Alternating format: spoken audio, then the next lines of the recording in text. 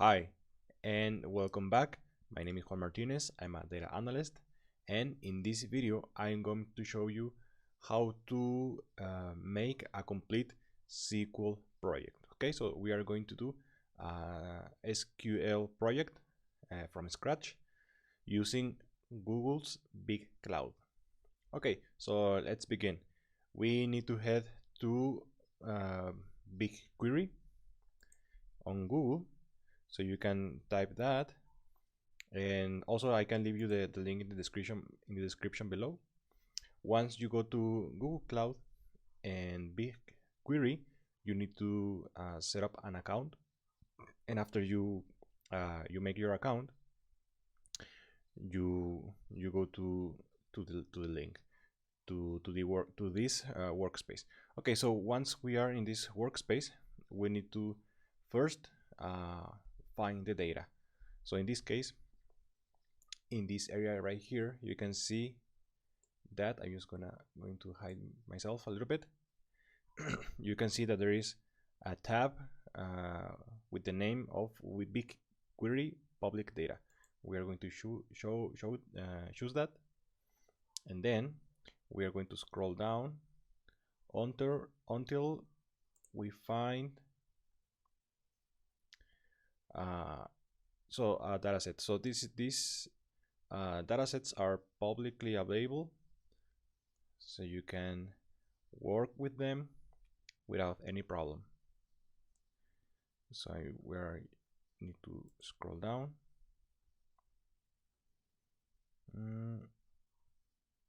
Okay, I cannot find it, so I'm going just to type Iowa. Yeah, so it's this one, Iowa liquor sales. We click on that one, and you can see the dataset we are going to work with. So this is the description, when it was created, when was modified, etc. So you can see this dataset contains every wholesale purchase of liquor in the state of Iowa by retailers for sale to individuals since January 1st, 2012. The state of Iowa controls the wholesale distribution of liquor intended for retail sale, which means this dataset offers a complete view of retail liquor consumption in the entire state. And well, yeah, you can read it by yourself. And then we need to choose sales. So this is the table which contains the data. You can see these are in the schema tab. You can see the name of the columns and the description of the columns, also the data type, and for example, in invoice and item number is the concatenated invoice and line number associated with the liquor order. This provides a unique identifier for the individual liquor products, including the store order. So as you can see, this dataset includes information about liquor or alcoholic beverages purchases made by retailers to sell to customers. So for example, there is information about the sales, the name of the vendor, the name of the brand, the city. Also, you can see details. This is a 7.13 gigabytes dataset, and if you click on preview, you can see as well a preview of the data. I'm going to zoom in. So this is the data. You can see the name of the vendor, the name of the store, the retailer store, the date the purchase was made, the number of bottles sold, the name of the liquor or the beverage.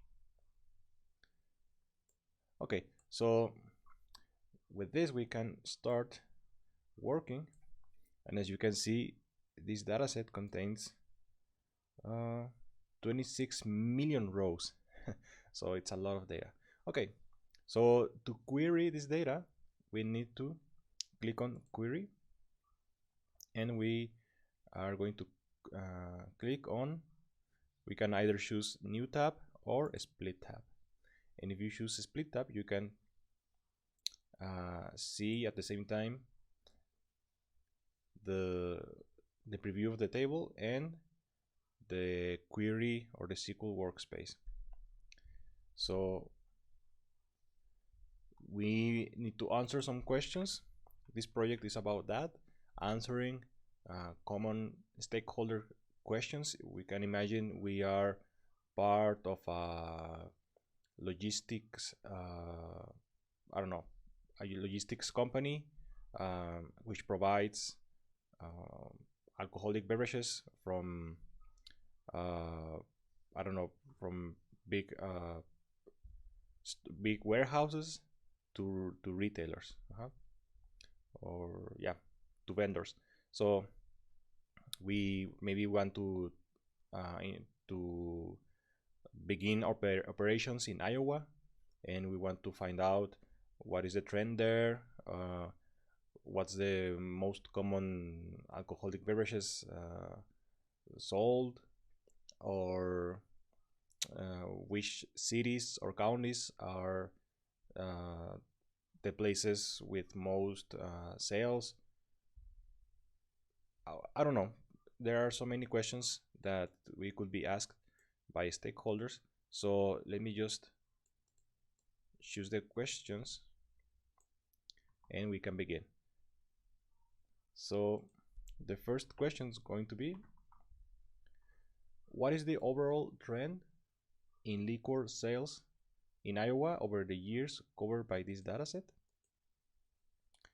Okay, so imagine we have this question. What is the overall trend in liquor sales? So are the sales in Iowa rising or dropping over the years? So maybe they want to know if it's a good idea to invest in there and start and begin operations, because maybe there is a high demand, or maybe in Iowa people every year they drink less alcohol.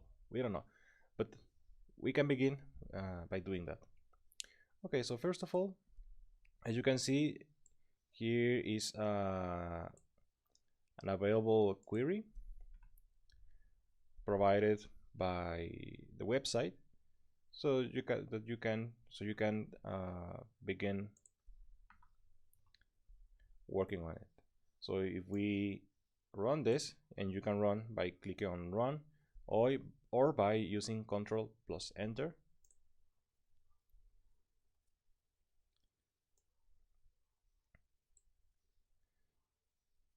BigQuery is going to show the results right here. So I'm just showing all the columns. Okay, but we need to answer this question and find some insights. So to know the overall trend in sales, we need to deal with dates. So in this table, we need to find a column related to dates. So as you can see here, we have a date column with dates. So maybe we can begin by doing that, and we can select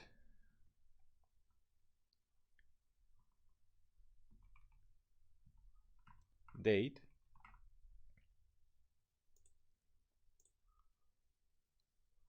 and if I run this, you can see I get the date, but the question says that they want to know over the years. So to extract the year, we need to use the extract function, then the name of the what we want to extract, So we want to extract the year and we need to specify from which column, from date, and we can give an alias as year. Okay, so you don't have to worry to type the name of the table, but if you are having troubles, or if you deleted this by accident, you need to, inside single quotes, you need to type the name of the how to say, the data set, which is BigQuery public data, and from then you need to type dot Iowa liquor sales dot sales.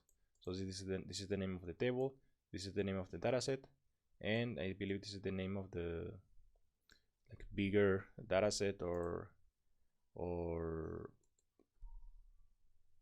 yeah, something like that.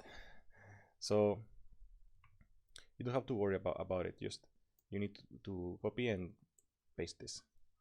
Okay, so now if I run this, I get the year, but now I want to also see the overall trend in sales. So if I look at the schema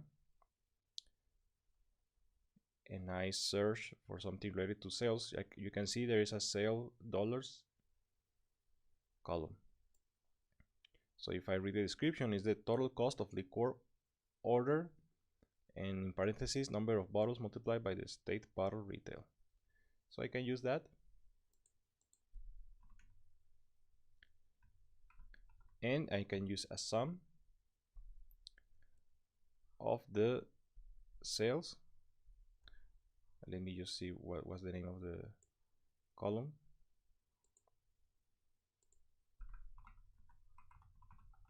Sale dollars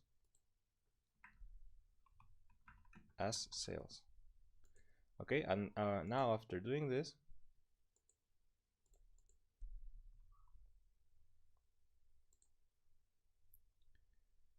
I need to group by. So I will group by year, and I can order by year in ascending order. And if I run this, okay, now you can see that we have a column with the year and the sum or the total sales for that year. So if I, for example, want to round this, I can use the round function and specify the number of decimals. Oh, I have a misspelling here.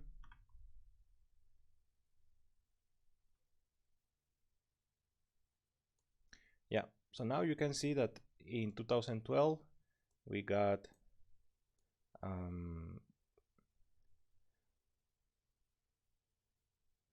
$255 million in sales.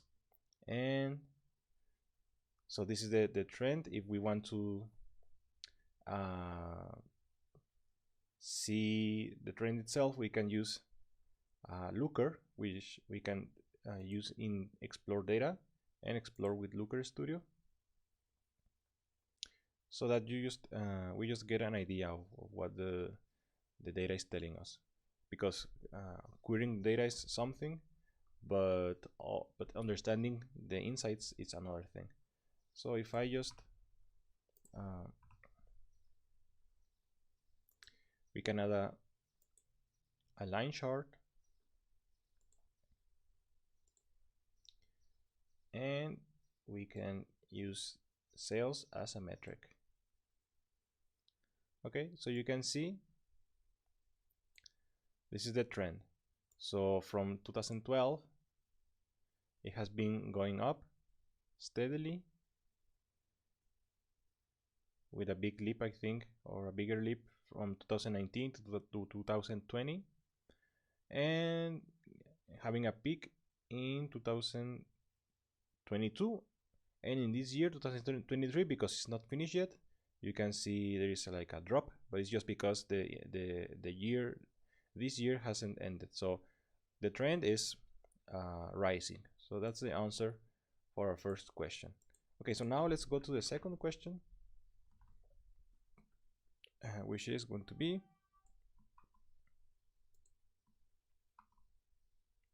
okay, which are the most popular liquor categories and brands sold in Iowa? Okay, to answer this question, we can divide our queries in categories and brands. Okay, because those are not the same. So as we can, if we see in the schema, category name is the category of the liquor. So maybe I think it could be like vodka, whiskey, tequila, and much more. So that's the category, and the brand. If I maybe there is a column with the brand, store location, county, category, item description. So item description is the description of the liquor order. So if I just select, for example, select category name and item description from, and I'm just going to copy this and use it here. Also, I want to limit my data so that I don't get the 20 million rows. Okay, item description, yes. And if I don't want to query everything, all the code, we can select only the part of the code we want to query. And as you can see, here are some category names like Scotch whiskies, Canadian whiskies, what else? Yeah, imported packages. So, but the description is the name of the brand. So, Jägermeister, Buchanan, Black Velvet, Johnnie Walker. So yeah. So the question, returning to the question, is which are the most popular liquor categories and brands sold in Iowa? Okay, so as I have said, we can divide this, and I'm going to select category, and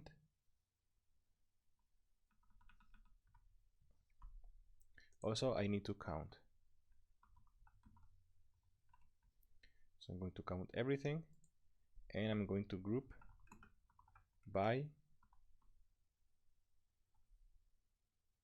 category name.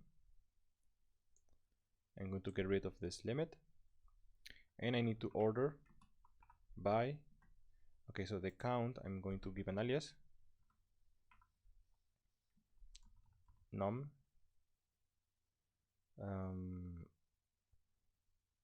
yeah, maybe just num.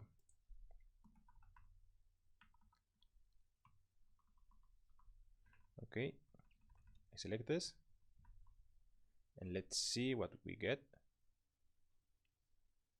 Oh, I forgot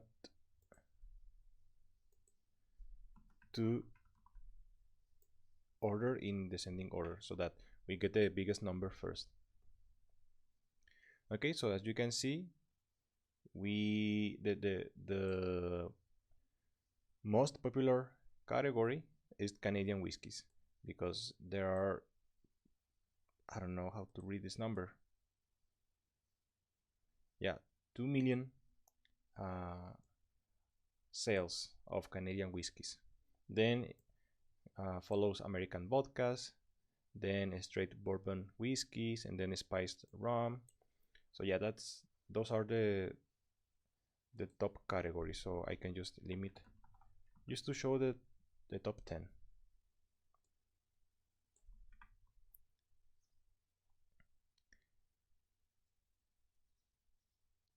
And as you can see, here we have the top 10 categories. So now, switching at the brands, I can copy and paste this code,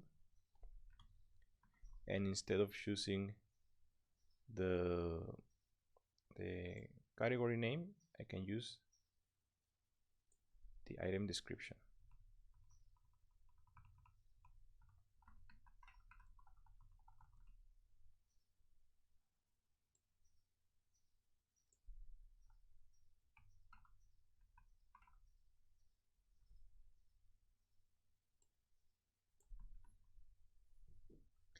And so, okay, we can see that Black Velvet is the most popular brand of liqueur in Iowa. Then is the Hawkeye vodka, then the Fireball cinnamon whiskey, and you get the idea. Here we have the top 10 brands in Iowa. Okay, so let's go to the third question. And the third question is, okay, maybe I'm just going to zoom in a little bit so that you can see better. Okay, so the third question is, how has the popularity of brands changed over time? Okay, this is a tough one, because we need to show from like every year and the top brands from each year, beginning from 2012. So first of all, I'm going to start by doing this, a temporary table, or like a Windows function, and I'm going to name it CTE, and I'm going to here, like I did in the first question, I'm going to extract the year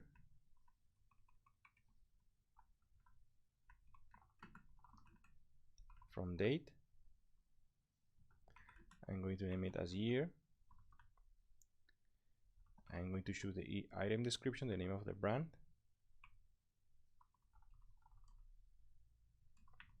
and I'm going to count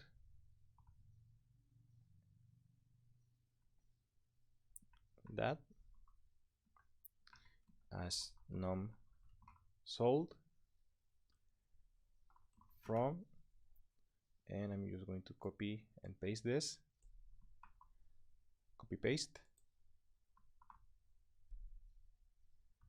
and I'm going to group by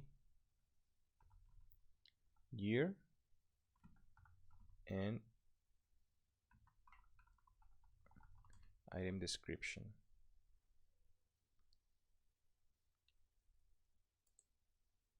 So I have this, and now I need to select outside the temporary table. I'm going to select everything from, and here I'm going to make a subquery, and here I'm going to do the following: select everything, comma, and now I'm going to rank using a dense rank over partition by year and order by num sold in descending order, and I'm going to name this rank from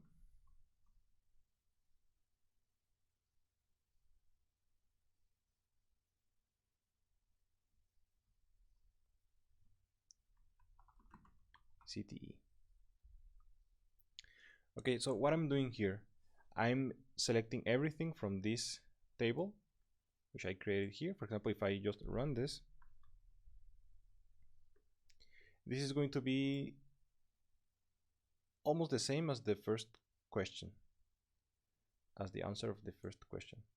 So we get the year, and we get the number of liquor sold. But this is grouped by year and brand, so we get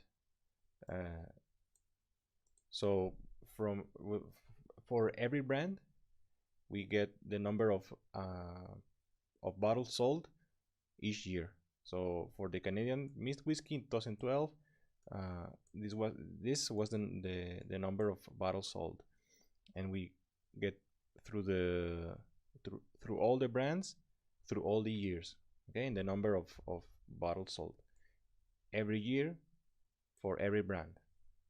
Then I'm going to select that,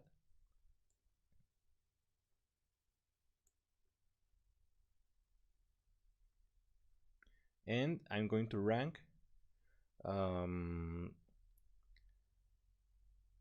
going to sort by the number of bottles sold, and I'm going to rank according to the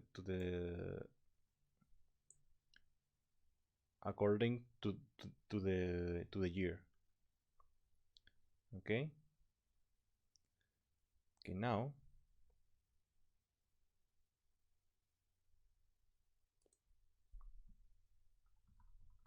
I'm going to give a name of this. Maybe I can run it and show you. Okay, I cannot because I'm not selecting the CTE table. So maybe I can just show you the final output. So now I'm just going to say where rank, because I want to show the top 10 again. It's less or equals to 10. I'm going to order by year and by rank. And if we get everything correct,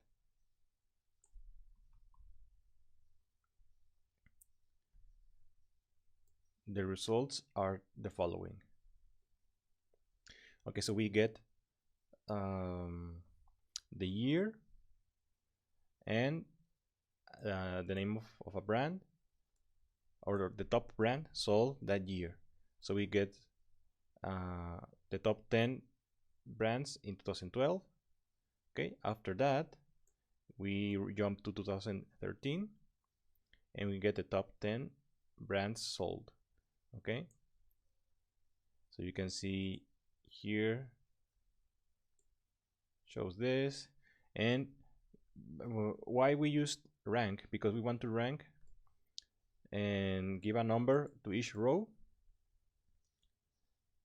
and every time it changes year, the ranking resets and it starts again. So for, as you can see, in 2013 it is 1 again, so we go to 1 to 10, and in 2013 all resets and also goes 1 to 13 to 10, and the rank is based on the number of this column.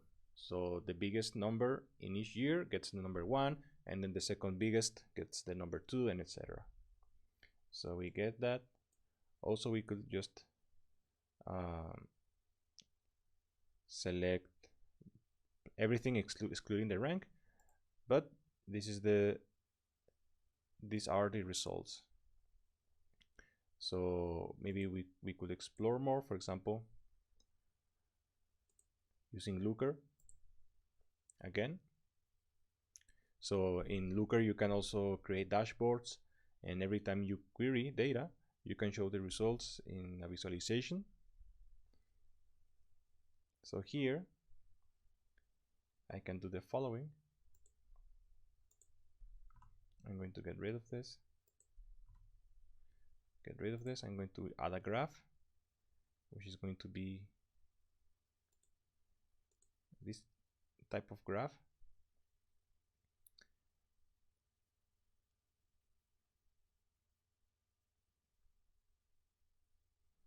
And I'm going to year as the dimension period. The dimension is going to be year. Item description, and as a metric is going to be the number of the num sold.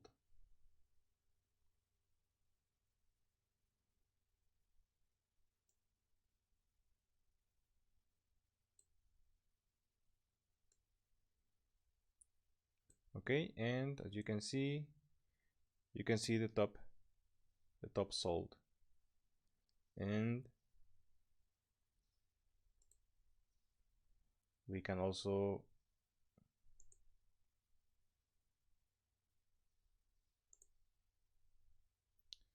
well, as you can see, these are the results. So black velvet is the most popular one, and so on. But maybe it was better to use a line chart. Okay, so I'm going to use instead a line chart so that we get a better view of the data.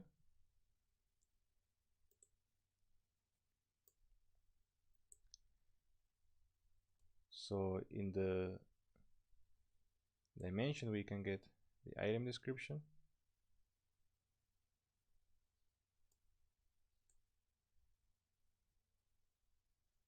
oh no, maybe it was better to do this, metric num sold, and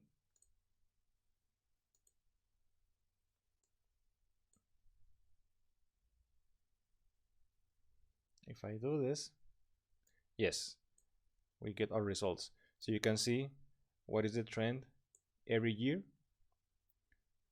for the top 10 brands.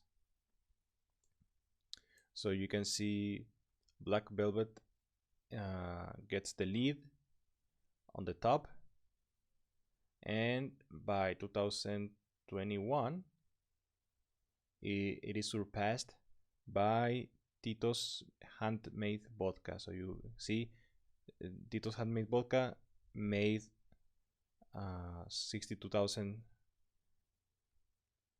in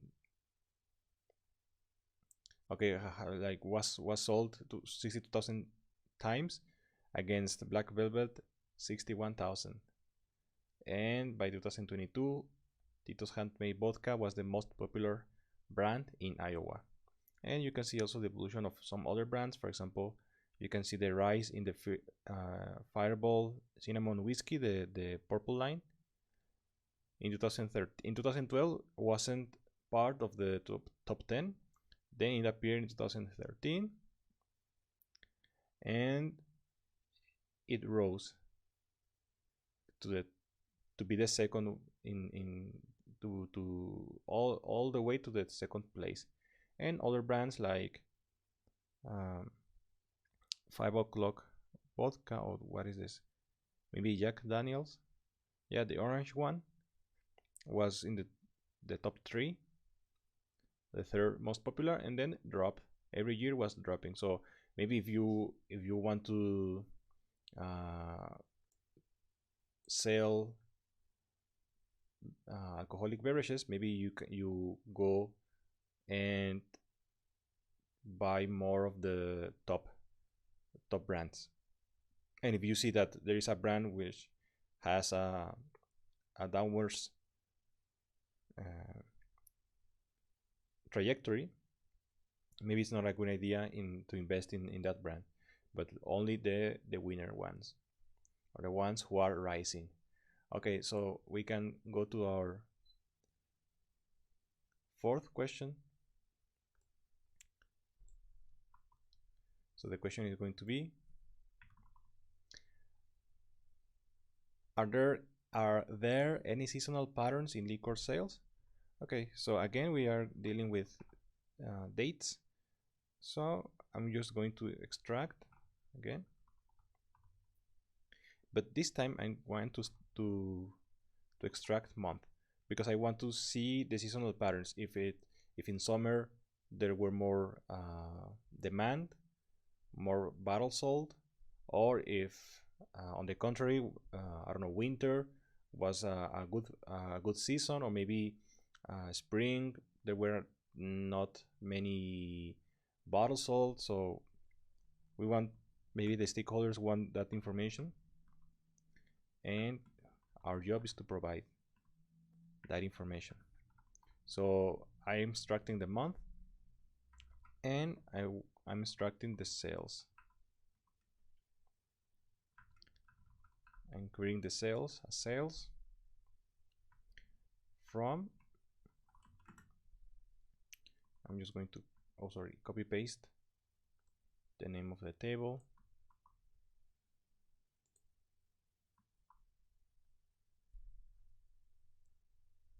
and I'm going to group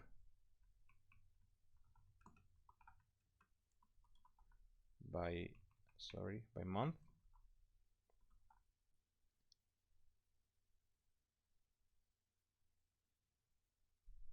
And yes, I think that's it. And I'm going to order by month,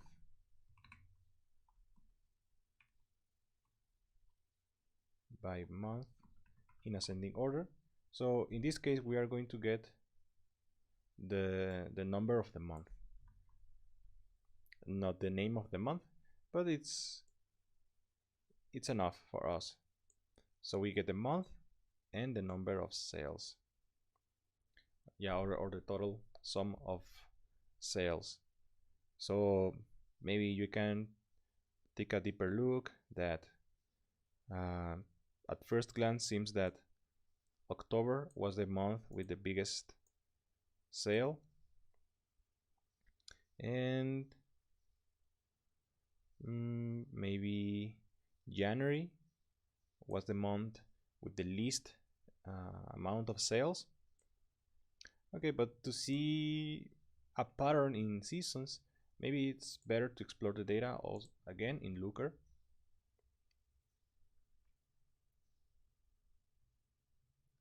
So that we get a better idea.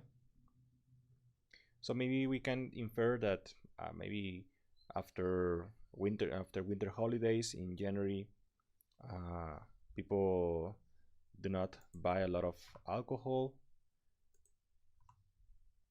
But let's see.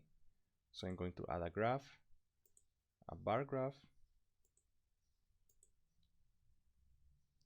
and I want to show sales as a metric.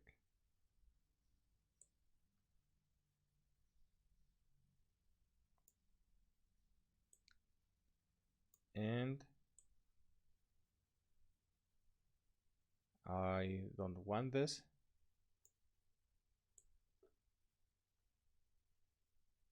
I want instead to sort by month. But unfortunately, 1, 2, 3, 4, 5, 6, 7, 8, 9, 10. Okay, we only get 10, but we have 12 rows. So here I can specify that I wanted 12, all the rows. Okay, and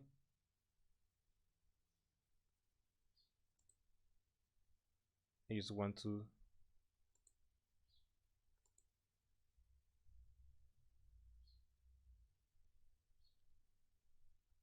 invert this. Yes. So now we can see if there were patterns. So you can see that, so October and December were the months with most sales, but you can see like a rise from January to March, and then drops from April to June, and then drops, and then July, August, and September we didn't see any changes, but in October it rose again, and in December. So maybe we can say like, okay, maybe in October there was a festivity, some holiday, or in December because of Christmas and New Year's. And maybe that's why the rise. But what about March? Okay, maybe there was a festival in every year held in Iowa, in, I don't know, one city or multiple cities, and that's why the rise here. So yeah, that's the insight. Okay, let's go to the fifth question.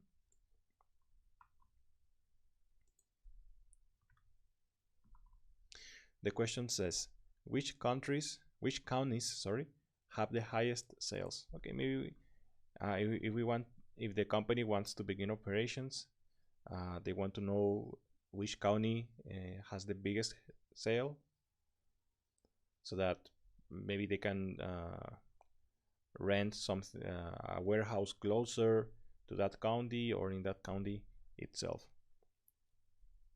So to do that, I'm going to use select. I'm going to select county. In this case, we have that in our schema. So if we take a look, here's the county.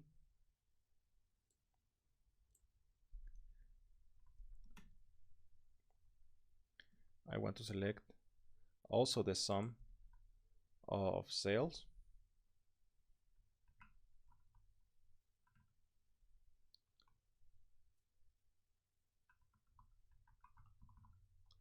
I believe was sale dollars, yeah, as sales from, and I'm going to copy and paste this, and I'm going to group by county,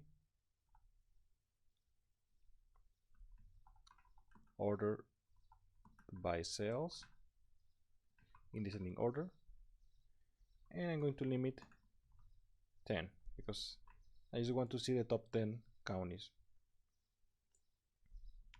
So if I show the results and run the code, I can see that Polk, the Polk County is the best. So yeah, you can see the top 10 counties. So Polk is the best one, then Lynn, and then Scott. And as you can see, Polk has the most sales by a big margin, more than double than Lynn, the second place. So maybe Polk is a better idea to go and invest. Okay, so now let's go to the sixth question, which is, what is the average price of liquor by category? Okay, so maybe the stakeholders want to find out so what categories are cheaper, what are more expensive. So to do that, we need to select the name of the category,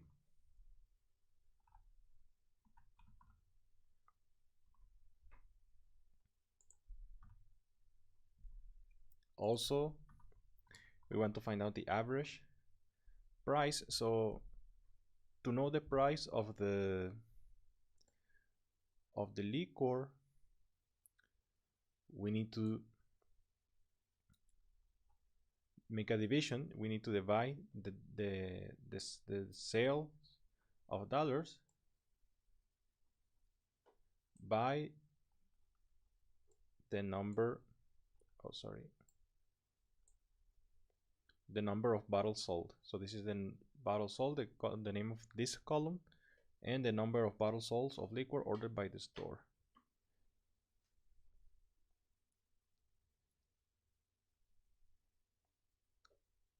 Yeah, so that's the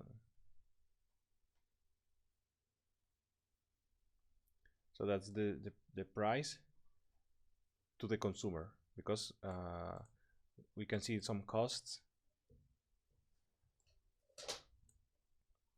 to the retailer. For example, here is the state bottle cost and a state bottle retail. So maybe the state sells the bottle with a price, and the retail has another price, and the consumer gets a different price, a bigger price. So to tackle that, I'm going to divide sale dollars and bottle sold.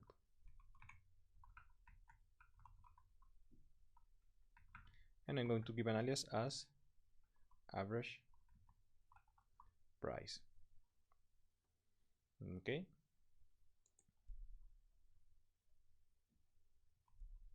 From, and again I'm going to copy and paste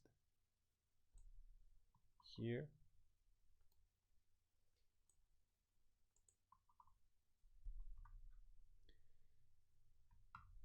And also, okay, I'm going to group by the category name, because as I'm making an aggregation, this function average, I need to group by, and I'm going to order by the average price in descending order, so that I can see the ones who are the most expensive. Okay, we have an error here. It says division by 0.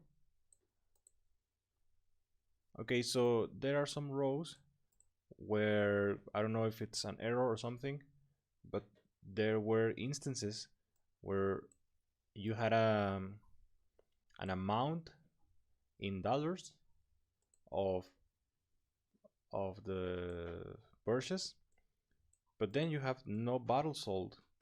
So that's weird. So let's find out what's happening there. Select.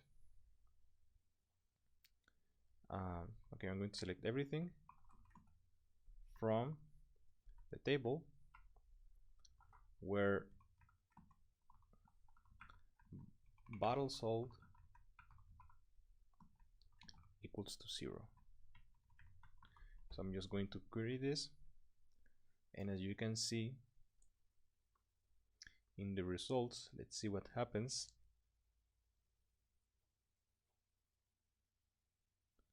Okie dokie. Okay, so you see there are like nine rows where, yes, where there were no bottles sold, but you have like a, so you get everything, the brand, the volume of the beverage, the cost of the bottle from the state, and then the cost from the retail, and you get the amount of dollars,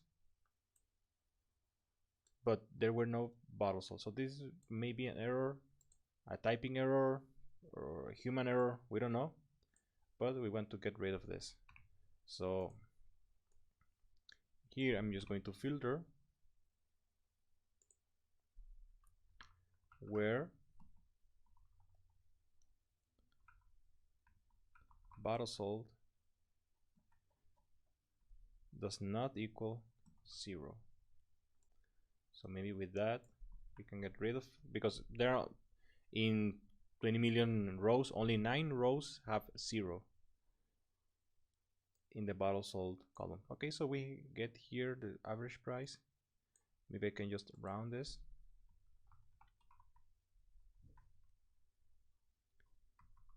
To 2 decimals.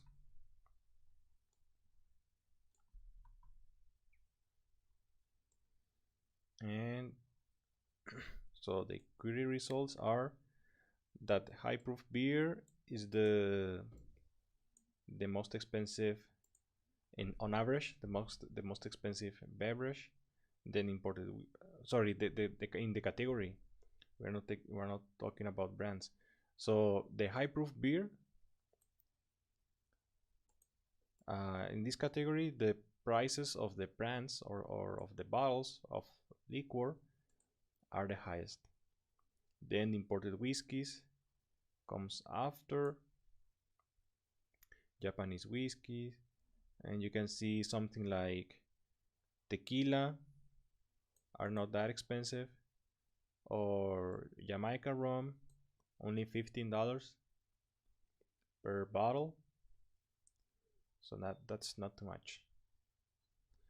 Okay, so we get that, and we are just going to finish with this question number 7. So the question number 7 is, which liquor brands have the highest profit margins for retailers? Okay, maybe we already know the average price for each category. Okay, maybe if we want to get like earn more, maybe high proof beer will be the wisest option. But is that a good deal? Maybe we don't have a good margin, or maybe, I don't know, maybe tequila has a bigger margin, or even though the average price is lower, maybe we can get a bigger amount of the pie. Okay, so that's a question to answer. Okay, so let's begin. So first I need to select the brands. So I'm going to select a item description.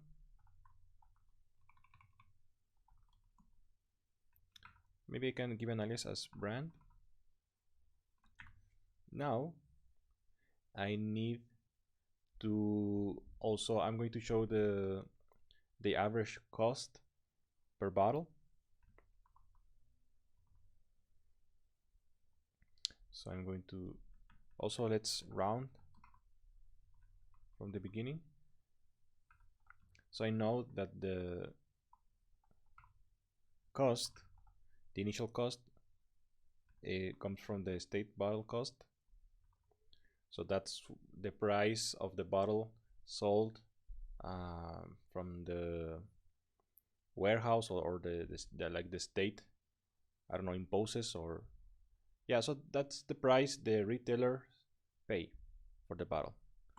So I'm going to give an alias as average cost. Okay, so that's the cost of the bottle. Then I want the revenue, so I'm going to make the same.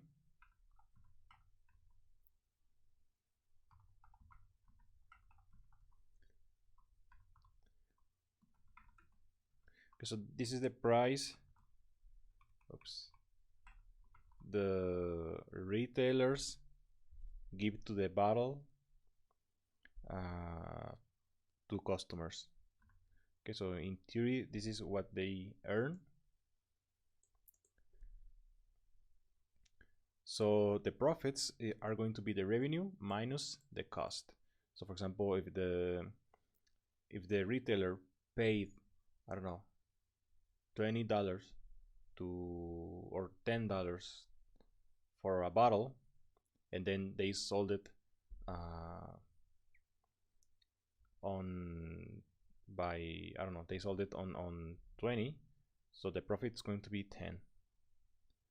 So we need to also we want average of the state bottle retail minus the average state bottle cost.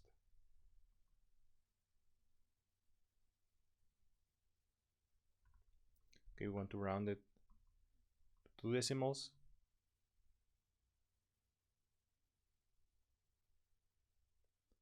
And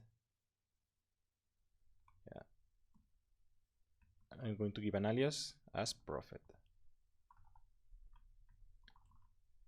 from, oh, okay, we're not done yet.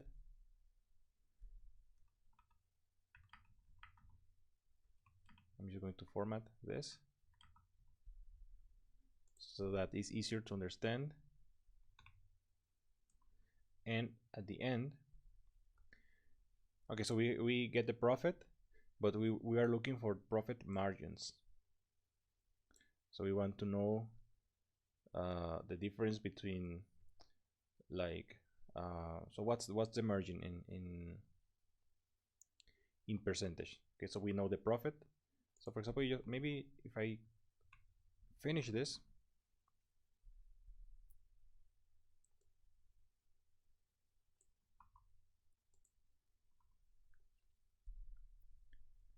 and I group by brand, because I want to know which brands have the highest profit.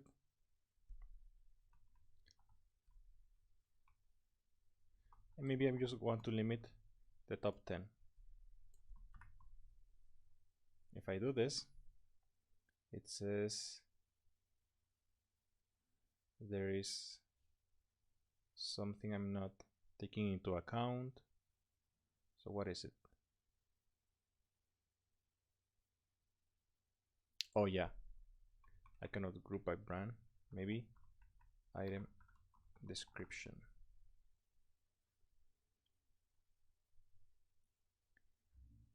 And here, syntax error.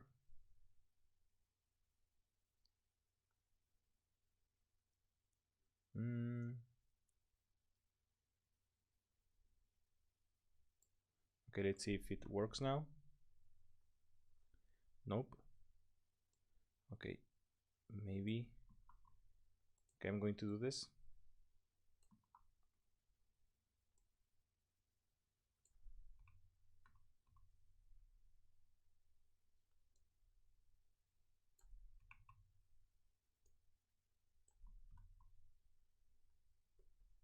And yeah. Okay, so you can see here are the brands. I'm just going to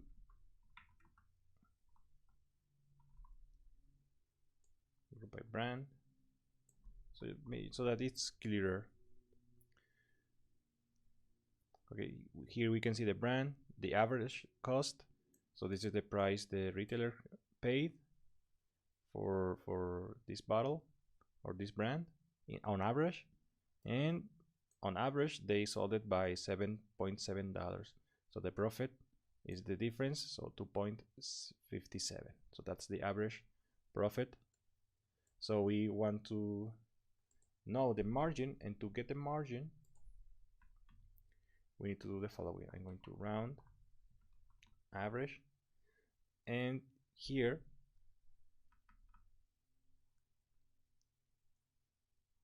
I want to also, oh sorry, so I want to close this, and inside parentheses I'm having more parentheses, so I'm getting average, the state bottle retail,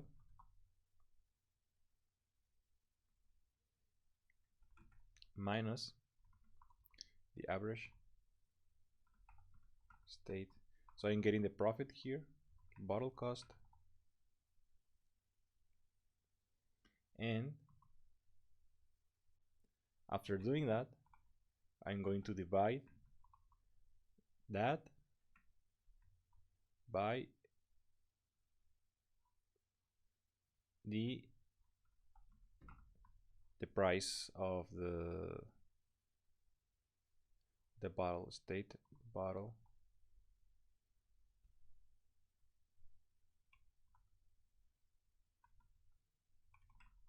retail. Okay, so this is going to be the price, and I'm going to multiply this by 100, and round it so that we show only the two decimals. So if I do this, okay, we get what we want. I'm going to give an alias as margin, and also I want to order by margin because I want to see the ones with the highest margin, so margin in descending order. So after doing this, we query our results and we get that Connemara 12-year is the liquor with the highest margin. So the cost for the retailer was $14 and they sold it to $56, and the profit was $41.5. So they sold it by 3 times more than all like 4 times the original price. So they sold it and multiplying it by 4, and so they get a margin of 73%. And the next one is bird dog fish, which had an average cost of $10 and an average revenue of $21. So they sold it by the double, and they got a profit of 11.61. So they got a margin of 53%. So maybe I can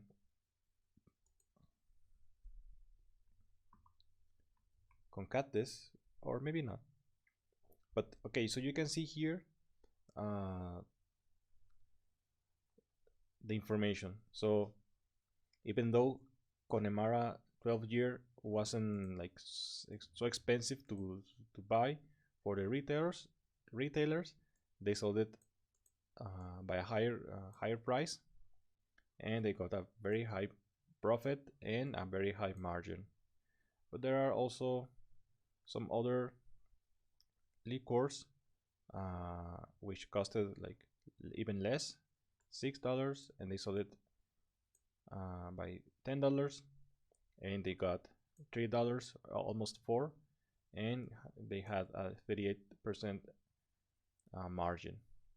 So yeah, so these are the solutions, the answers to all of these questions. So these are like common questions stakeholders ask, and so this is a project that so that you can practice. And if you want to explore more, you can explore the dataset on Google Cloud and Google's BigQuery. So these are publicly available datasets you can practice with. So that's everything for now. If you find this video useful, don't forget to subscribe and leave a comment, and also leave a like, and I'll see you in the next one. Bye. Hi, my name is Juan Martinez, and in this video we are going to make an end-to-end data analysis project. And with this project we are going to make web scraping. We're going to do web scraping, and we will be also using Python to analyze, and at the end we will show our insights and our findings in a dashboard in Looker Studio. As you can see here, this is the final product. This is the final dashboard. This dashboard is about OXXO, a convenience store, the biggest convenience store in Latin America. If you have come to Mexico, to Cancun, or for holidays, you have come across one of these stores. So this is something similar like 7-Eleven. Is the same type of store, but in Latin America it's very popular, especially in Mexico. And we will be web scraping. We will scrape the website in order to find each and every store in the country of Mexico. So there are a lot, like 16 or like 17,000 stores, and we'll try to find that on the website and show it here in this dashboard. So you can see that in the dashboard you can click on every store. You can also see the percentage by region. We can divide the region. You can see the stores per state, and this is what we will be doing. Okay, so first of all, we need to get to the website. So the website is oxo.com. So this is the website, and from here we can we need to find the location of all the stores in Mexico. So to do that, we need to go to the right hand corner where it says store locator, in Spanish, localizador de tiendas. We click here, and we are going to be, or this will lead us to this web page where you can see all the location of all the stores. So in this case, it's a Google Maps map, and it's showing us by state where how many stores, how many Oxxos are in every state or in every part of the state, of a state. So for example, if I zoom in to, I don't know,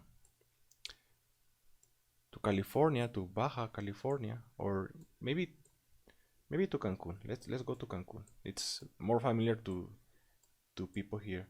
So if we go to Cancun, we scroll, we zoom in, and here are all the Oxxos in Cancun. If we zoom in further, you can go to the individual store. So for example, I don't know, let's choose one near the beach, and maybe this one is closer to the beach, and we can select that one. We click on it, and we can see the name of the store and the address. So here's the complete address, the street address, the number, the name of the neighborhood, and the name of the state. Okay, so we need to find this information for all the thousands and thousands of stores. You can see there are so many.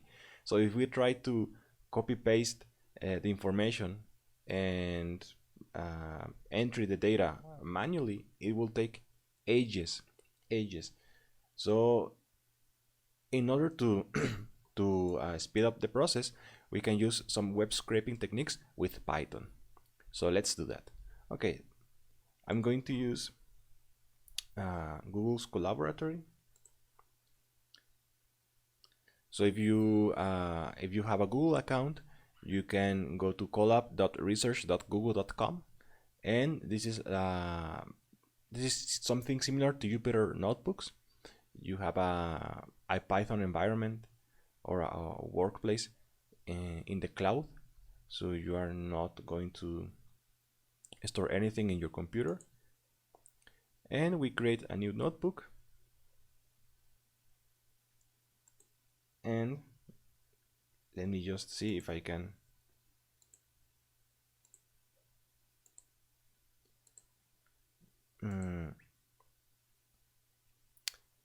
turn it to English.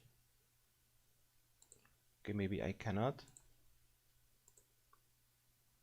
Okay, doesn't matter.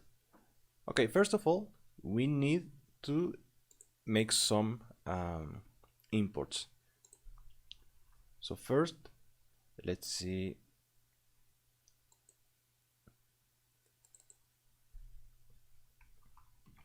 The first step is to prepare And by this, we are going to import our libraries. So we are going to import, maybe I can zoom in so that it's easier for you to read. Okay, so let's import requests. Let's import beautifulsup. So beautifulsup, it's going to allow us to do the web scraping for us. So from beautifulsup 4, import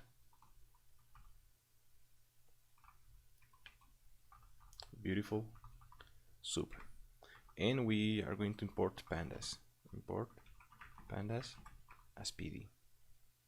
Okay, we run that. You can use Control Enter, Shift Enter, or Shift Command, or you can go to this part and execute.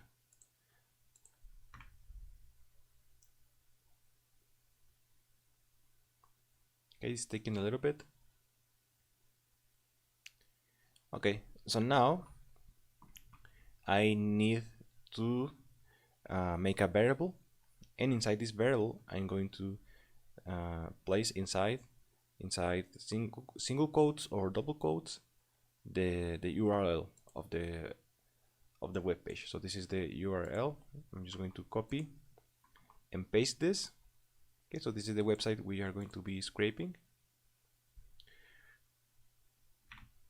I run that, and then I need to do response equals request dot get, and inside parentheses URL. So with the requests library, what we are doing is we are requesting entering the website. So it's like we are just logging in. Then I'm going to write HTML equals response dot content. Okay, I run this, and this is what we are doing here is that we are downloading all the HTML. So if we, for example, inspect what's going on here,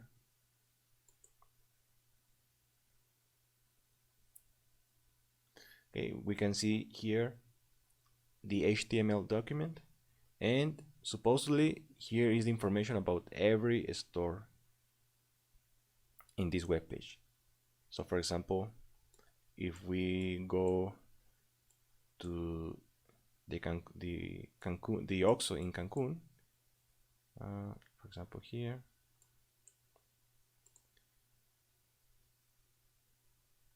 okay, and if we, for example, inspect this, you can see that here is the data. Okay, here is the information about this store. So we want this from the HTML for every store. So now in another cell we are going to do this. Sup equals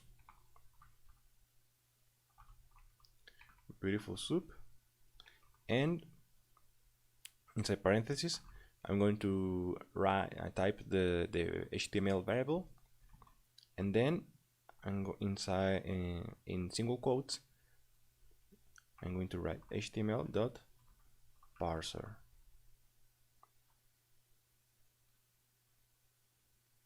And now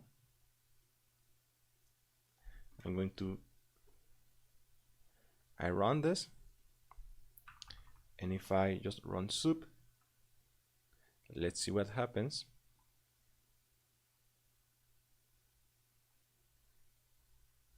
Okay, so if we run sup, what's gonna happen is that we are, okay, maybe I can place myself here so that I don't get in the way of reading it. Okay, so we have here all the HTML.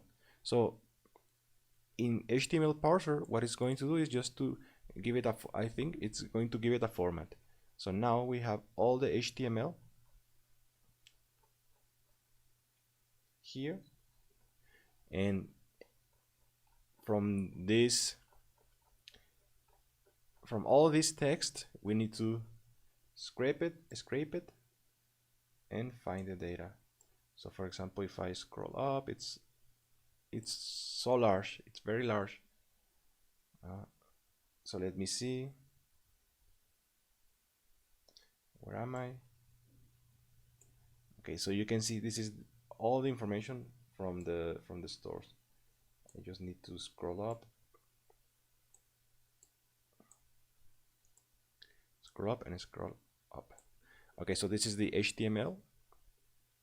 And here we need to find the information. So if I scroll down, I come to this section which says store locator, and then it says raw stores equals, and then it starts ID equals to name, Turia MXL, CR, this number, image null, address. You can see here there is the address. This is the address, this is the city, and this is the state, Baja California. The latitude, the longitude, start time, end time, categories, and Panini. Okay, so here in this section we find all the information from all the stores inside the website. So you can see I can scroll down and scroll down and scroll down and scroll down, and it's so large. I'm scrolling down. So this is all the information. So we need to pull this data from this HTML file.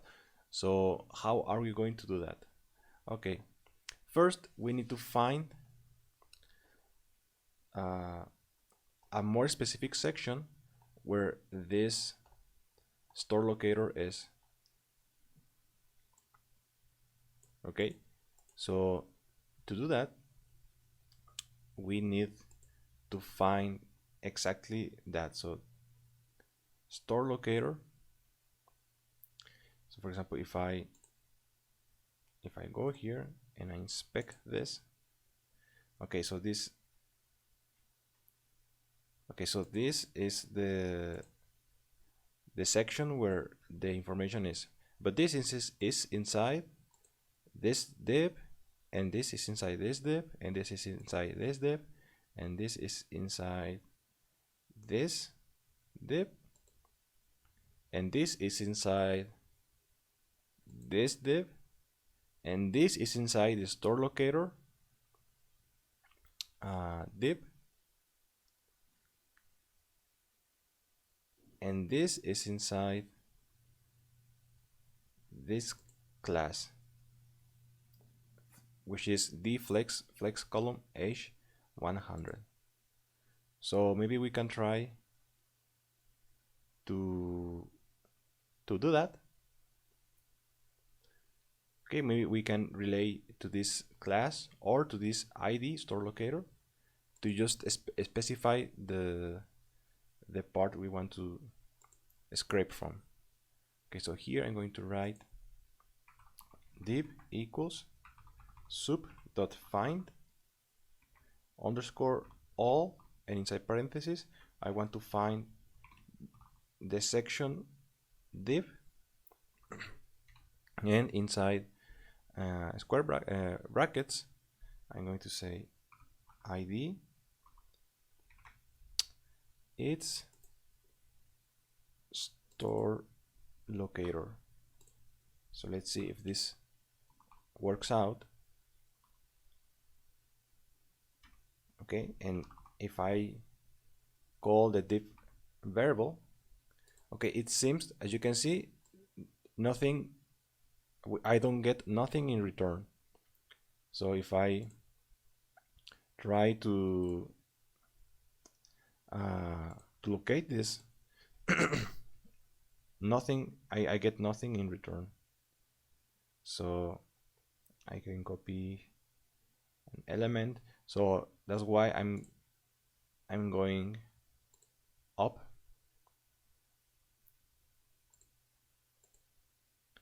So if I just do this, so you can see the class,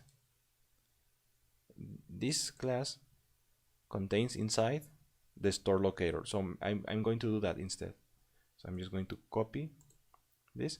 So I think this class, what it is, it's all of this. Okay, maybe the Google map app inside the web page. So instead I'm going to use class. Okay, so maybe I can here class. Okay, no, I cannot use class because class is a function inside Python. So I'm going to be using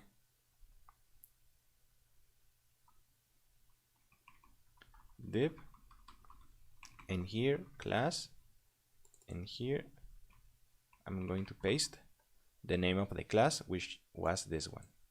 If I do that, and if I run this code, we should get almost the same information as the HTML, but now we are just, okay, let me scroll up.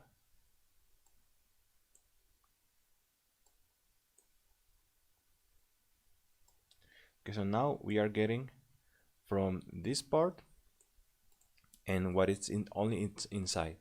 So we are getting only what is inside this class. So we are not getting this non-script or below that or above that or the head, this information about the head, the header. We don't want anything of that. We just want what is inside here. Okay, all the maps, all the map and the information about inside the map. Okay, so now here, if I look closely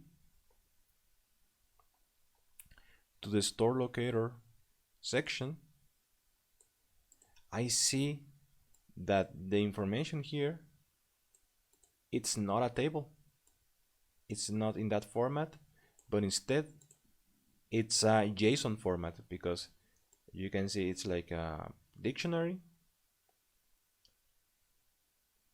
and and then it's inside a list.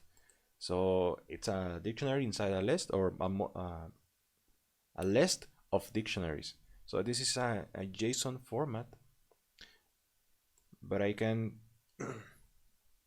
try and see if that's true, because every website you visit, it could be the data you want to scrape, it's going to be in multiple formats.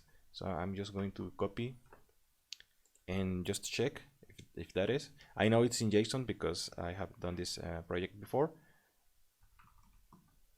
but you can do it. Use a JSON validator, and I just need to close this, and it says that it's a valid JSON. So this is the if it was formatted, this is what it's showing. So these are like all the columns and the row inside that column. So like I said, lat, start time, categories, the name of the store, the ID. So this is the information we want to pull. Okay, so now that I know that it's information in a JSON format, I'm going to do the following. I'm going to import RE, and I'm going to import JSON.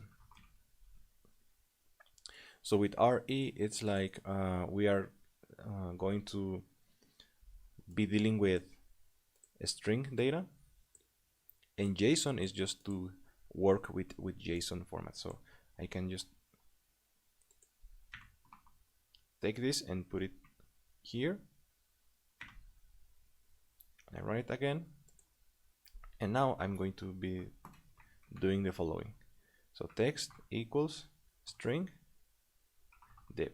Okay, I need to turn this variable into a string format, because if I just do this, for example,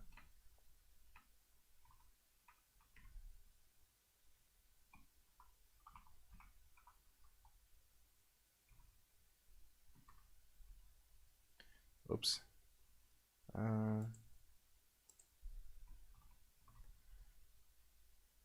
okay, how was it that I could see the data type of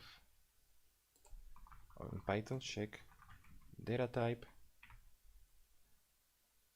Okay, type.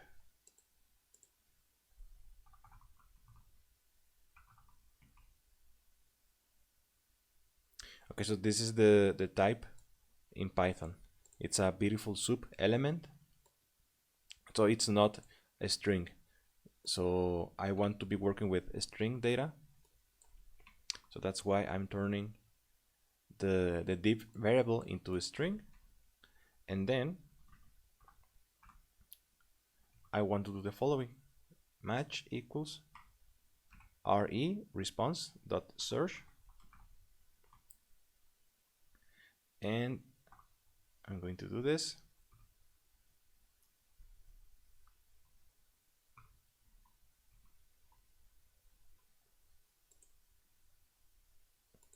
And inside the quotes, I'm going to write I want to just extract the part where is the JSON format. So I know.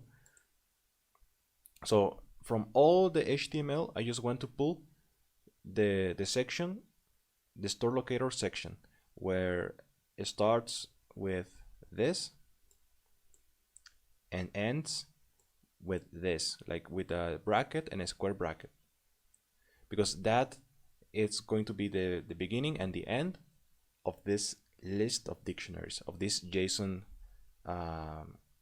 table. So this is going, I want to search that, and I want Python to give me all the text inside those square brackets and brackets. So I just need to specify.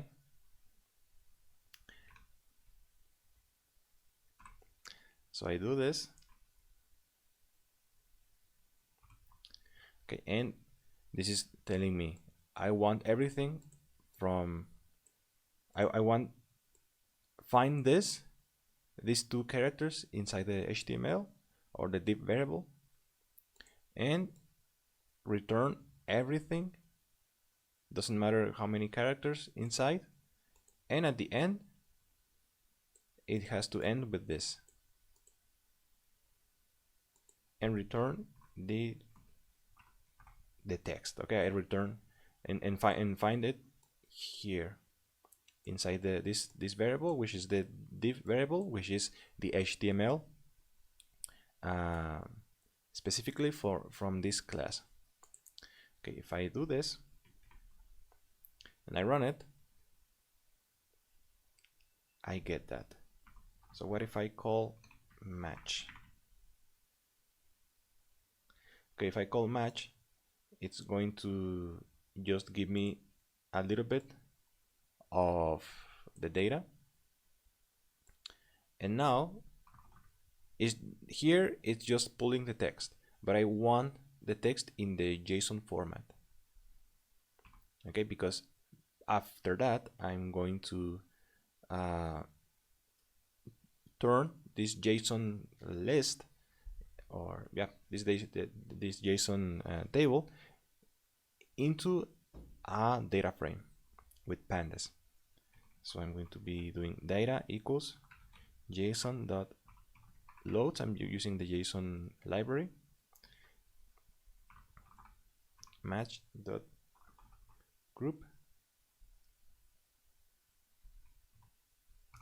and 0. Okay, what I'm doing here is that I'm from this text, I want to find I want to analyze it and see how many JSON format lists or tables are in there, and I want Python to return the information in JSON format. So I'm running it. Okay, if I call this, let's see what happens. Okay, you can see here now I get all the information in a JSON format, just like in this website, jsonlint.com. So this is just formatting everything, and you can see it's quite long. So we have, for example, here, this is one store, this is another store inside the brackets. It's the information of, from each store, so it's quite long. Okay, so now we know that. So let's just see, type data, and you can see now it's a list. Now we have turned the text in a list, so it's a list of dictionaries. So now in another cell, I'm going to turn that list into a data frame. So I'm going to be doing this. The f, which is data frame, equals pd, which is pandas, and data frame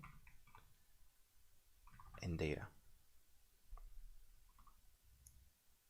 Okay, now I'm doing this.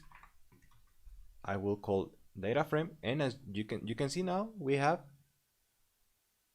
all the data in tabular format. So this is a data frame, and you can see here is the ID column, name column, image, address. We have the address, we have the latitude, the longitude, and start, and all the information for each store. So yeah, that's quite impressive.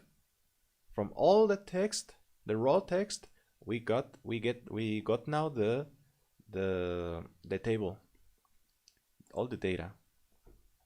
So now here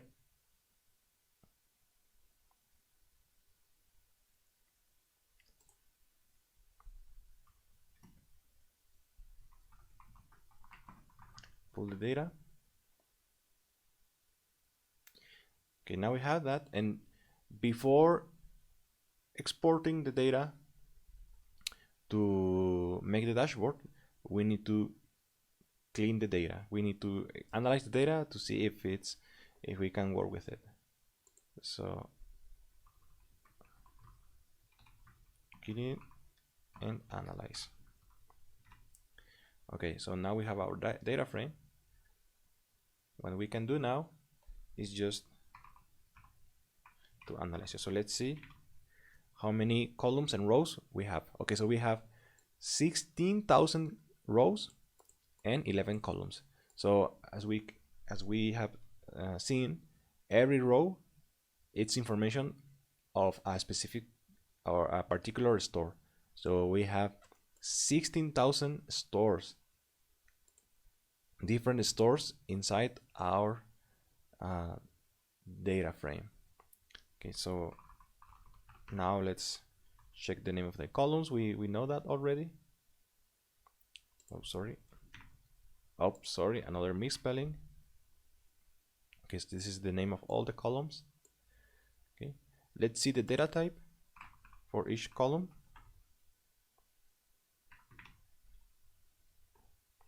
Okay, ID, it's an integer.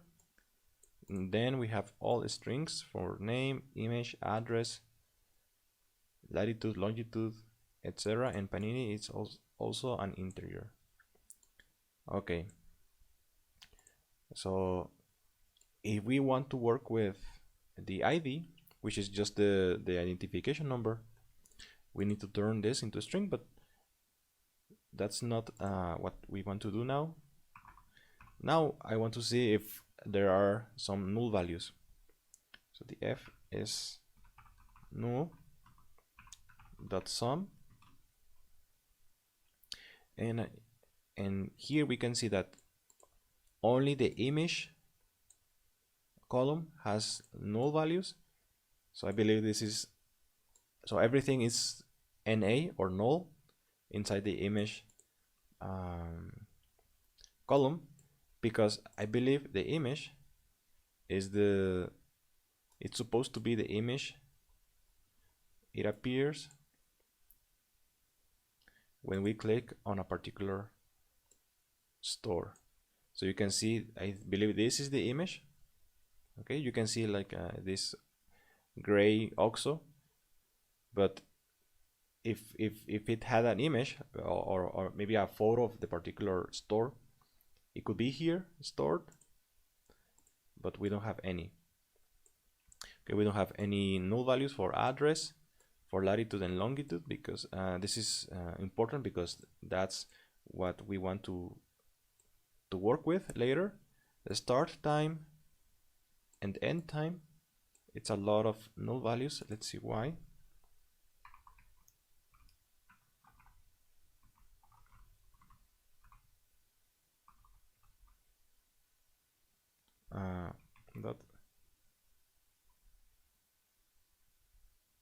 Okay, values. I want to see which kind of values are there. Start time. Okay, so it's the hour, maybe when the store opens. And many stores open at 7:30, others at 7, at 10 a.m., 9:30. Okay, this could be important, but there are so many null values, and more, it's the majority of the stores don't have information about start time and end time. Okay, so most of the stores close at 3 p.m. and well, this is also data we can analyze, but since there are a lot of null values, it's not so useful. Okay, so now what we want to do is to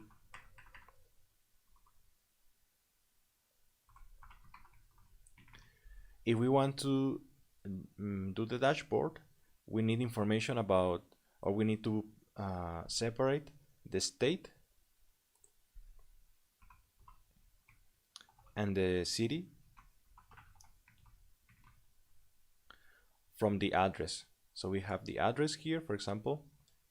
This is the name of the street, the number of the street, the name of the neighborhood, the zip code, the city, and the state. So this format repeats for every store. So we want to pull this is the name of the city and the name of the state, so that in our dashboard it's easier to make the map, to do the map. Okay, to do that, I can create a city column, and this city is going to be from the address. I want to split. Okay, first I want to split the data, every row. You can see that every part of this address, it's divided by commas. So the street, there is the name of the street and the number, and then a comma, and then the name of the neighborhood, and then a comma, the zip code and a comma, and the city and comma, etc. So I want to split by commas. And then okay, so let's break it down. instead of this. Let's see what happens here.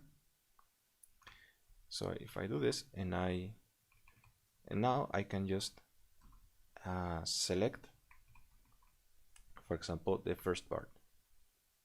So if you can see here, we get only the name of the street. This is and then the second part is the name of the neighborhood, and then the third part, the zip code. The fourth is the name of the city. So this is what I want. Okay, I want the name of the city. And just to make sure, I want to get rid of this white space, sorry, this blank space.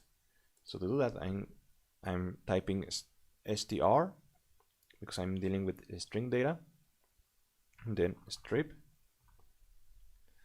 and also, okay, if I run this, it's going to return the same, but I also want the first letter to be upper letter. So to do that, I'm going to use string.title. Okay, because I want not only the first word, sorry, the first letter to be uppercase, but also I want every word, I want the first letter to be uppercase because it's the name of a city, so it makes sense. So if I do this, you can see now only the first letter for each word it's uppercase. So now I can save this as city column.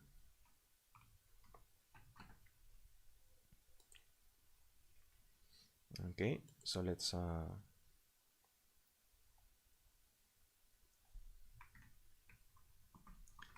create city column. I run this, and now I want to create a state column because I want to pull the name of the state also. So I'm doing the following: state equals .str .split by commas .str. I want the fourth or the fifth part, and I want to remove the blank spaces, and I want this to be also like a title.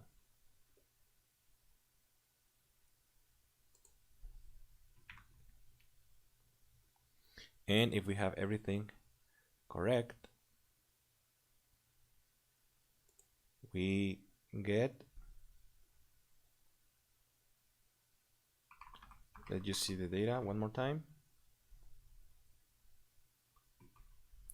to check if everything is correct. Okay, so we have the address, the city, and the state. Nice. So now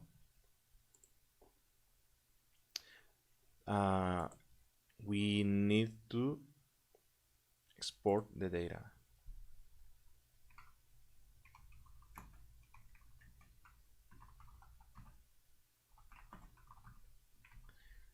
Okay, so to export the data, first I need to I want to just select the exact columns I want to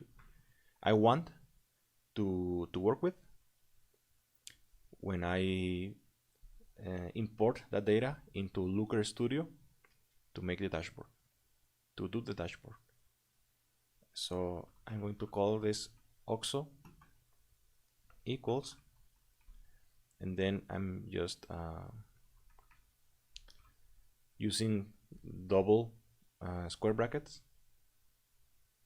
and I'm choosing the name of the columns I want to pull only. So CR, I believe, is like a unique ID for each store, not an ID like in the table to count the rows, but maybe to differentiate every store. I want the address, I want the city, I want the state, and I want the latitude and longitude. I don't want image because it's empty. I don't want start time and end time because many of them are empty as well. So even if I want to show like how many stores begin or open at 7:30, okay, most, and how many stores open at 8 a.m. like it's not useful for what I want. Categories, I don't want that also, because if I do, for example,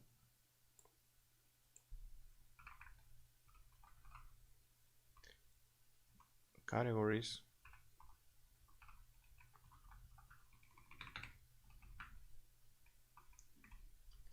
there are just 1, 2, 3, 4 categories. One category is null, other is o sabor, then another one is o sabor X, and then another one is crispy. So I don't know what that means, so it's not useful. And panini, let's see what we have inside panini. So panini, we have only the value 0, so it's also not useful. So that's why I'm not pulling that data. Okay, so now our OXO data frame has only the columns I want. And now I'm going to export this into CSV, into a CSV file. So I'm going to call this OXO data.csv, and I also want to encode this in UTF-8. So with this, what I'm doing is that I'm making sure that, for example, many characters that are not common in, for example, English, that get well formatted. So for example, if there's like, let's see what letter. So for example, in Spanish we have this. I hope you can, oh no, you cannot see it. We have this, like apostrophe inside above a letter. So sometimes if I don't do this, instead of returning the letter exactly as it's written, it returns something else.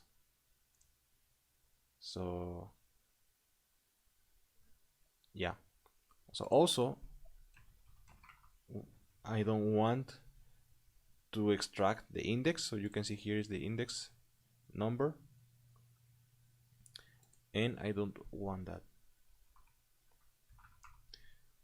because at the time I import the data to Looker Studio, it's returning an error because the index won't have a column name. So that's why. Okay, so if I run this, now in my folder, so this is the folder for your files, I have the file. So it's important that you download the file, because every time, because we are working in the cloud, so every time we end the session, all the files here are going to disappear. So that's why we need to download. Okay, so we have it here, and after downloading we can go to the next part, which is creating the dashboard. So let's get into it. Okay, so let's go to Looker.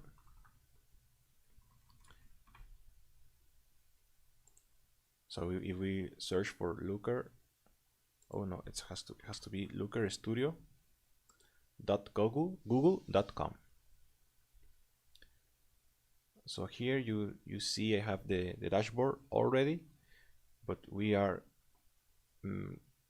going to be making it from scratch. So we select blank report and here we can add the data. So we select file, upload, and we select our data, which in this case, if I open the folder, it's inside my downloads folder. I just drag it and drop it, and then it's going to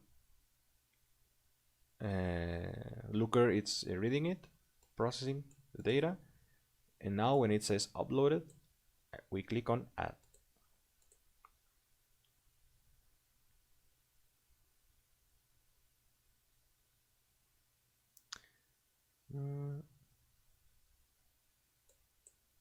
Yes, we add to the report,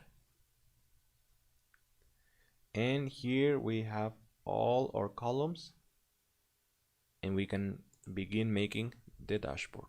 So first of all, let's turn the page by clicking on page here, and then page settings. Oh, now I need to hide myself and put myself here. Okay, and I'm going to make myself smaller. So here in the style, I can change the color of the background. I'm going to choose something like a gray.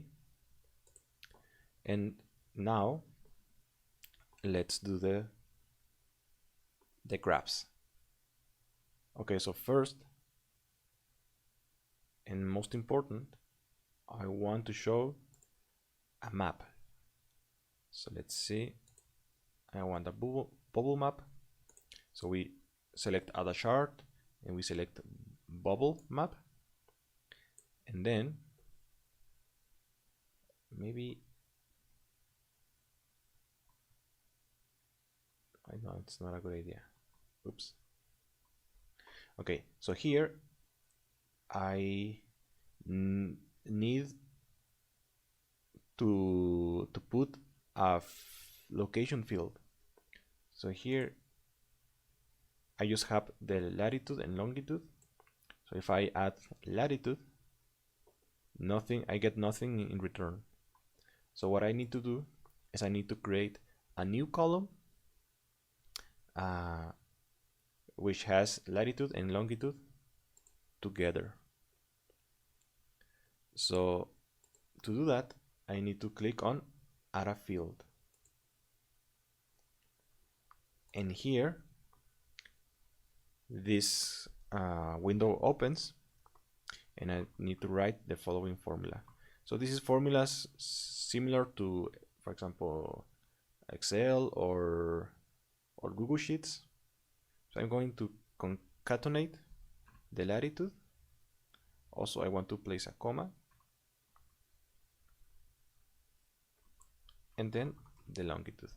So I'm selecting these two columns and I'm concatenating them and creating, and by doing this I will create a new column, like a calculated column. I'm going to name this field location, save it, click done, and now I can drag and drop location inside here, fields.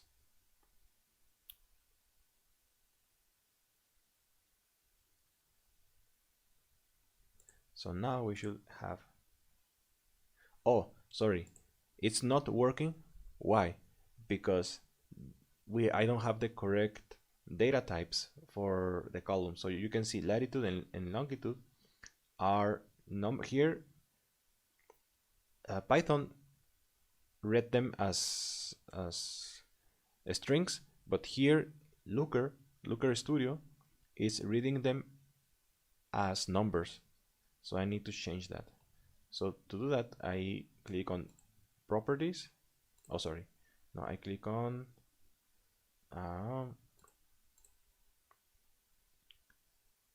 here, OXO data. No, where was it?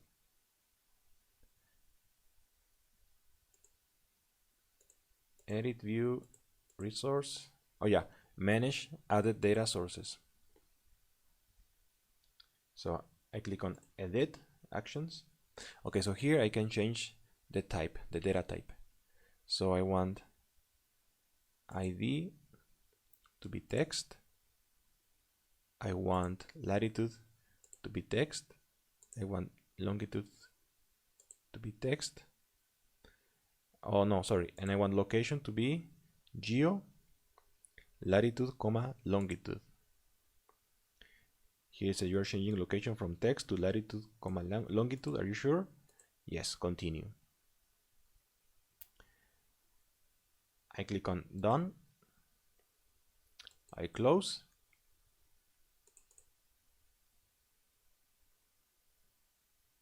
And okay, let's reset this. And let's see if we get, okay, maybe I need also to change latitude and longitude to geodata.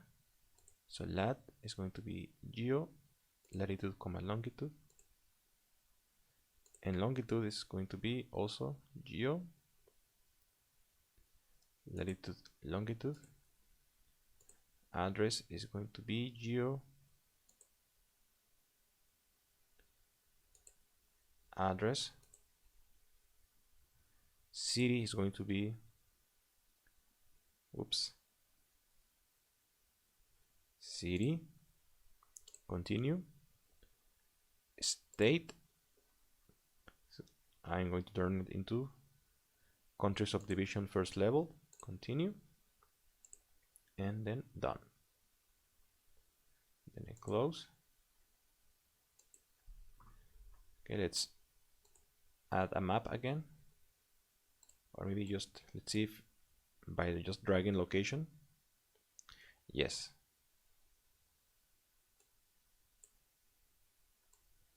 Okay, here I have the map, but as you can see, it's not the same as I have shown at the beginning of this video. So why is that? Because it's only showing just a part of the data. So I need to go to style, and here where it says bubble layer,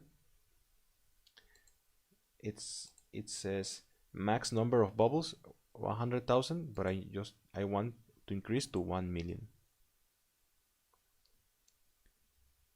And here we see that we get all the bubbles. So every bubble is a store.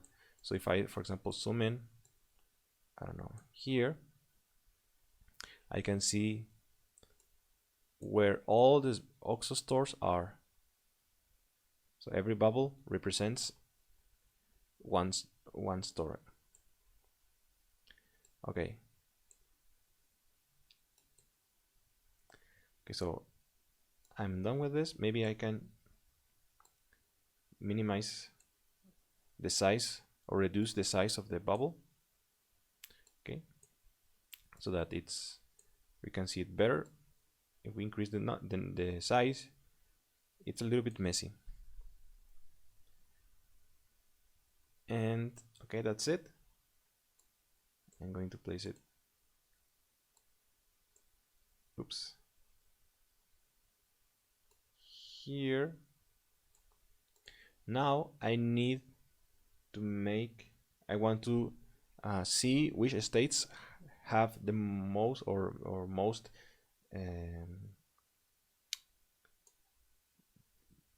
number of stores. So I drag state, but instead I want to turn this into a bar chart.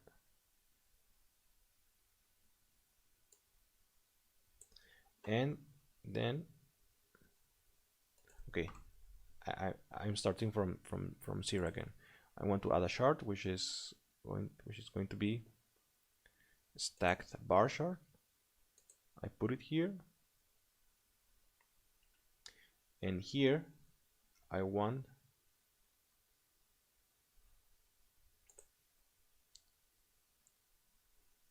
as a dimension the state and break down dimension. Okay, I think that's it. And here I want the count.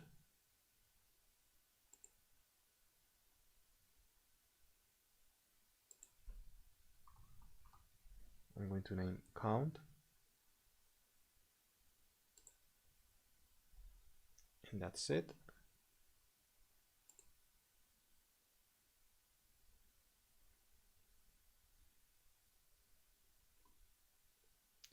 And now why is doing that?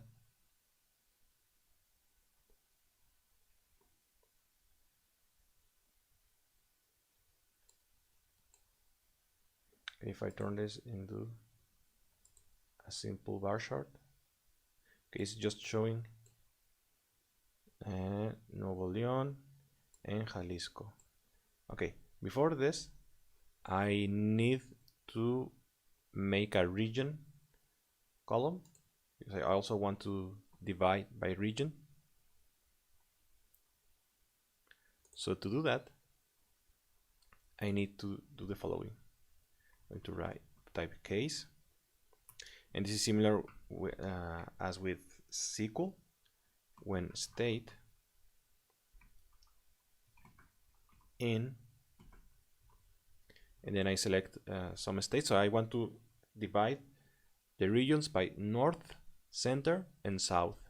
So I'm going to select the name of the states which are at the north of the country.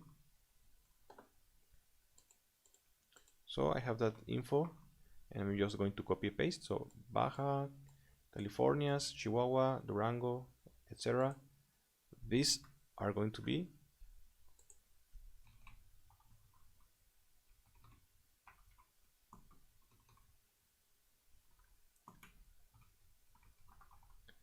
north. Okay, so what I'm doing is every time a state has one of these names, it's going to return north instead. So also when state in, and I have the info here, I'm just going to copy paste it. You can pause the video and type everything yourself as center, and now else. Oh, sorry, it's not as, but then else south.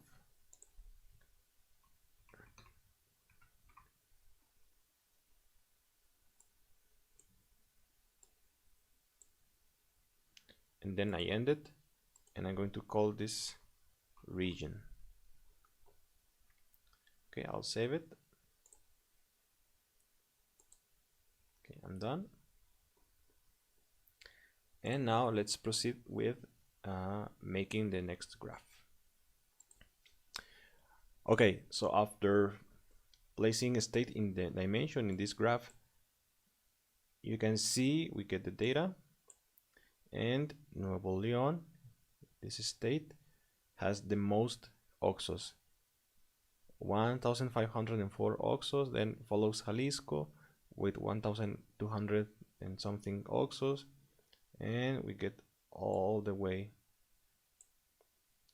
to, but here it's only showing like 20 or like 10, 15 something, but I want all the states. I want to show all the states. So to do that, I go to style, and I increase the number of bars.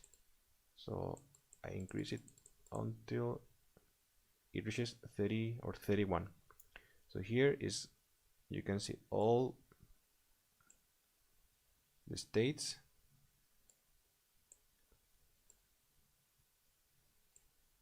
and all so we can see what state has the most OXOs and what state has the least OXO. So Campeche only has 81 and Nuevo León has more than 1,000.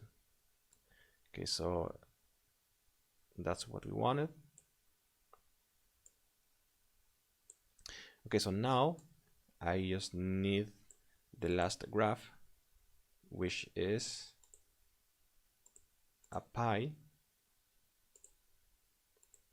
I'm going to place it here, and I want to show the region as a dimension. So we can see what region of the country has how many or what percentage each region has. So we can see in the north there is the 44% of stores, and in the center 38, and in the south 17. So we can see that the northern part of Mexico has many more stores than the south, and the center region is very close. Okay, so now I have the graphs. Now I need to just make them look nicer. Because first I'm going to upload the OXO image, so you can find a logo. So if we go to Google Image, OXO logo, we can search for an image, for example this one, and we can download it, for example here. Okay, or you can just one of these, you can right click and save image, so that we can place it here. So I'm going to place the image of the logo here. So you can see these colors don't match together, like the blues, the pinks, and the yellow and red from the logo. So we want to use these colors instead to color our graph. So what I can do is that, for example, in this pie, if I go to style and then I select color by dimension values, and I click on manage dimension value colors. So I scroll down, and if I go to, okay, here I can see north, center, and south. So for the north, I'm going to use a red color, for center, white color, and south, yellow. Something like this. So this is, as you can see, it's more representative of the logo, and it's in it, and it looks better. So I'm going to do the same. So I select this chart, and then I go to color by, no, where was it? I go down, and we can go to, oh yeah, sorry, I need to first divide, because here in style I can only change the color of the bar, but I want the color to be accordingly to the region. So in here I will pull this, I'm going to select it, drag it, and drop it into breakdown dimension. And you can see here I get the colors, but now the bars are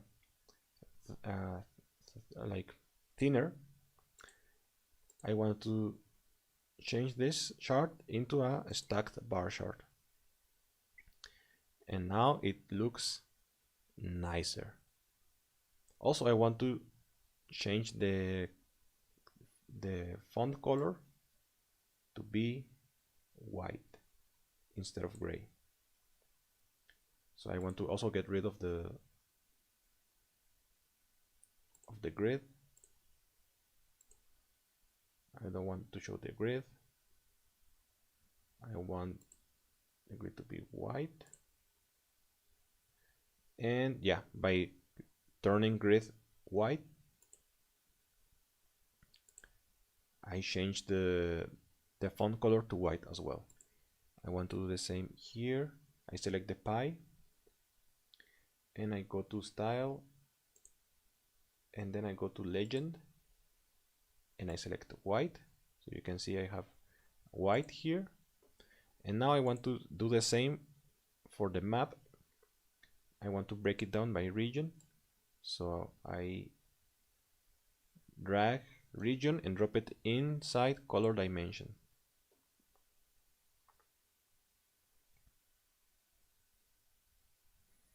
And as you can see, we have the colors, but now you can see that the white color doesn't look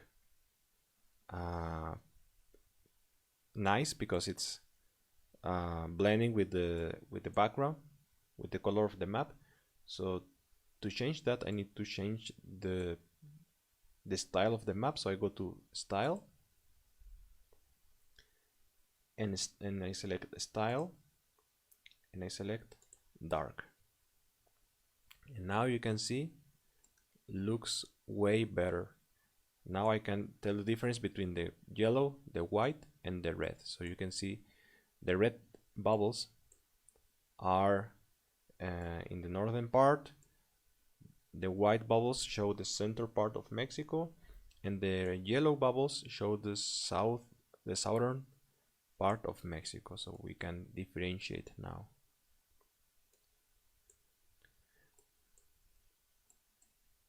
And yeah, you can see here are the location of every OXO. Here we have this graph. I have this one also.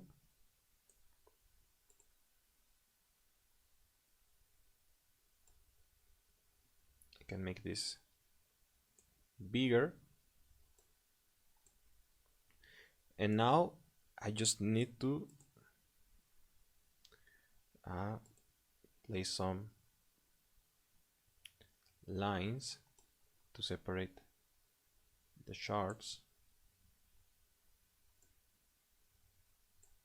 Okay, I select line here, and I want this line to be white.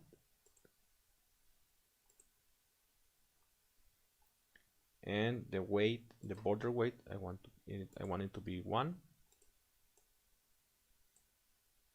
Okay. I also want a line to separate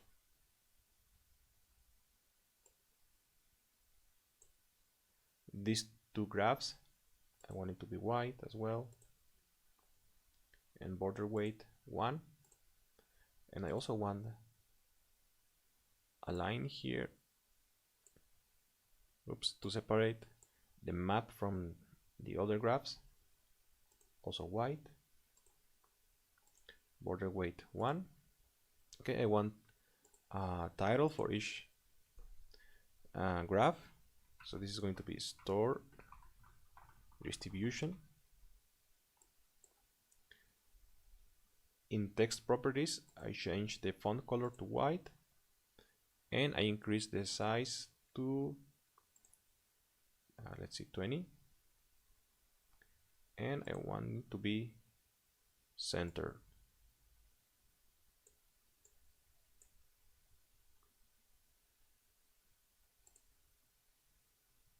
Okay, I'm just zooming in because I don't like the map. I like to see it centered.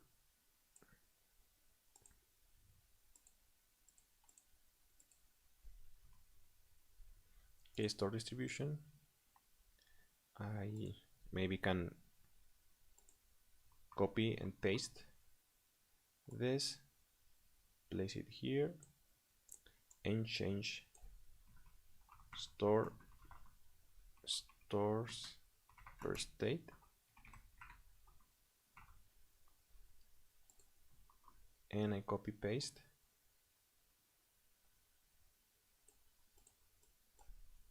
and percentage by region.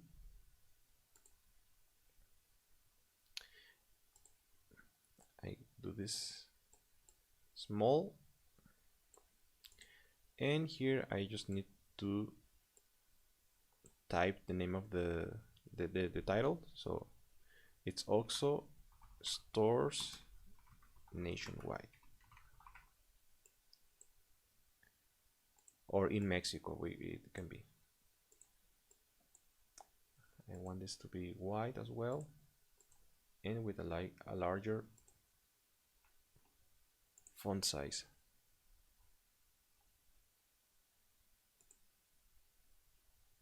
Okay, so maybe even up to 60.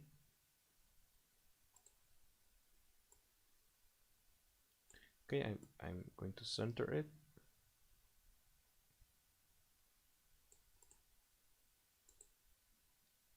Okay, maybe a little bit here, and I'm going to place some text, just fun facts from the store, and for that I'm just going to copy and paste the info because I have it here already. I justify it, turn it to white, and I'm going to make this bigger size.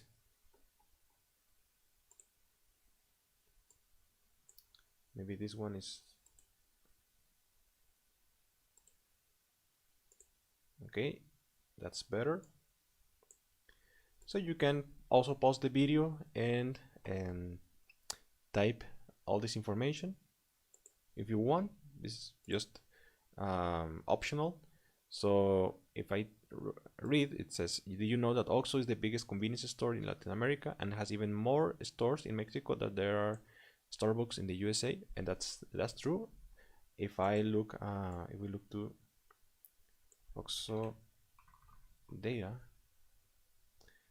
here it's a graph, a bar graph, which it's very interesting, and it shows that there are more OXXOs, that there are Dollar Generals or Starbucks in the US, or even McDonald's in the US, or even 7-Elevens in the US.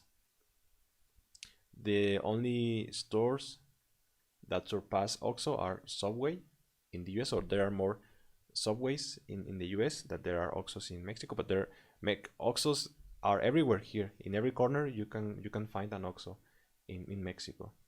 So it's impressive how many stores are. And so also says the OXXO slogan means just around your life, and it seems that there is one in every block of the country. And inside an OXXO you can do many things. You can also more than just buying products, you can pay the bills, you can transfer money to other people, and you can make bank deposits, you can buy stuff from online.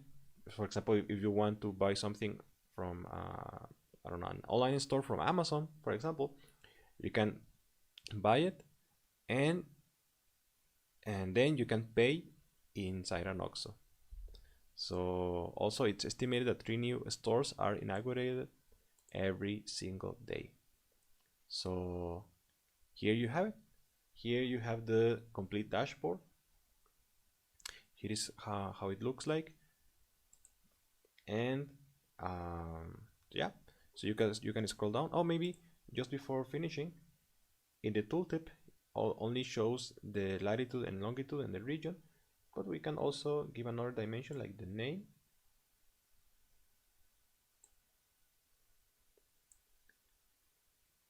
And now every time we hover a bubble, it shows the name of the store. But I think it's more useful to show the address, so that if someone wants to find a store in whatever place in Mexico, here is the complete address. Okay, so now you have the information about every OXXO in Mexico, the address, the region, where is it located, and in just some information about which state has how many stores, and also broken down by region. So there you have it. This is the complete project. We have scraped the data from the website, so it's fun. It's funny to see that we have we got all this data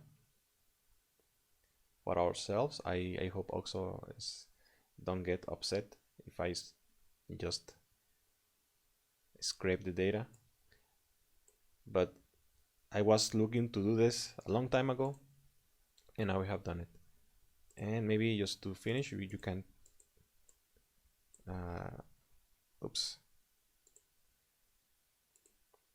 you can type a title here. Oh, sorry, I need to edit. And you can tell it like OXXO data. And now you can share it with people. Copy the link, set it as public, and you can show it in your portfolio. So you save it, and people need to have access to Google. So for example, if I go here, I paste the URL. Now everyone can see it. Everyone with a Google account can see our dashboard. And even if we, for example, select I don't know, a single region, for example, center, it filters automatically, and now it's showing us only the stores in the center region. Also, which state has the most stores, and the least stores by region. I can select 2 regions only, for example, north and south. Or for example, if I want to select only a state to see only the stores in that state, for example, let's say Quintana Roo, where Cancun is, and I scroll here and I can see the density. And for example, Playa del Carmen has many OXXOs, and Cancun as well, but it seems like Playa del Carmen has way more OXXOs. Wow, there are a lot of OXXOs. One in every corner, like it says. Okay, so this is everything for today. I hope you find it useful, and if you do, also don't forget to follow, and I'll see you or leave a comment as well, and I'll see you in the next one. Bye.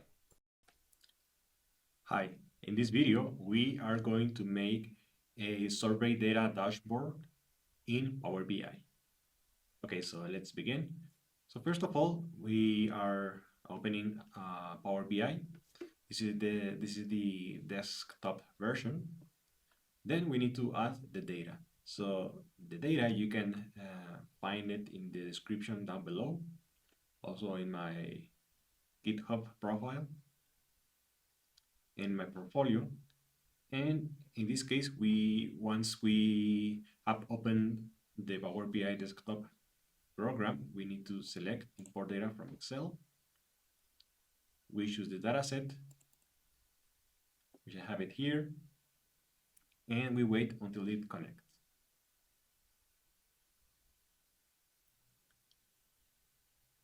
Okay, so just to give a context, this survey is about the different roles for data professionals. So this survey was made to just compare the different professions. For example, data analysts, data scientists, data engineers, what's their salary, how much they work per month or per week, what's their age, what's their happiness level, the gender, the level of education they have, etc. So we have the data here. After selecting it, we are going to click on transform data. So here we are opening Power Query editor.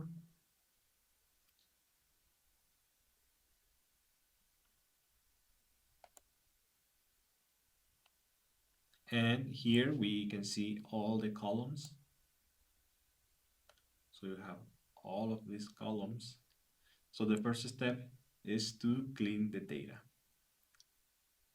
Okay, so the first clean the data, we need to first select only the columns we will be working with. So unique ID, it's important. Email, in this case, because we don't have any information about emails, it's not important, so I will remove the column. Also, the date taken, I'll see what values it has. So it has only 3 values for 3 different months, but for our purpose, it's not important, so I will remove it. The time taken, also we have many times the survey was taken, but it's also not important to compare the differences between different data professions. So browser, we don't have any values. OS, no, we don't have any values. And we don't have any values for all of these columns, so I'll just click one, and then with shift, I'll select the last one I want to remove, and I'll just click remove columns.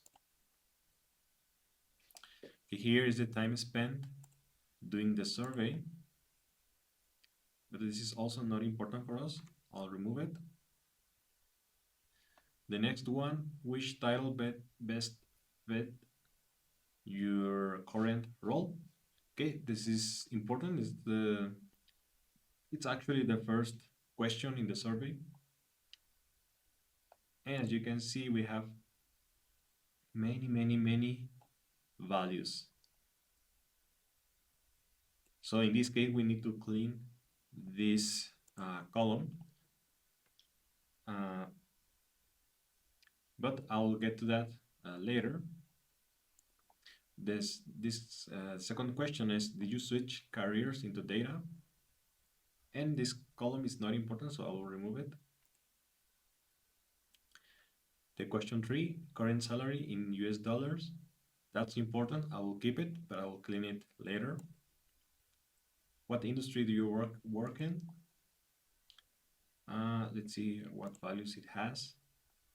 Okay, has a lot of values. This column is important, I will keep it. The favorite programming language. We have a lot of programming languages. This is also important, I will keep it, but I'll clean it later. How happy are you in your current position? Okay, this one, I want to see what the full name of the column. Okay, how happy are you in your current position with the following salary? Okay, based on salary, how happy are they? This is important, I'll keep it. Question 6, how happy are you in your current position with the following work/life balance? I'll keep it as well. 6th question, how happy are you in your current position with the following with coworkers? Okay, in this case, maybe this is not important. I mean, it's not a huge factor of to measure the happiness level in a current role. So I'll remove it. Next, it says, how happy are you in your current position with the following, with the management? Okay, this is also not important. I'll remove it. How happy are you with the upward mobility? Not so important for this project. And how happy are you with the following, learning new things? Also not important.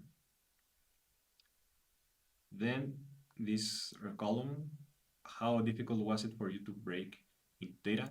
Not important. If you were to look for a new job today, what will be the most important thing to you? Also not important. Okay, male or female, this is important. Current age, this is important, I'll keep it. Which country do you live in? This is also important, I'll keep it. Highest level of education. Okay, let's see what values we have. Okay, this is important, I will keep it as well.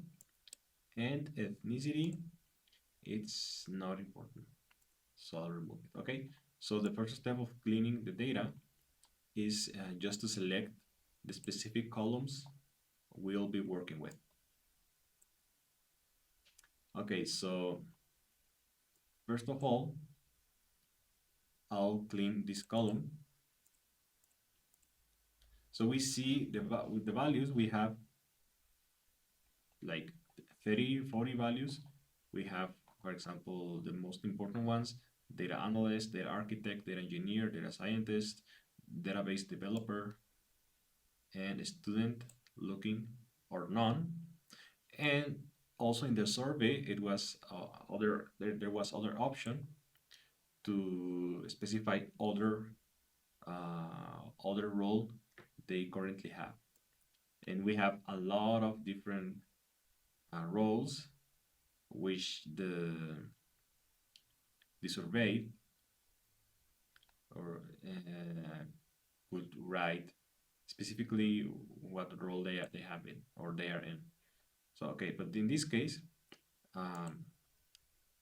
instead of having all of these other values, we'll just have other. So that's important. So to do that, I'll just split column here by delimiter.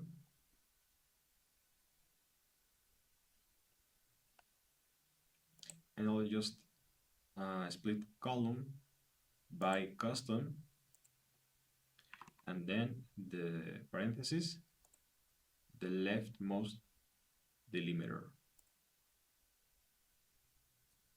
So this splits the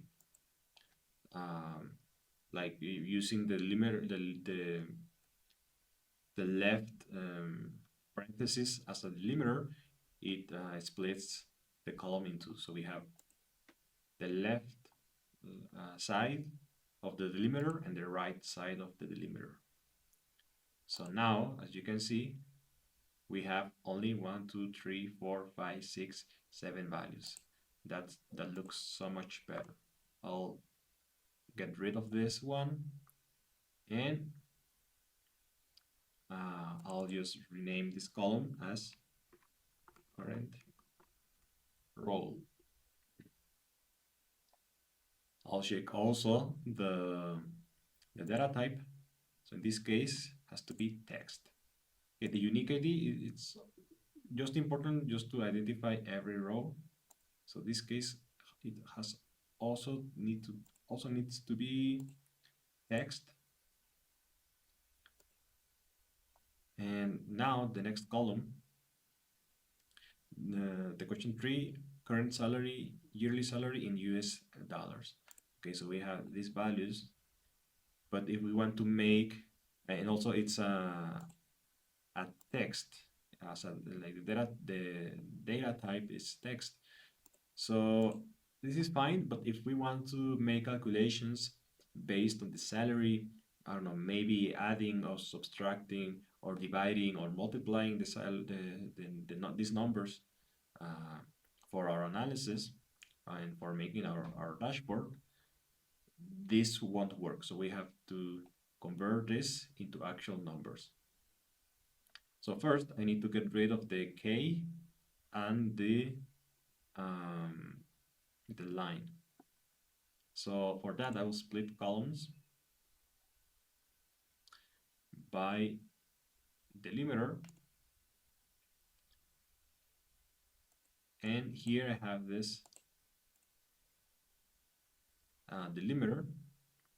So I'll split using that. So we have now the two values, the two numbers, or the two salaries. And for the first one, I also need to get rid of the letter K. So I'll split the columns again. I'll split this column using a custom value character as a delimiter. In this case, it's going to be the letter K, each occurrence of the delimiter. So every time it appears, I'll click OK. And now I have just the number. And in this case, I have the case. So I will get rid of this column. And I'll do the same for the second half of the salary by delimiter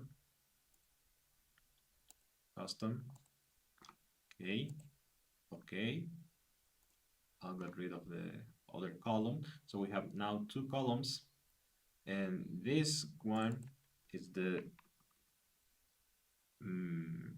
I will call it mean salary, and this one max salary, because as you saw previously, the two salaries were the range.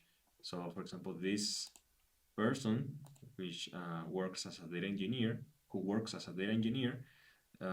his salary ranges between 0 and 40, I believe, 40,000. Yeah, because there was the K. So that was the salary. And I don't know, maybe this one has a range. His salary or her salary is in the range between $41,000 and $65,000. So for this, I don't need the min and max salary because I just need one value as a salary. So in this case, I'll create a new column here in add column, custom column, and I'll get the average between the mean salary or the minimum salary and the maximum salary. So in this case, in this window, I'll choose these two columns, mean salary, and I'll write a formula plus double click max salary. I'll wrap these two columns inside parentheses and I'll divide by 2. I'll click OK, and I have this new column which I'll grab and drop, pick and drop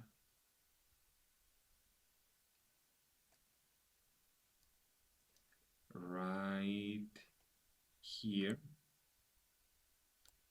I'll change the name as average salary,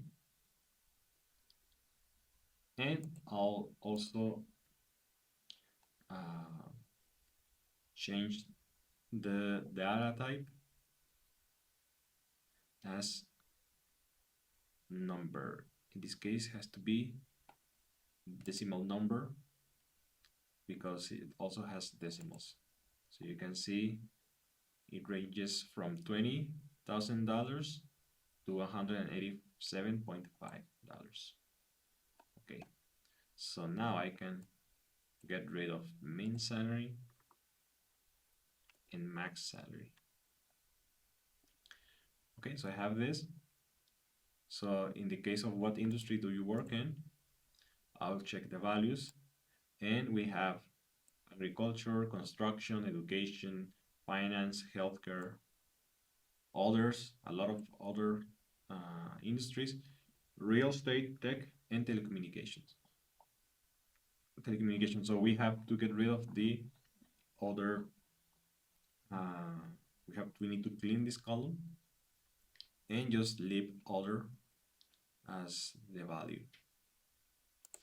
So for that, I'll just do the same as I did with the current role. So I'll transform split by delimiter custom, and I'll split by using the left parenthesis, and I just want the leftmost delimiter. Okay, so I have that. I'll check. So we have now agriculture, construction, education, finance, healthcare, other, real estate, tech, and telecommunication. Okay, I'll get rid of this column, and I'll rename the column with industry. And I'll check the data type, and it has to be text. Okay. Next, with the favorite programming language, I'll check the values, and it's also the same problem. We have other. So I need to get rid of other, but this time we don't have parentheses. So as you can see, between other and the programming language, it's that delimiter. I don't know how it's called in English. The double dots. Okay. Let me just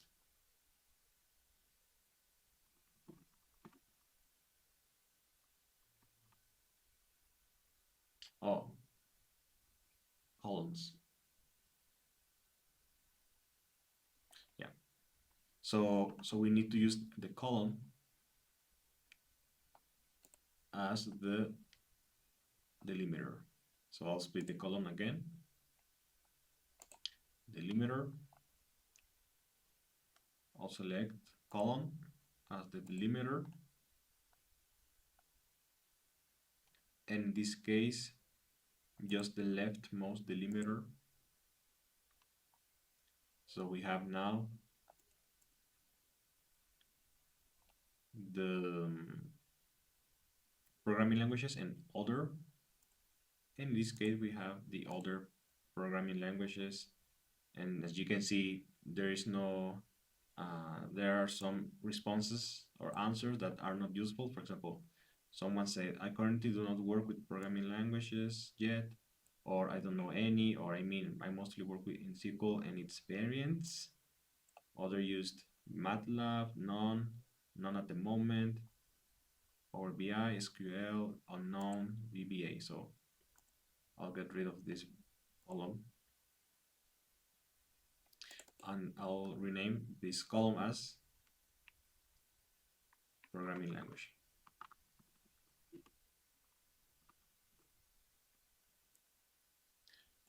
And it needs to be text.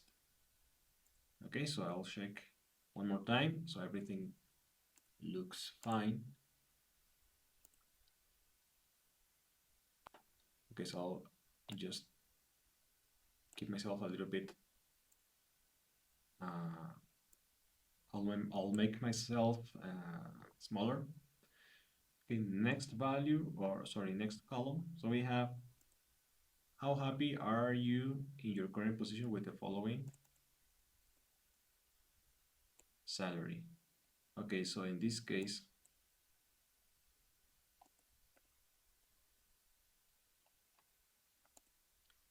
I'll just check. So we have null as a value. So let's see how many rows have null. Okay, so we can see that these people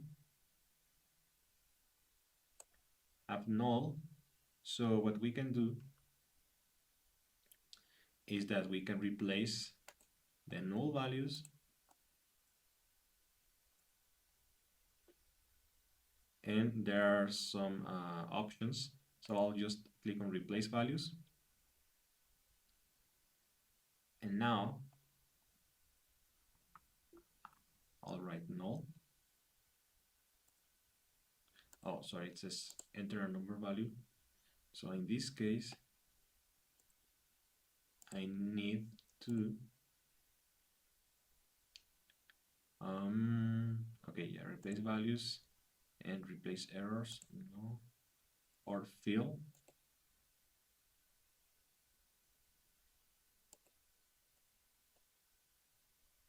Replace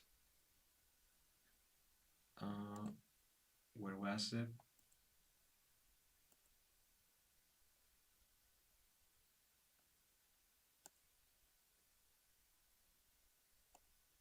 Okay, so let me check again. Okay, so we have null and I cannot. So what I can do is I can just remove and select all except the null values. That's what I can do. Or I could just also replace errors. But in this case, I'm just getting rid of the null values because they're just not so much.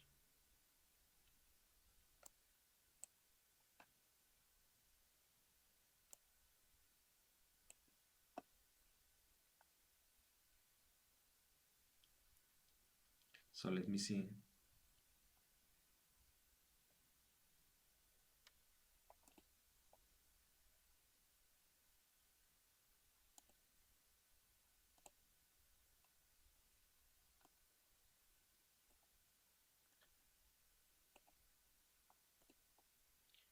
Okay, so what I could do is just to replace the value, then the null value with the one which occurs the most or the most often. So in this case, I'll just group by and I'll group by count to see what's the value and also sort the count column by descending order. So in this case, I can see that the number 3 was the most or the most frequent one. So I can replace the null values, which are 7, with this one. I could also use another technique by using the average, but in this case, because it's just like a grade from 0 to 10 in like in the level of happiness,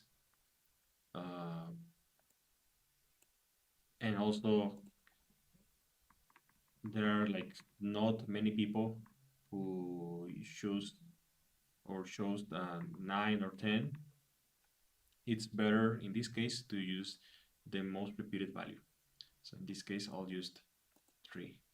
Okay, so I can just escape and go back with the steps here and here. So I'm undoing everything. So in this case, I'll just replace values null with 3. Okay, so as you can see now, we don't have any null values. Okay, so I'll just rename also the column as the following. But it seems now that it just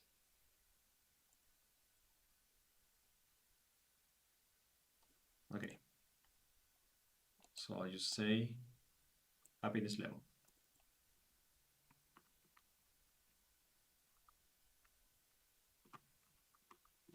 And in parentheses, salary. Okay, I'll just do the same with this column if we have any null values. So we have null values, which are 10 rows. Okay, so I'll just group by using count. Then I'll just sort in descending order, and the number 6, or the grade 6, is the most repeated value, so I'll use that one. So I'll go back and undo the steps. So I'll just replace values from null to 6. Okay, and now I don't have any null values after checking. And I'll just name this column happiness level, and in parentheses it was work life balance. Okay, also I just need to transform the data type. So in this case it has to be a whole number, not a decimal number, because we'll have 5.3 or etc. Oh no, I'm sorry, it has to be actually decimal number. So in this case I will just remove the step. I'll tell you why, because if we are making some transformations, calculations with these two columns, for example, what's the average happiness level for people who work in the healthcare industry? Okay, in this case, I want to have the exact grade, and it could be 5, no, I don't know, like 3.5 or 9.9 or 7.3. So, for example, if there are differences, like like people who work in the healthcare industry have a happiness level regarding salary of 7, I don't know, 8.5. But the people working in I don't know, tech, they have 8 point, as I said, 8.5, but yeah, for healthcare, and for tech 8.7. So in that case, we can assume that people working in the tech industry, they have a higher happiness level regarding their salary. Okay, the next column, male or female, so we have only two values, and it has to be text. It's okay. So I'll just rename the column as gender. Okay, let's see current age.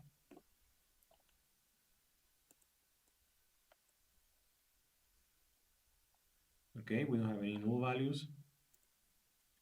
And the data type, it has to be whole number in this case, because there is like nobody uses like decimals in ages.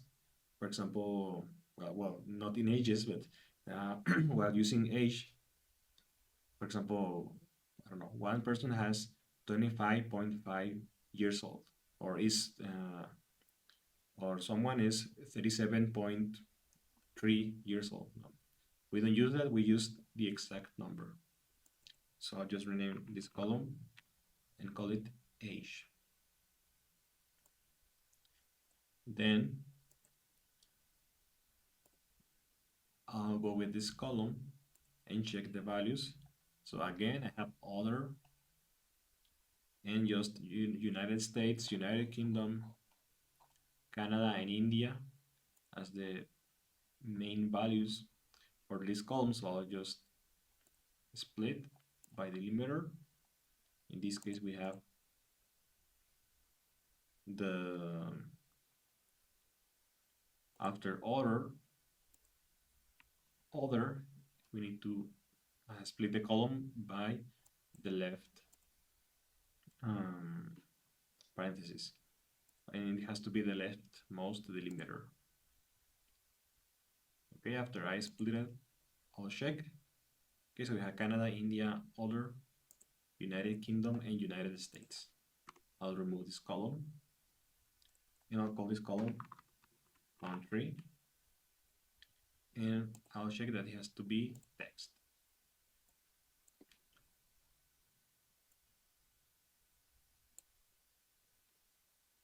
And finally, highest level of education.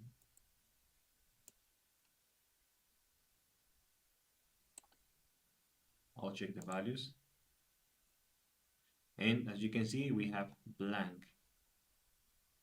So let's see how many blank rows are they. Okay, so a lot,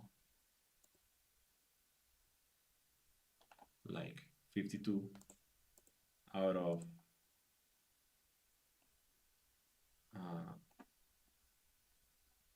like how many we have? Out of 630 rows. Okay, so in this case, I'll do the same as before. I'll group by the count, because in this case we don't have any way to measure anything like average or something. So I'll just see which value repeats the most, in this case bachelors. So we can assume that the blank spots must be or could be bachelors. So I'll just replace that. I'll go back and I'll replace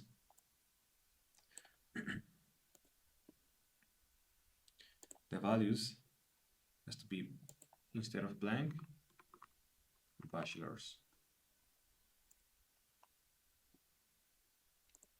I'll check. So we have now associates, bachelor's, high school, master's, and PhD. Okay, that's right. So we have everything we want.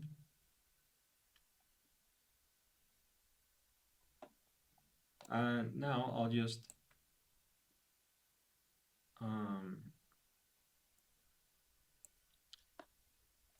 move the columns so that it's easier to read and to understand. So unique ID, current role, industry, programming language. Then the age, then the country, then the highest level of education. So I just rename this as level of education. The gender, the average salary, and then the questions on the survey. The average salary, the happiness level based on salary, and the happiness level based on work/life balance. Okay, so we have transformed our data, and now if everything is correct, we can move on creating the dashboard. So now I'll just click on close and apply here.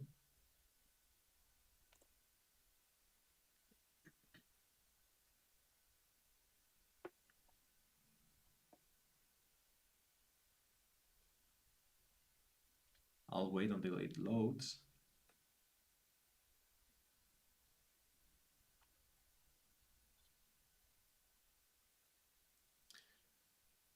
Okay, so it's loaded.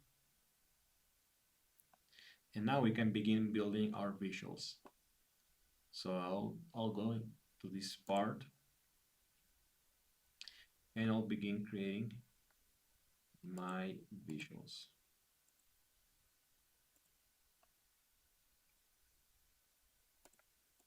Okay, so first I'll begin by creating first first visual,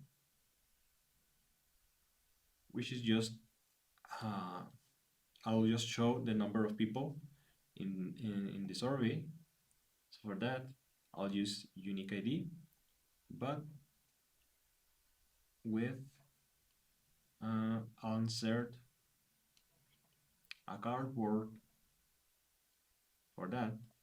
Okay, so this is a card, and the field has to be unique ID.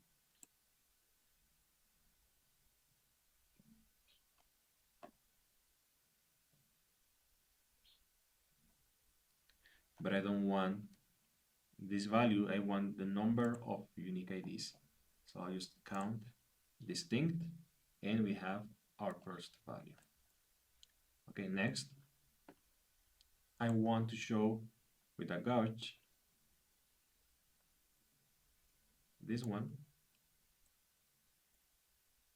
I want to show, oh sorry, not that. Let me just redo. Okay, I'll change it to a card. And now I want a gauge or gauge, I don't know how to pronounce a gauge, to show the average happiness level in the survey. So we have happiness level here, okay, based on salary. I'll use this, but this is only the sum. This is the sum, but I want the average. Okay, so the average is 4.26, but remember the grades were from the grades for it went from 0 to 10, but in this case it's only showing the minimum, the average, and the maximum, or just like an average of the maximum or something like that. But I don't want that. I want with the minimum value, I want the minimum, and I also want as the maximum value as the maximum value. It was 10. Okay, so now I need to change the title. So for that, I'll go to Format Viewer Visual, General, Title, and I'll write average.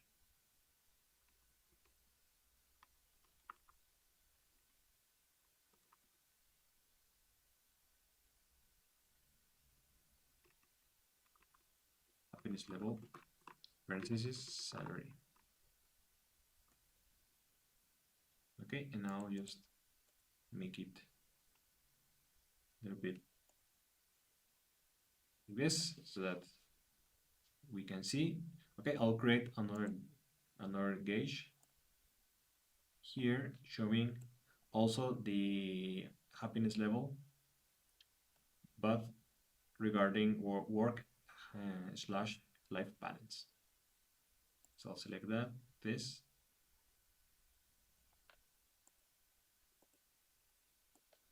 Okay, I'll drag it here, and as the same, I want the average, and I want to show the minimum and the maximum value here. I don't want the sum or anything. So the average is 5.75 out of 10. I'll change the title in going to Format, General, Title, and I'll write average,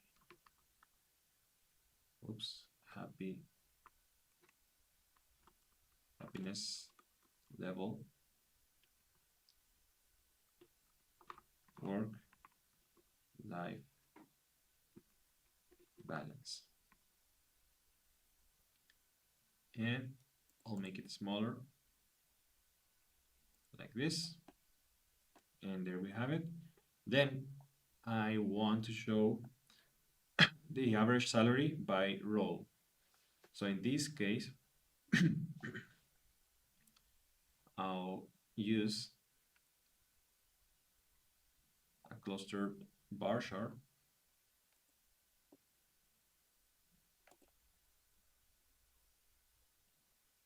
Well, maybe a stacked bar chart.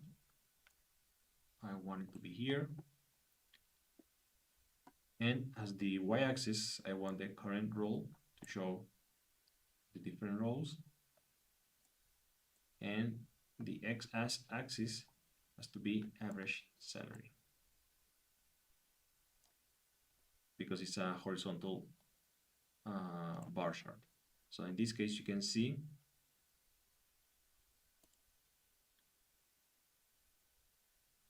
so we don't have to calculate here the salary because it's already the average. And as a legend, I want also the current role. Okay, so in this case, it used colors, different roles, and we have here above a legend, but actually I don't want to show the legend, I just want the colors. So for that, I'll go to format your visuals and I'll click on the legend and turn it off. Okay, now I want a stacked bar chart, 100% stacked bar chart. I'll put it right here.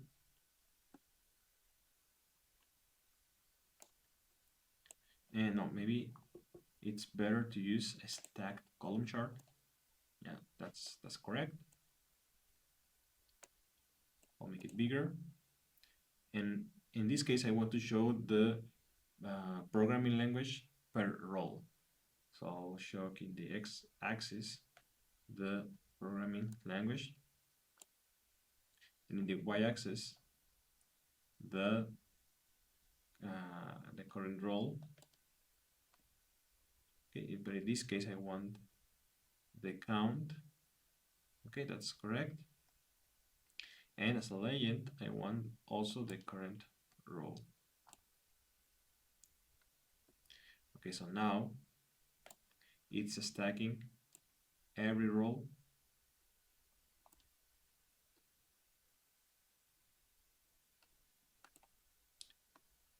One on top of each other. So you can see Python gets the like it's repeated more than other than other roles, or just to say it to put it in another way, Python it's more often used in the data analyst role. So data analysts use Python a lot. Also students and other, but for data scientist and data engineer, it seems that Python it's not as used. And for R and other roles, Python it's and for the R programming language and other programming languages like data analysts are like repeated more. So I want also to change the legend, so I don't want it to appear here, but instead I want it to appear at the bottom. Okay, maybe the top right stack. Okay, that's better. Okay, so now I need to make this one a little bit smaller. And lastly, I want to show the average age. So I'll just use a card and I'll show age as a field, but I don't want the count. but instead the average age. So, but as you can see, we don't want the points here, the decimals. So I'll just do a new quick measure.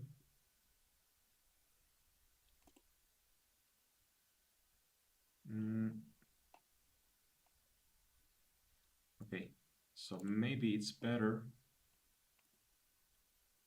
to create a new calculation. Okay, so this is going to be a new measure.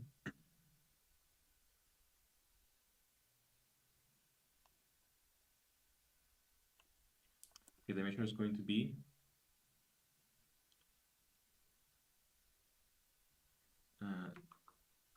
this one is going to be round average age. I'll select this one, and since I don't want any decimals, I'll just do this.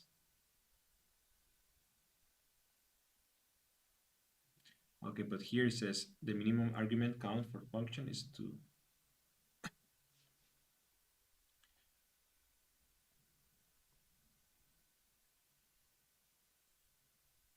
Okay, so instead of round, I'll just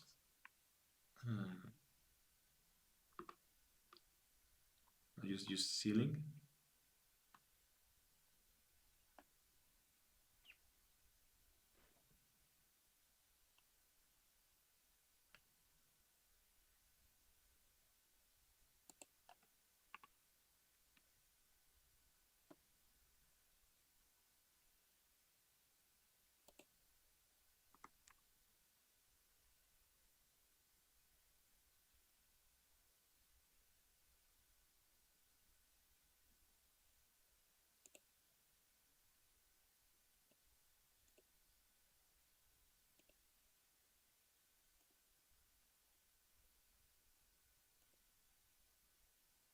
Yeah, I'll just check. Okay, so that's what I wanted. So here, instead of this one, I'll replace it with this measure, which is average age.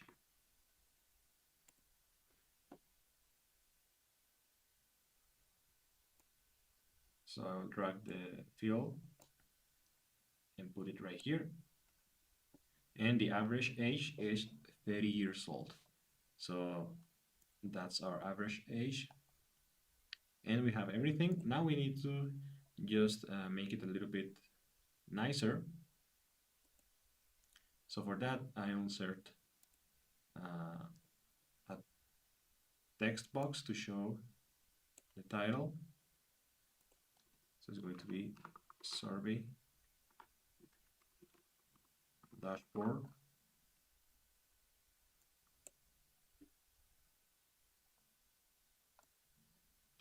I'll drag it here. I'll make it bigger. I'll center it. And then I'll just increase the size. And put it right here in the middle. I'll also make it bold. Okay, nice. Okay, so now I'll just need to change. Okay, I don't know what's that, but I want to change the background. So I'll just go to format your report page, canvas setting, canvas background, and for color, I'll just slightly gray. So that's why if I change it.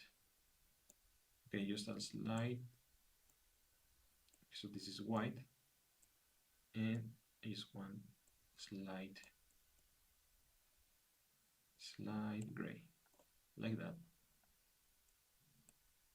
And also transparency, it will be a 50%.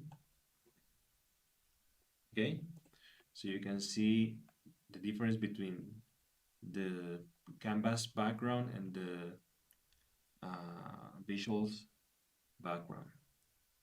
Okay, so now I want to group all of this.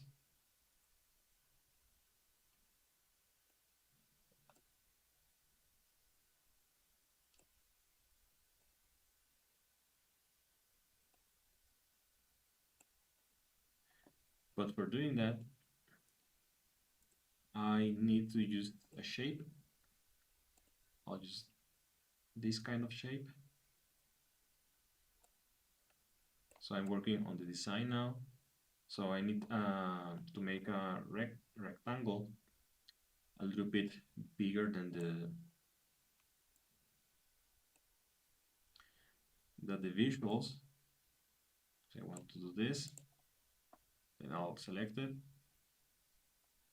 I'll change the properties. No, the shape. I want to change the color. So it needs to be here, effects.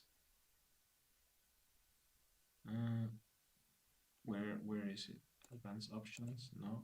Title? No. Visual border? No. It was here, background, on. Oops. On. No. Shape. Oh, maybe style. Yeah, style. So I want it to be white.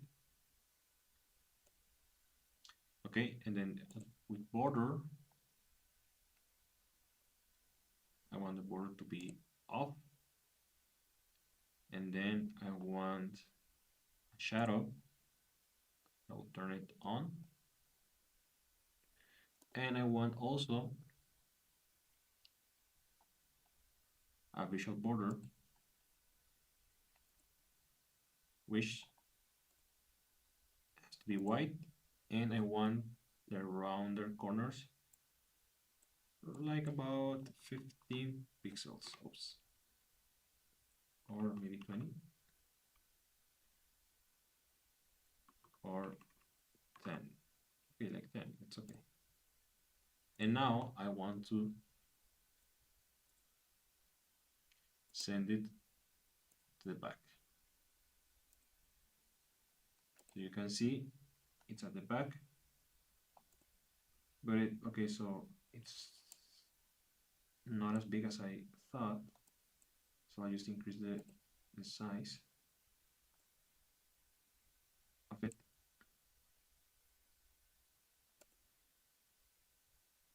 Okay, I don't want this.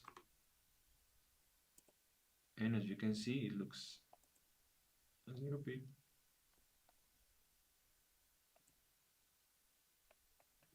Okay, maybe what I'm seeing is that some cards are getting out of the box. So I need to put this one inside.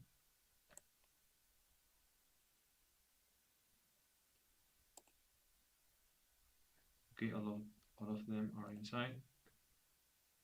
So, okay, now looks better.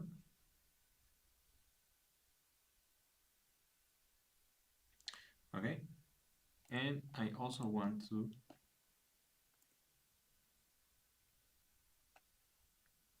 show a shadow.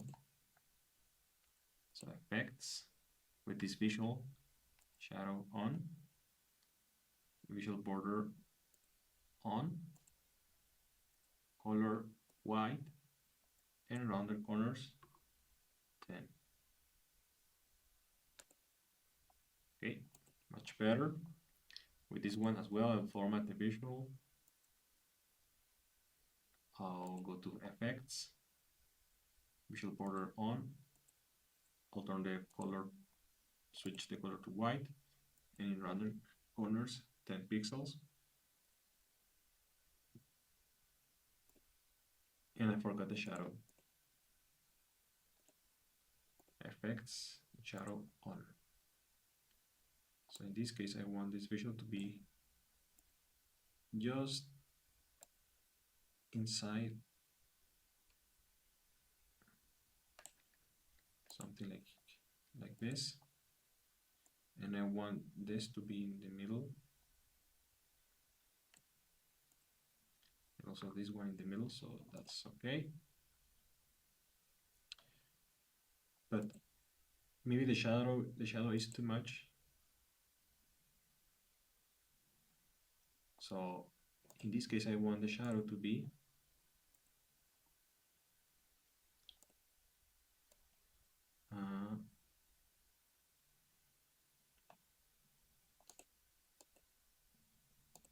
instead of black, I want it to be gray. Yes, that's better. Because with darker shadow, it seems like too 3D. So I want the shadow to be gray. So that looks so much nicer. Okay, so now I just need to put this a little bit above the canvas. Okay, and also I need to get rid of this, the axis, the label.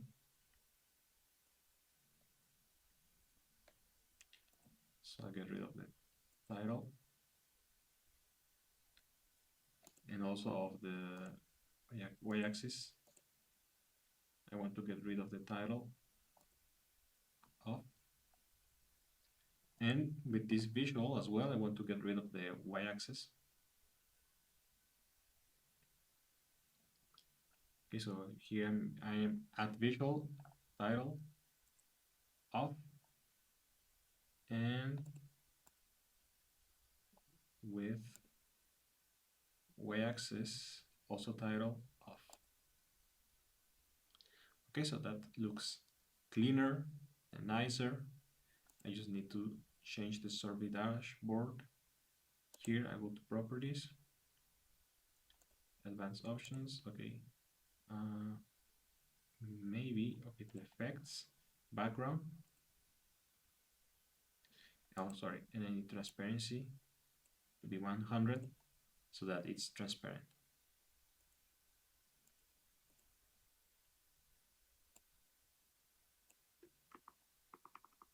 Okay, so yeah, now that's it. Here's the dashboard, and you can also, before finishing, you can use, we can change the filter, so we can use this visual, this graph, this bar chart as a filter.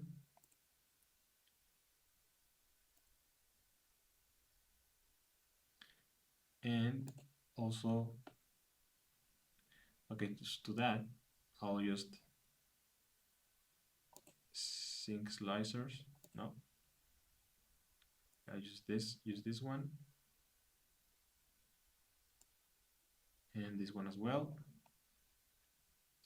But I don't want to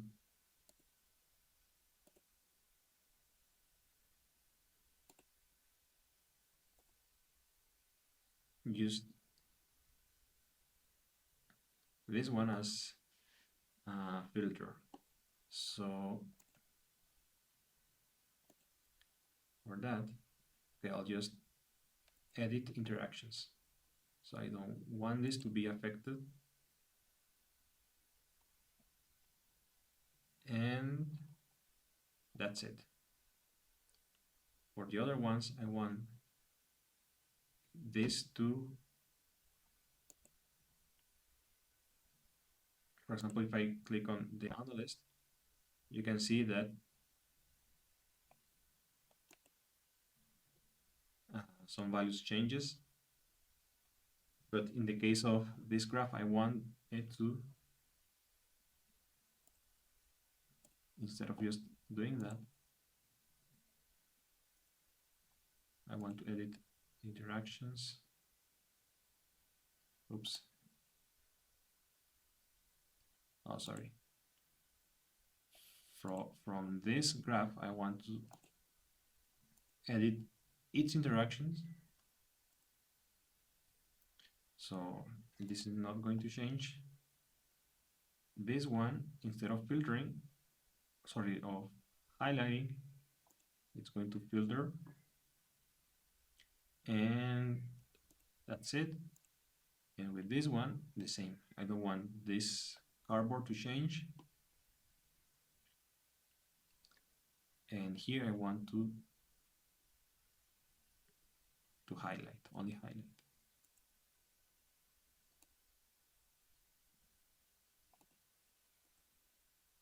Okay.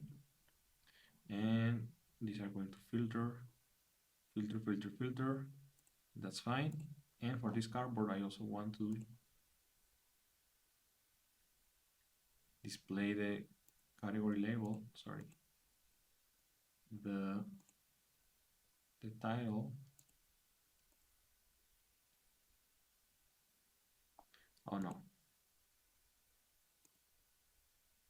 Instead of using count of unique ID,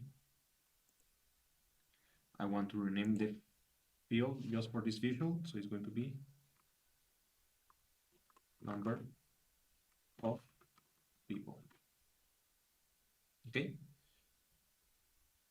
So that's it. And for example, if I choose data analyst, you can see that now here it's filtering. So we can see better what's their favorite programming language. If I select data engineer, you can see their favorite programming language, the average happiness level based on salary and work-life balance, the average age,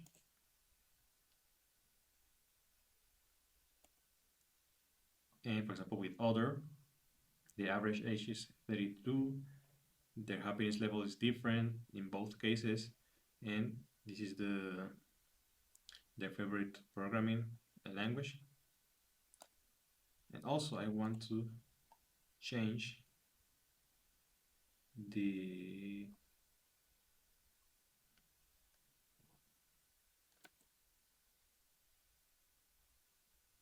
title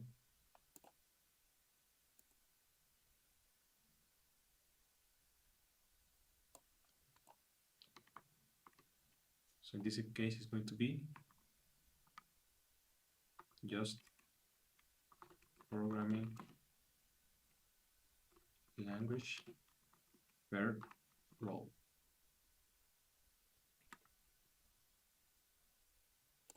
And for this one it's going to be the title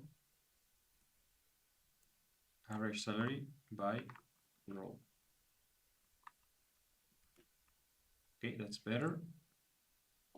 And for example, if I select, I don't know, here, other, you can see it's going only to highlight here in the average salary by role graph, or for example, this one or this one.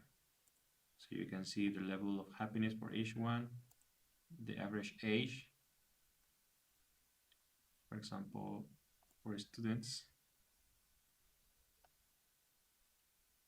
That's it. And we have finished with this dashboard. So if you find this video useful, don't forget to follow me. All the data and all the files are going to be in my GitHub portfolio, my GitHub website.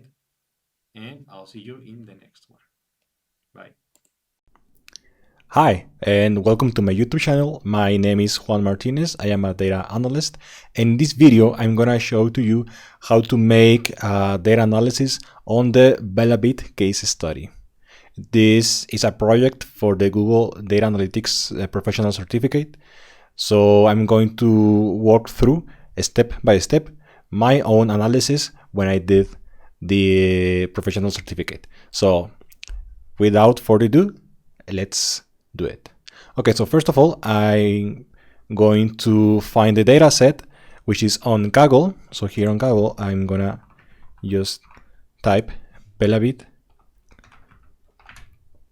And if you are doing the certificate, you can find where the datasets are. So in this case, I'm gonna choose this, and here we can see information, or we can read information about the dataset. So this dataset is about a fitness tracker. It's data from a fitness tracker. So here it says it's generated by respondents to a distributed survey via Amazon. And so we have some more information, and we have data about, for example, here I can show you. So it's basically data from this kind of devices. So this is like a smartwatch. Okay, so it's data that is stored here. So it can be the heartbeat, the calories. So these smartwatches can track a lot of data about our health, the hours we sleep, a lot of things. So we are going to analyze that, and we can see here all the data sets.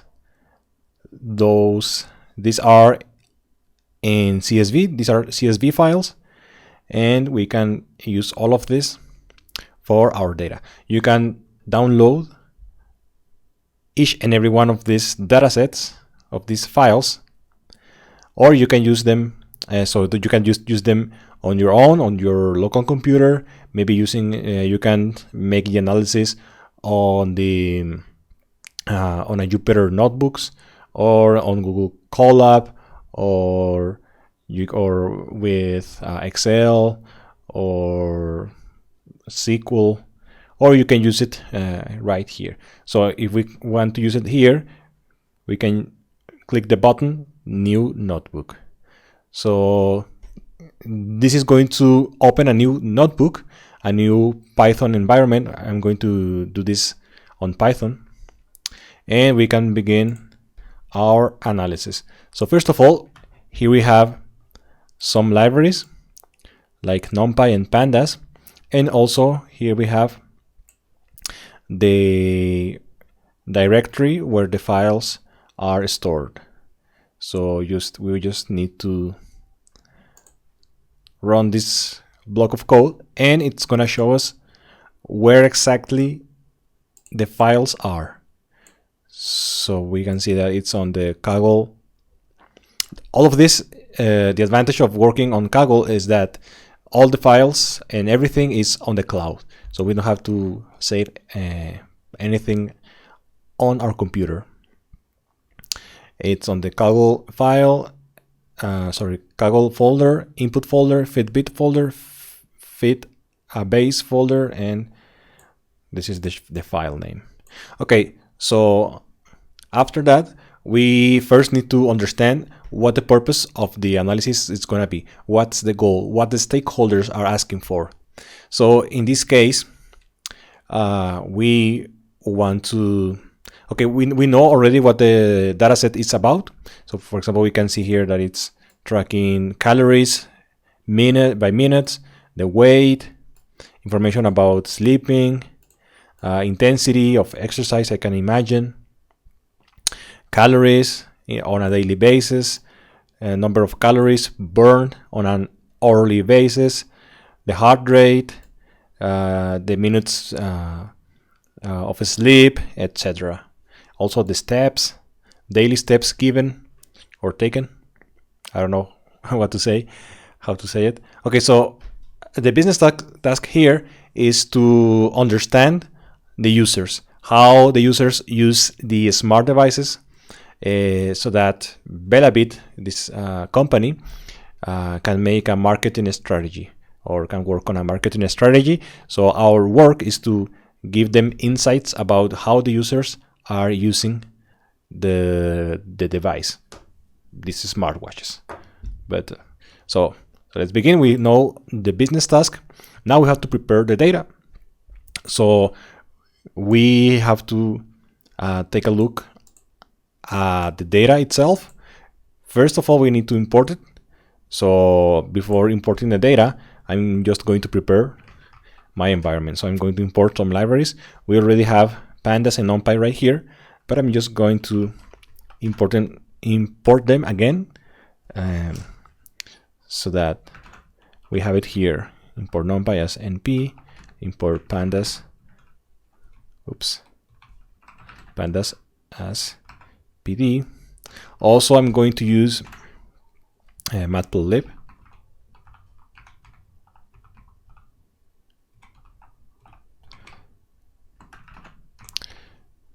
for making graphs, and I'm going to import seaborn for also plotting.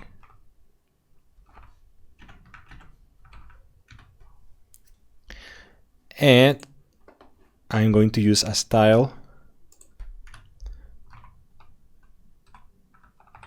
for my graphs. So on matplotlib, we have different styles. I'm going to use the ggplot style,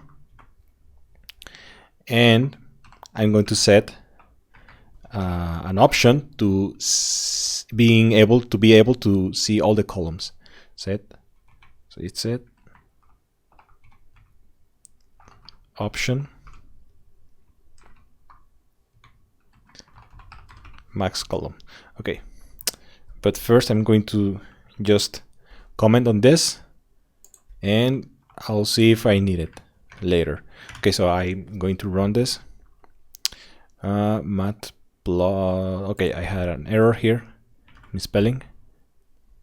Okay, so I imported the libraries. Then I need to import the data. So we have to import the data. First of all, we have to see what we want to analyze, because it is a lot of files, and we only want to specify. Only we can analyze the calories, or the sleeping patterns, or the heart rate, or the steps. So we have to make sure of what we want to analyze. If we want to analyze everything, it's going to take a lot of time. So in this case, I'm going to just import the daily activity merge, which is this file contains information about everything: calories, steps, hours of sleep, intensity, everything. So it's merged on a daily basis. So we don't have to be aware or worry about each hour or each minute. So to import our dataset, I'm going to create a new variable, which is going to be df, which is or stands for data frame. I'm going to use the read CSV function, and I just need to copy and paste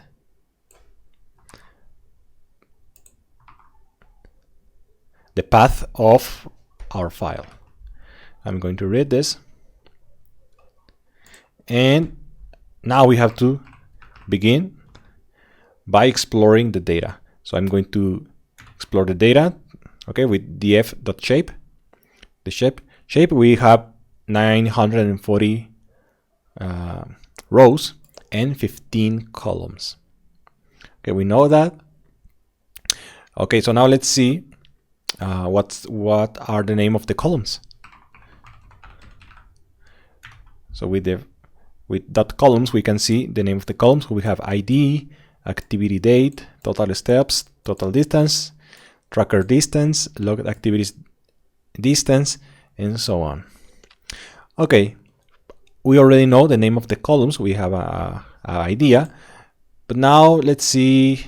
Let's take a look. What is the information inside those columns? So first of all, we can show a preview of the data with the head function. So I'm just going to show that the first 10 rows.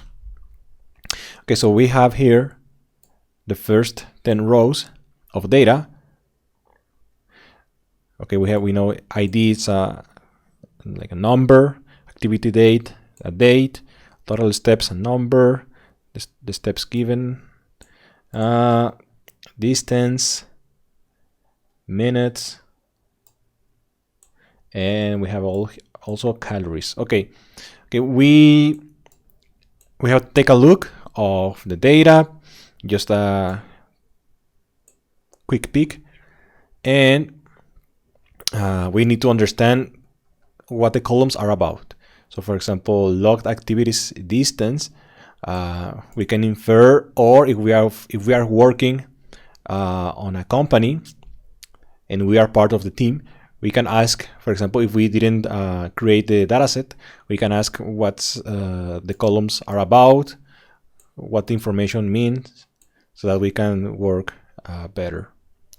So some of these are self-explanatory, some are not so much. For example, logged activities distance is the distance tracked by the device on specific activities. So we have to decide which of these columns are going to use for our analysis. Okay, so now after this, we need to know what the data types are for each column. So for that, I'm going to use df.dtypes. Okay, so we already see here what the data types are. For example, ID, it says here that it's an integer, a number, which is incorrect because it has to be a string. Maybe it was stored as a number, but if we store it as a number, pandas or Python is going to make calculations if we want to, I don't know, sum or multiply. But with ID, we don't want to multiply it or making sums or subtraction or something like that, because ID is just a number to identify each row. Okay, it's an identification number. And most some IDs don't have even numbers, or they have letters, or some have letter and numbers. So we need to fix this. So now, okay, so here I'm going to say this is the first phase, prepare the data. So now we have to clean the data. Okay, we already know some of the data. We took a look at the data types, etc. So for example, also activity date is an object and it has to be a date in a date format. So we have to change that as well. Okay, so now I'm going to the next step, which is clean the data. Okay, so first of all, we can begin by reformatting these columns. So we said that ID has to be a string. In this case, so for that I'm going to make this df and square brackets ID equals df, which is the name of our dataset, and inside the square brackets we have to specify the name of the column to call it, and we are going to use the function as type. str stands for a string. So with that, we can transform this column, all the information, all the rows, to strings, or to a string format. Also, we want to change the date, we said. So the date is activity date.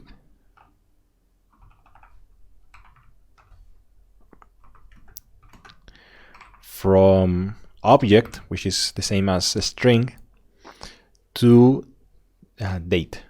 So in this case, I'm going to use the following function.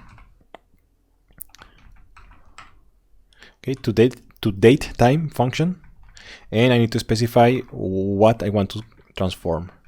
So I want to transform the activity date column to datetime. And also I need to specify, or I can specify the format of the date. So in this case, it's going to be, first I want the month. Yeah, because we have here first the month, the day, and the year. So I want the month first, the day next, and oops, okay, I'm making an error here. I don't have to. Okay, I'm going to sum this so that you can see what I'm typing. Okay, so I need to do this and the year. So for the year, we have this. Okay, and after reformatting, I'm going to check the D types to make sure we did it correctly.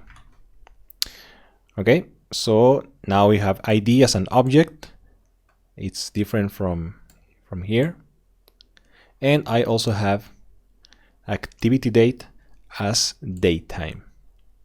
Okay, everything else seems normal so far. Calories are numbers, minutes numbers,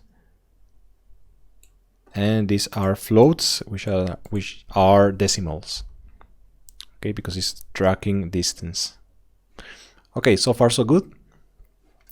Now we have to check for null values. This is another thing we have to do.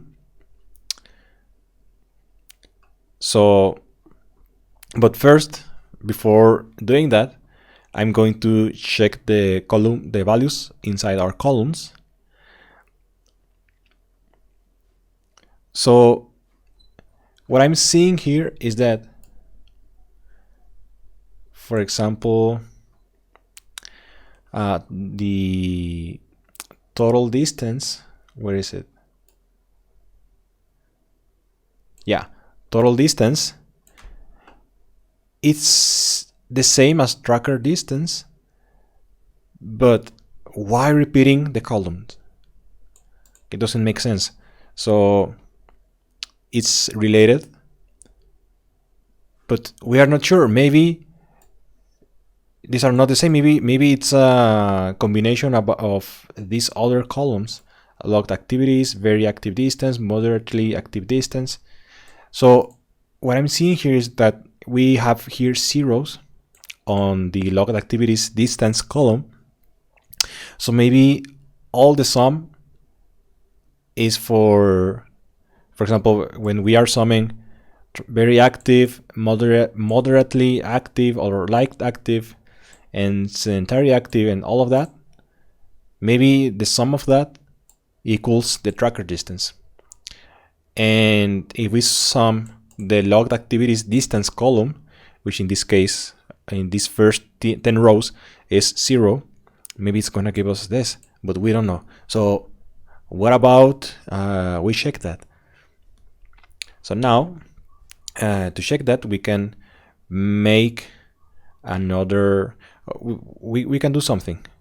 Maybe we can create a new column and sum all of this, or we can subtract these columns, and the result, if it's the same, has to be 0 all the time.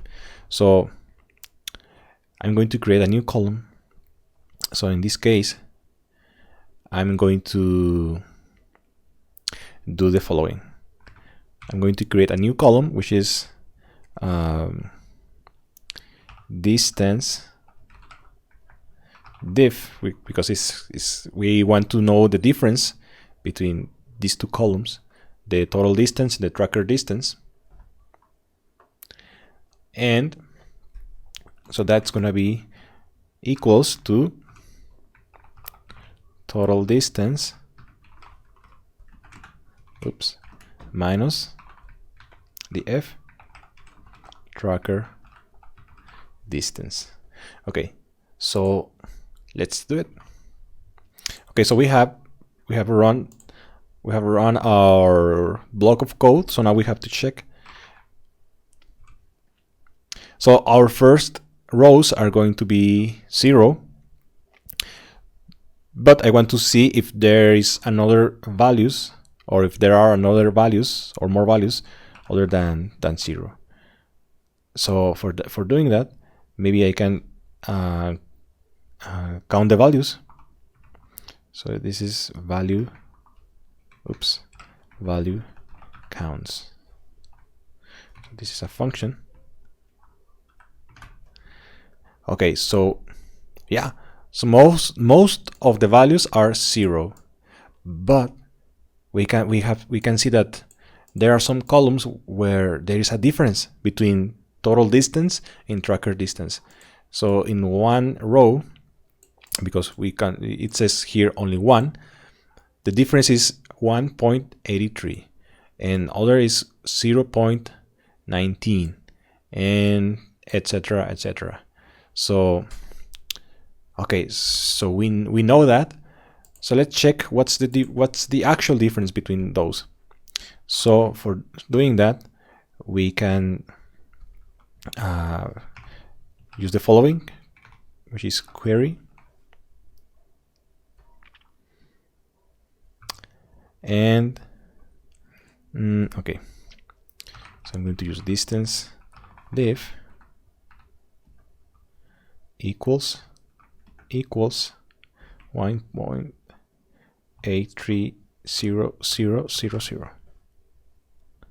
Okay, so let's see. Okay, we don't have any. Okay, maybe I'm doing it wrong. Distance diff.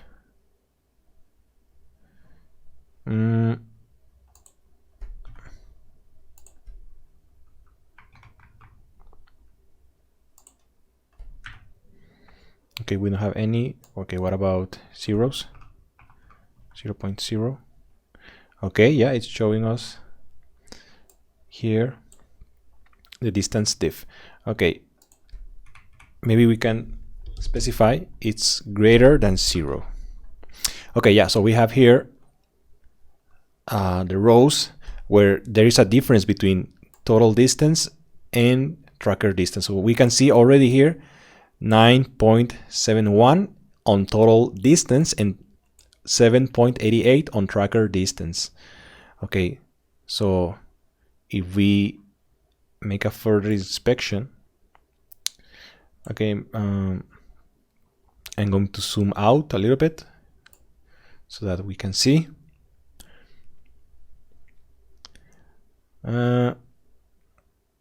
Okay, yeah, we can see that here we have some values, logged activities distance.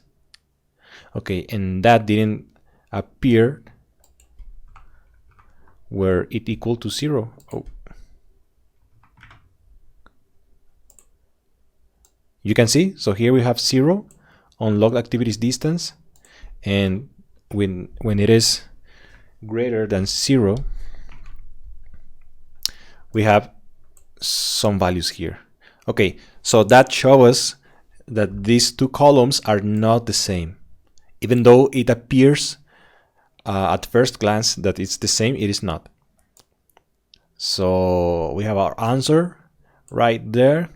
And you can also see that the difference is not this column. The difference is in this, for example, on the first row is 1.83. So maybe it has to do with this, but it can also be that, for example, this column, maybe also this has to has an impact. We don't know, but we are not going to focus on that. And so I just want to show you what we can do if we find, for example, two columns that store kind of the same or similar data. And in this case, you can make use of these functions to make sure that if those columns are store the same data or not. So if they are the same, So you can delete one of those, or maybe it was an error from the developers, the data engineers, or the people who created the data. Okay, so now we can dig deeper, but we are not going to focus on this. Now we are going to rename the columns. So we can see that it has an uppercase first letter for every word. But for simplicity, I want and I like the columns to be in lowercase. So to do that, we can transform our columns with the following. In this case is the f.columns equals the f.columns dot string. So we are accessing the string functions dot lower. Okay, so now this is going to show us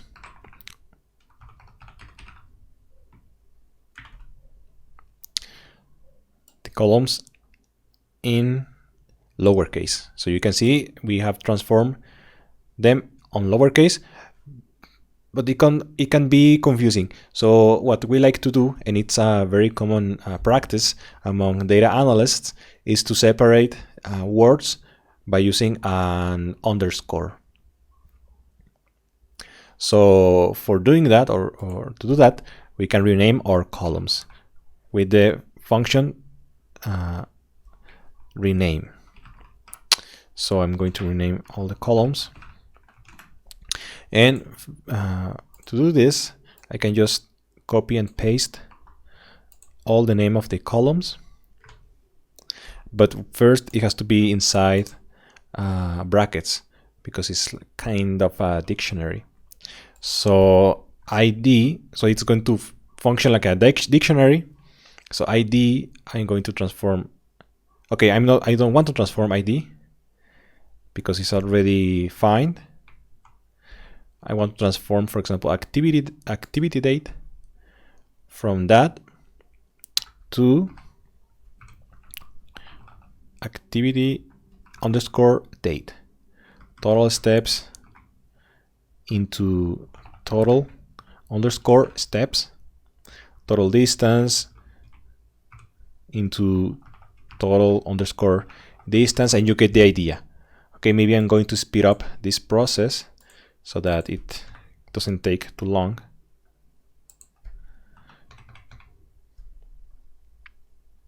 So hold on a little bit.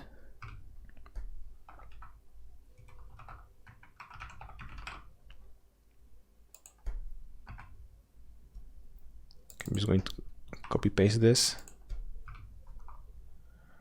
Logged activities distance. Very active distance is going to turn into very underscore active underscore distance. Moderately active distance is going to turn into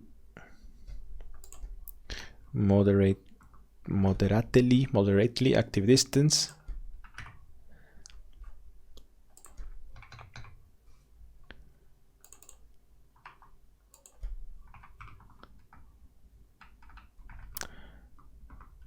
Like active distance.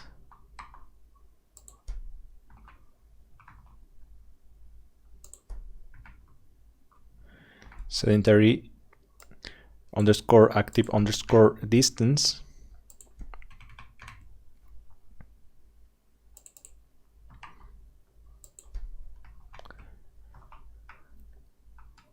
Very underscore active underscore minutes.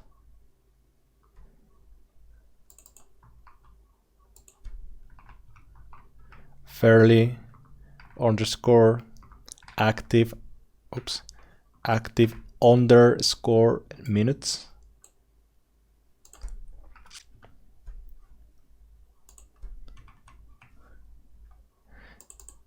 lightly active minutes. It's going to be lightly underscore active underscore minutes, and sedentary minutes is going to be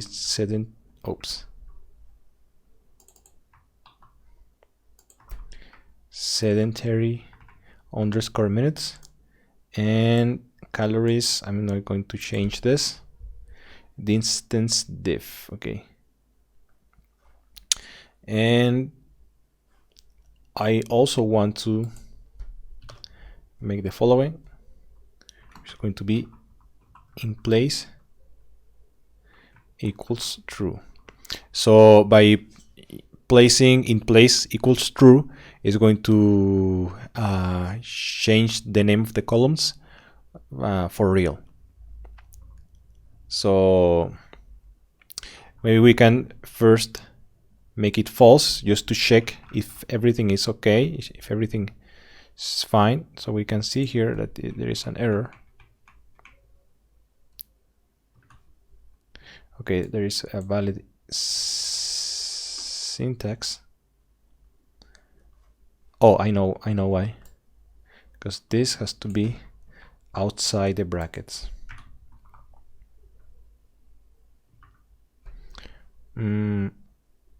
Okay, what's going on?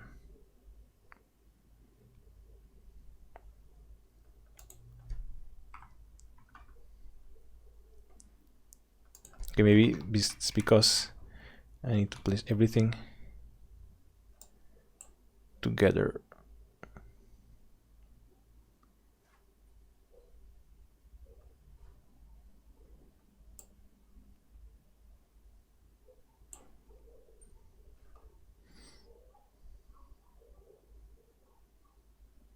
Oh yeah, because I need to delete this. In the difference, I don't want the difference. So now, yeah. So it's false, so we can double check if everything looks fine. Total distance, tracker distance, sedentary active distance, calories. Okay, so if everything is correct, we can change and turn it to true. So also here we can see the name of the columns. Okay, looks fine. And okay, now I just want to, let's create a column. So we can add a column to tell us the day of the week using the datetime function. In this case, the function is day underscore name and parentheses. And we can also add another column with the number of the day of the week using the function weekday. So in this case, I'm going to create those columns. So I'm going to just right here, create columns. So this new column is going to be day of week, which is going to be the activity date, and we have to transform it with the datetime function. So I'm going to just check if we have the datetime. Okay, I don't. Maybe it's, I'm going to import it. Import date time as dt. Okay, so after doing that, I'm able to do this day name. And also I want to create the number of the day of the week. Okay, so I created here a variable. Now I need to create the column itself. So it's going to be called day of week, and it's going to be equal to this variable. And I need to create also the number of the day of the week so that we can use it later for our analysis. So I'm going to call it n underscore day underscore off underscore week. So this is going to be equal to the activity date dot dt dot weekday. Okay, so weekday is going to be our function. And also, just to quick reminder, 0 is going to be Sunday, or sorry, it's going to be Monday, and number 6 is going to be Sunday. Okay, but you can change that. You can change that if you want the number 1 to be Sunday, because in some places they like to begin the week on Sunday. I don't know who do that, but yeah. So now we have this, and now we can check if everything is correct with the head function. I'm just going to see the first 4 columns. Oh, sorry, the first 4 rows. And here it says Tuesday for the first date, and it's the number 1, the day number 1. So we said 0 is Monday, 1 is Tuesday. So everything seems fine. Okay, so let's move on. Now we can check for empty values. We can check empty values or null values. So checking null values. So for this, I can use the following.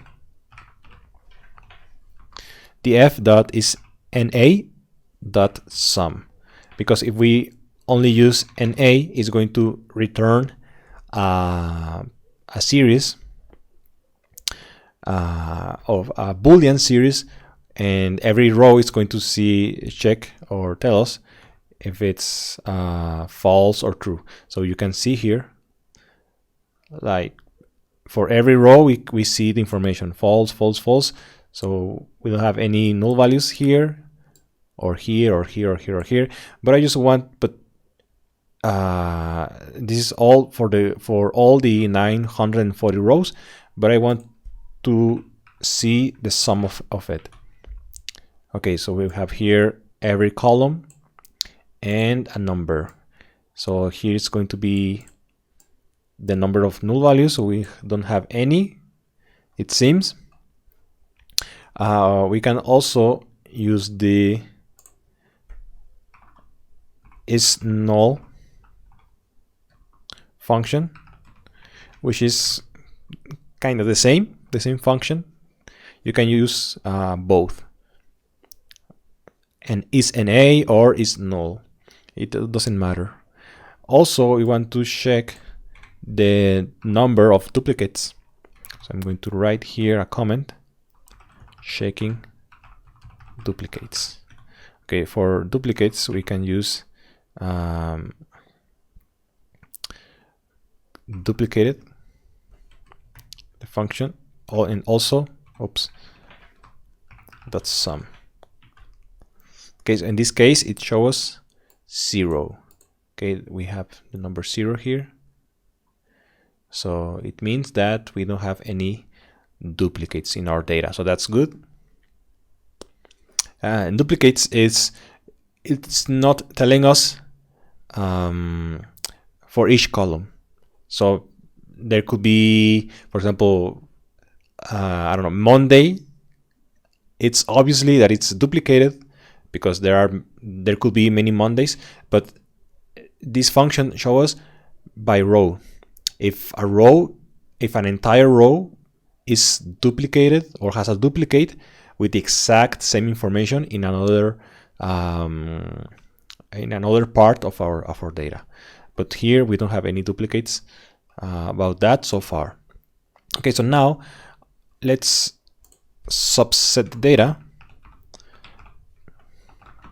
because I just want to use specific columns. I don't want to use all the columns for our analysis. So, for example, if we see the data, we can see something, for example, total distance or tracker distance or any distance at all. It doesn't say if it's miles, if it's kilometers, it doesn't say. And okay, with minutes, we don't have that problem because we know that it's, for example, in this case, 25 minutes. But for the distance, we don't know. We don't know if it's, like I said, miles, feet, kilometers, meters. We don't know. So for that, I'm not going to use the distance columns. And also, distance is highly correlated to steps, because these smartwatches are tracking our steps, or the steps of the subjects of the population, and also it's supposed to equals like more steps equals more distance. We can also check that, but we can already see here, for example, 13,000 equals 8.5, and 10,000 steps equals 6.97, and 10,400 6.74. So you can see the correlation here. So maybe it's not necessary to keep the distance, because the steps also tell us the distance. The more steps given or taken, the more distance the subject or this person did or traveled. Okay, so for subsetting the data, I'm just going to, we can either create another variable. So in this case, you can say df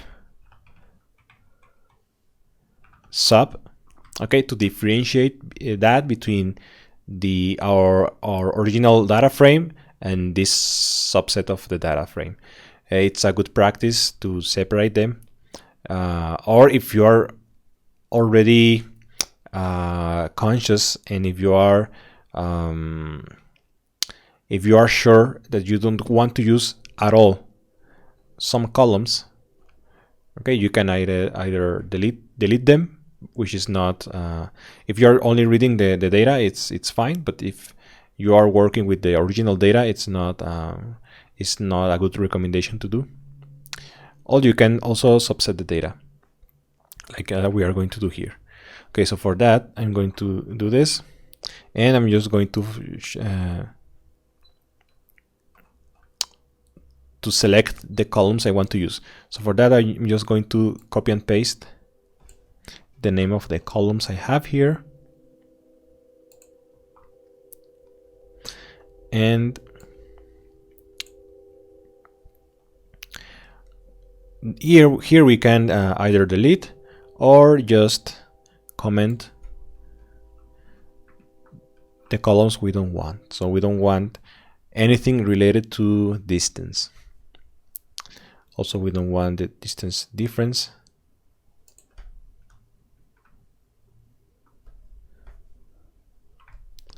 And yeah, and that's all. So I'm just going to do this. Okay, maybe I can just delete this. And also I want make this a copy of our data. Okay, I'm just going to, for simplicity, I'm just going to call it df again. And if I want to see these columns again, I can come back to this block of code, and maybe create another subset of the data. But in this case, I'm sure that I'm not going to use these columns at all.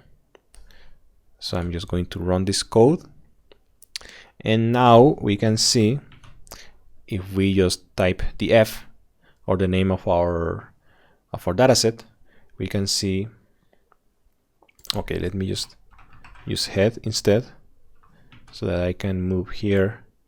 Okay, so now I can see only the columns that I want to use for my analysis: the ID, the activity date, total steps, total distance, very active minutes, okay, all the minutes, and the calories. So we can also create a total minutes. That could be awesome. But first, let's create some categories. So now we're entering the analysis phase. It's not just the cleaning phase. The cleaning, it's going to take us a lot of time. We only did like a very rudimentary cleaning phase. But for my analysis, or for our analysis, just a reminder not to copy my, or not to post my analysis and as your own on Kaggle or whatever place. Only use the information here and also your creativity to make your own analysis. So now I'm going to create a category of the users, okay, because we want to analyze the users, okay, the information, their information, the patterns, and their actions. So I can create a category of the physical activity. For example, I can make, I just want to write here. Okay, we can say a user is sedentary, okay, or not active, if the steps are, the daily steps are 6,000 on average, okay, or less. Oh, let's just say less than 6,000 on average, and it's active if it has between 6,000 steps and 12,000, and very active if it has more than 12,000 steps daily on average. Okay, everything is going to be on average, because on a given day one user can make less than 6,000 steps, and another day you can make more than 12,000. So on average, if that person did, for example, I don't know, 7,000 steps, it's active. Okay, it's considered as an active user, or a physical active user. Okay, so that's going to be one of our categories. Okay, our second category is going to be about the use of the device. So for example, we can see how, or we can sum the minutes, how many minutes it was using the device. And for example, we can see here that it did, in this particular day, this user, it was 25 minutes being very active, 13 minutes being fairly active, 328 being lightly active, and 728 being sedentary. Okay, we don't know exactly what very active means, Okay, what's the meaning exactly? What is the specification of being very active? Like running, I don't know, at a certain speed, or walking at a certain speed, or burning some kind of, or some amount of calories per minute or per hour. We don't know. We don't know that information. The same with fairly active, lightly active. But instead we can use the minutes to see if the person was using device or not, and how much, or for how many hours. Okay, so our second category is going to be low use. So in this case, the person used the device less than 8 hours per day. Okay, this is going to be also an average. A normal use, okay, between 8 and 16 hours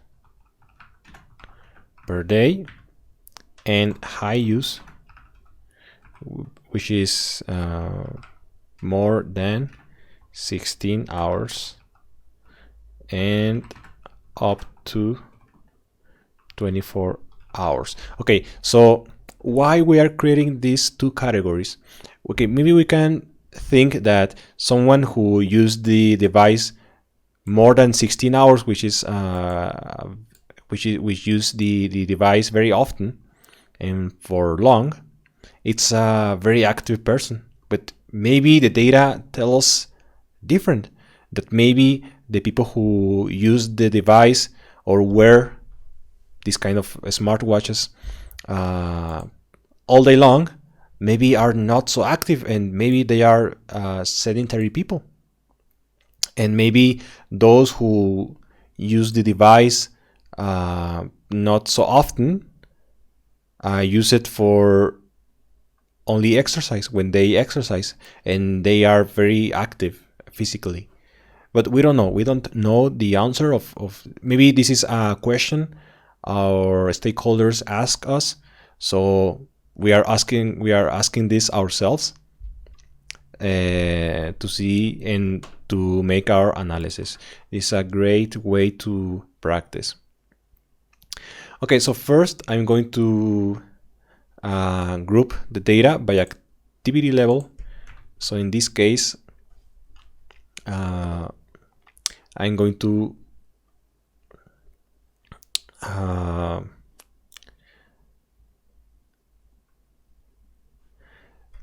create a group by ID.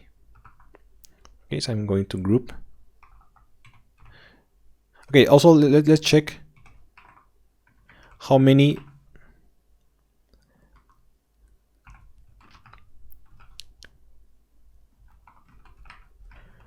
values do we have? Oh, this is maybe unique. Oh yeah, so we have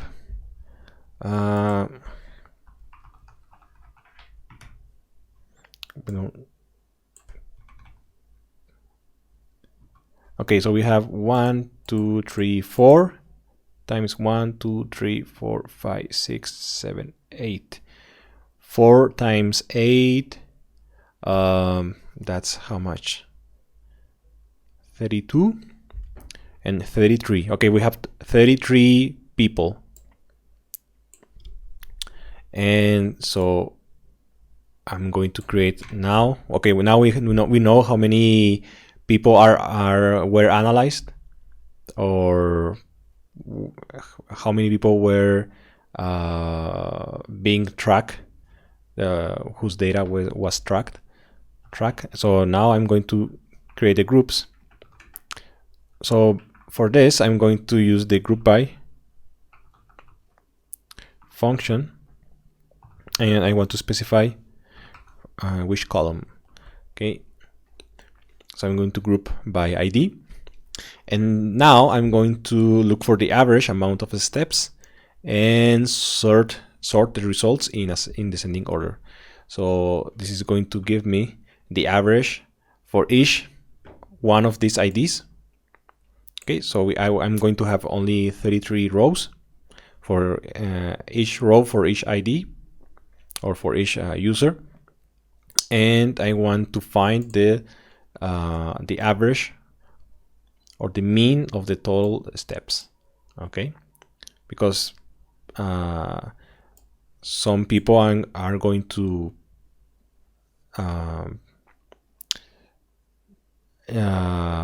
we have entries for each ID multiple times, because for example, if I want to know for how many days it spans here the data,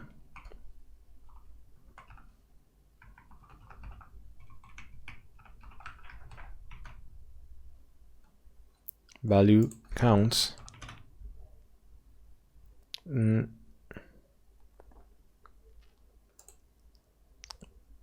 Okay, what's wrong?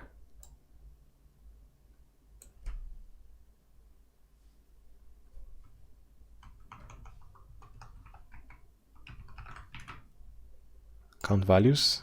I always confuse myself. Count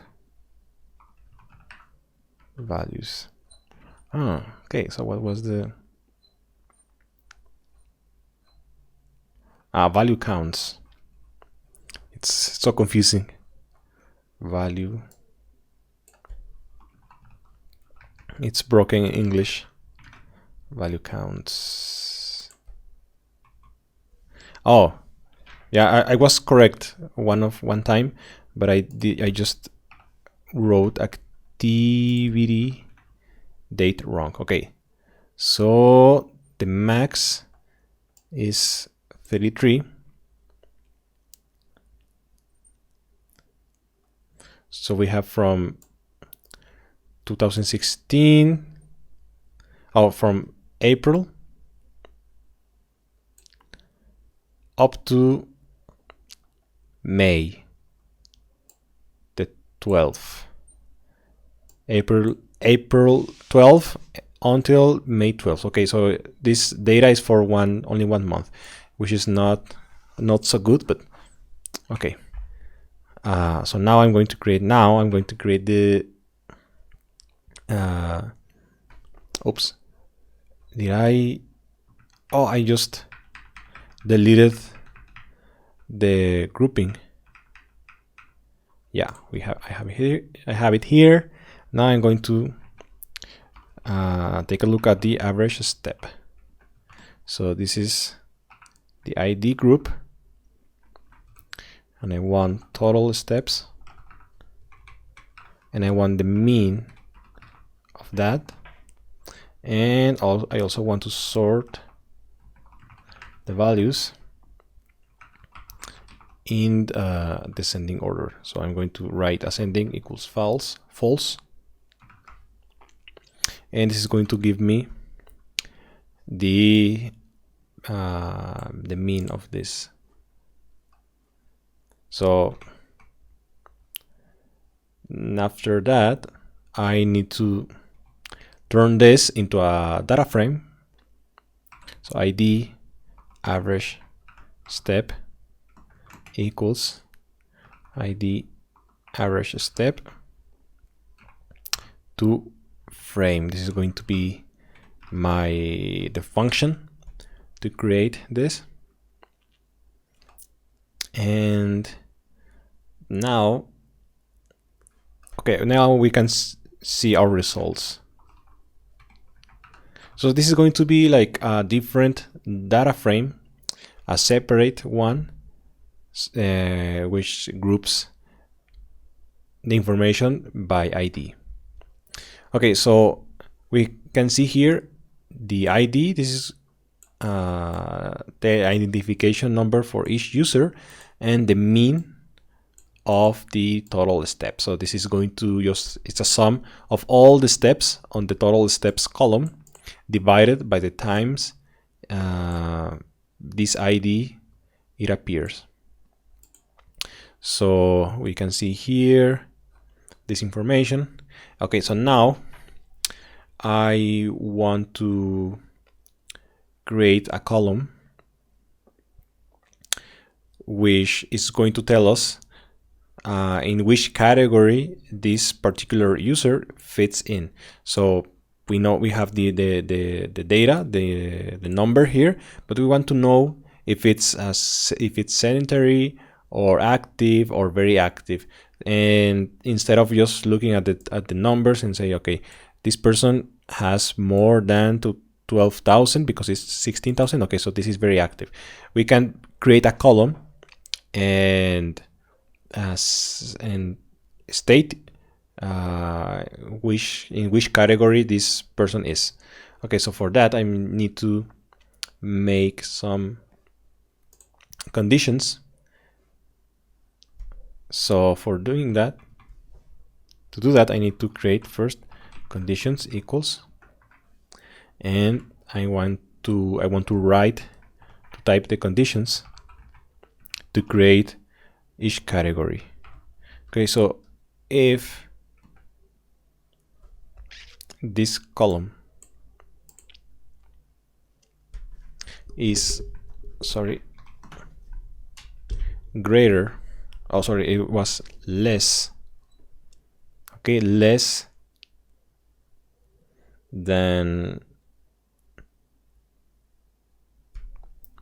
6,000 steps, okay, it's going to be sedentary. And the other is if the steps are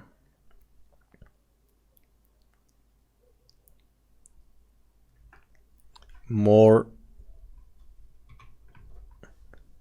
than 6,000 and less than 12,000, let's say.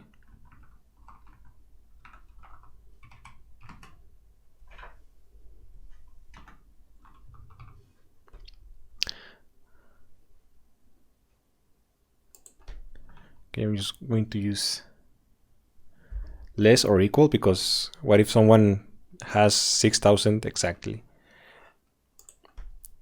It's going to be another condition, and the last condition is for the very active users, which is ID average step. Okay, here I have this is greater or equal to 12,000. So we have now here our conditions. So for the first condition, the value is going to be sedentary. Okay, the second value is going to be active, and for the third condition is going to be very active. And now I need to create the column, the ID average step, and the column is going to be named activity level. And to create a column, I need to use the select function on numpy, which is going to select the conditions and also the values. Okay, so this is going to, with these conditions, is going to create these values on this column. So now I'm going to store these results on a variable to use it next. So I'm going to create ID activity level equals ID average step and activity level. Okay, so with this I'm just storing the column on a variable, because I just need to So this is going to create something like this. This is going to show us here another column, and it's going to say active, very active, sedentary, etc. So for example, let's just show you what this looks like. Okay, so this is what we have done. Okay, so we have the ID, the total steps, and the activity level. So you can see here this person or this user has more than 12,000 steps on average. So it's a very active user. And this one has less than 12,000, so it's active. And we have we can see it's less than 6,000 steps. So it's considered a sedentary user. And yeah, so this is the information. But now I want to replace this. Okay, we want this column with this information on our original data set. Okay, and we have here the activity level for each ID, but I want to make a replacement. So for that,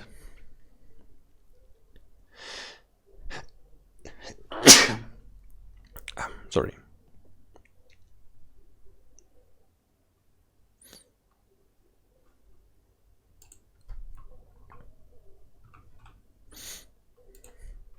Okay, so for that, I just need to make a list comprehension.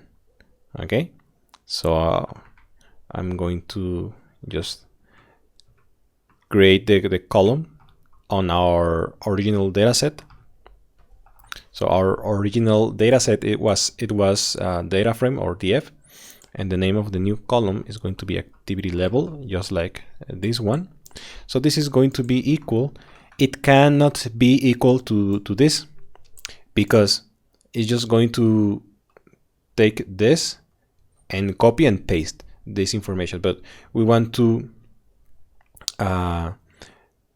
place this information, for example, this data, and match it with the ID. So every time this ID appears on our data frame, we want this column to have this specific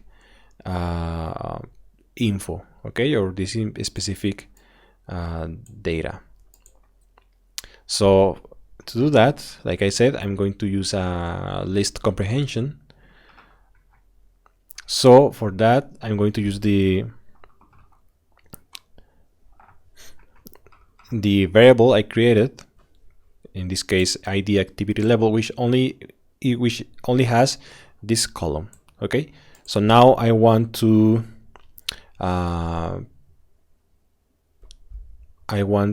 every piece of data, okay, or every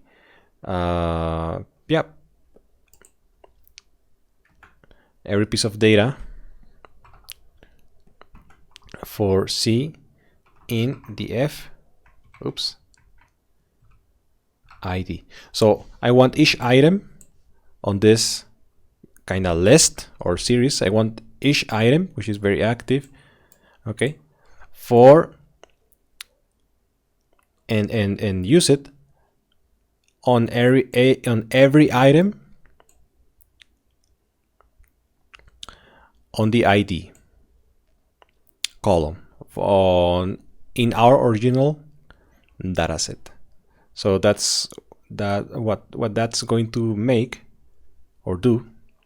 It's to pair the very active with the ID. Okay, so I'm going to run this, and after running this, we can check our original data frame. I'm going to say head just 4, and we should have the activity level column. Okay, so we have it here, and it says that this user, it's considered very active. Okay, we have here our results, and now we can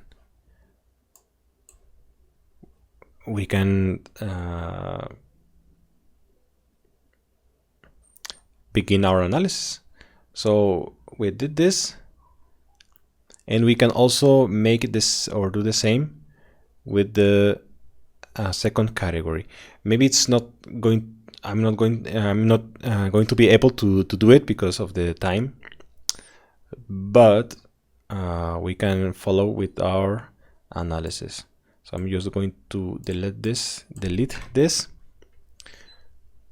and okay, we already know the number of unique IDs. So in this case, so we know that it's 33, and just to make sure, oops, I'm going to use the n unique function. So we know it's 33, and also we want to know how many times these IDs appear on the dataset, because we know that the data spans from for a month. So if we say activity date also and unique, okay, so we have 31 unique days, and let's see if each ID appears each day. So to do that, I'm just going to see how many times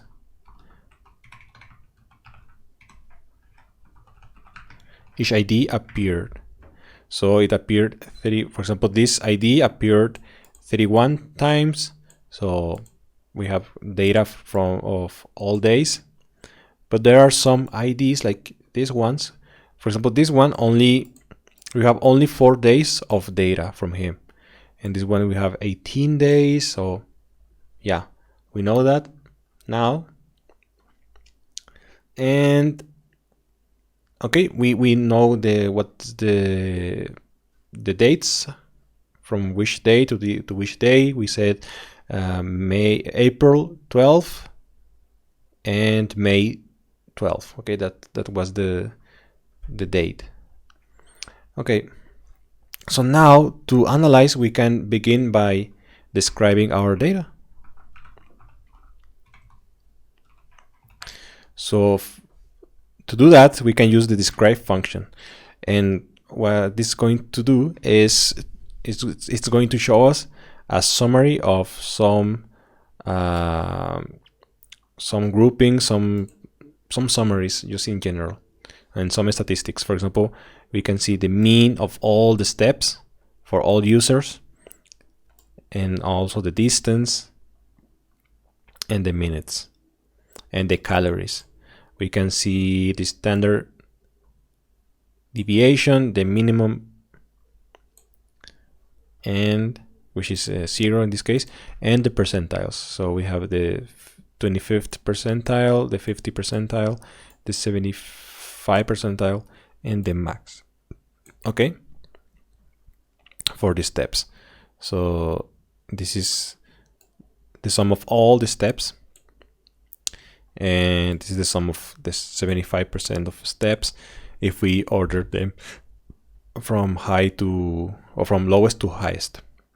And so okay, so we have here our data, and yeah, so we see, for example, for max, okay, we see here that someone walked for 28, it could be miles or kilometers, I don't know, but it's way higher, for example, than the 75 percentile. Okay, so, and also the mean. So here the mean and the 50 percentile are kind of similar. So someone walk a long distance. So this could be an outlier. So we need to pay attention to this. And also here, someone burned for one day 4,009. Oh, you cannot see it. 4,900 calories. So that's a lot. So that's the double of a normal healthy person burns each day. Okay, so we are supposed to burn like 2,000 calories, 2,000 and something calories per day. That's the calorie intake we need to take every day. So someone did this. So we have to take to pay attention to this. It could be an outlier because the mean it's 2,000. You can see like normal person burns 2,300 calories. And yeah, also the 75th percent or 75% percentile, it's kind of the same, 2,000 and something. Okay, so we know this, and now we can make some plots for our analysis. So now it is going to be the share step, or the share phase, in which we can now make some plots. So first I want to know the correlation between steps and calories burned. Okay, maybe we think that the more steps someone did, the more calories it burned, but we are not sure, so let's find out. So for that, I'm just going to make a plot. So I'm going to make a axis variable, and I'm going to use seaborn. So for making correlations, we can use the scatter plot, and I'm going to type here the x axis is going to be total steps. Total steps, and the y-axis is going to be calories, and our data is going to be our data frame. And yeah, by doing this only, we can already see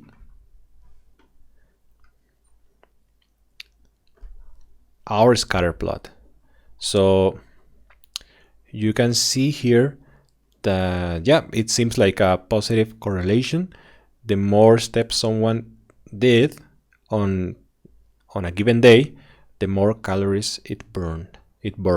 So someone did, for example, 3,000 steps, and it burned like 4,000 calories. Or yeah, there are some outliers, some people who didn't match the correlation, but most people, for example, they did like up to 15,000 steps and burned this. So this is for each day. Like, it's grouping everything. So, but now I want to color this using hue, and I now know the activity level of each individual. So I'm going to use that to see how it fits here. Okay, sorry, I did this wrong.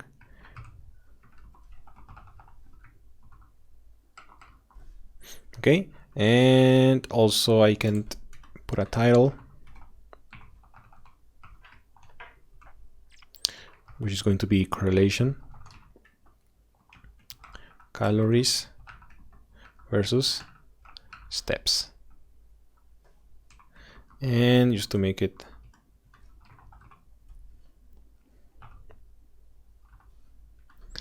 type layout and dot show. Oops. Okay, now so we can see here where the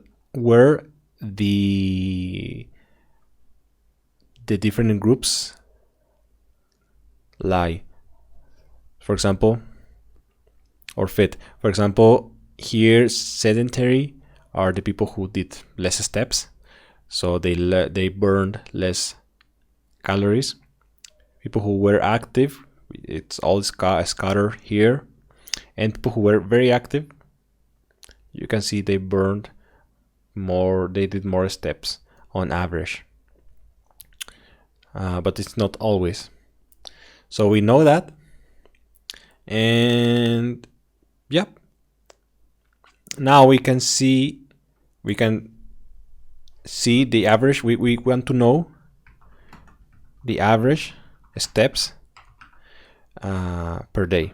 Okay, we want to know if on Sunday people did more steps than on Monday or Tuesday or Wednesday. We want to know that. So for that, I just want to I'm going to create first. Okay, I'm going to just plot this. So I'm going to create a figure and axis, and I'm going to use the subplots function within matplotlib, and I just want one plot or a plot in one row, or the first row, first column. Okay, just one row, one column, and the size of this figure is going to be 8 and 5, just to give a number. Okay, so now what I need to do is to group by day the data. I want the steps for each day. So I'm going to create a new group. It's going to be df.group by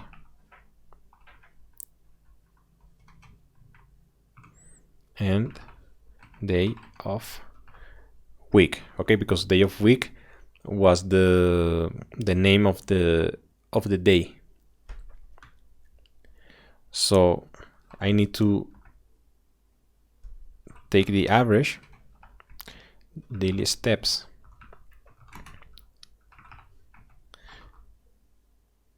and I'm going to grab this group, specifically the total steps column, and I want the mean of that. And now I'm going to create a variable which is going to show us the mean of all the steps. So this mean, okay, it's going to only to show us this. So I want that. So total steps dot mean, and this is I'm going to use this to compare it against each day. Okay, if certain days people walk or did more steps above average, up or below average. And now I'm going to plot this using a bar graph. I want to plot the average daily steps.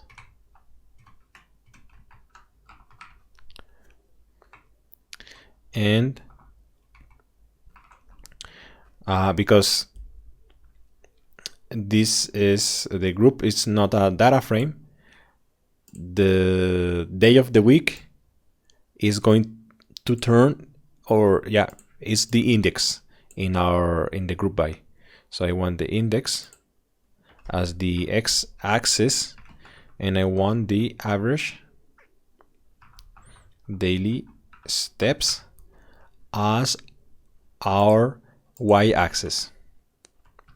And so, for example, if I do this, I have an error. Key error, day of week. Day of week Okay, what's the issue?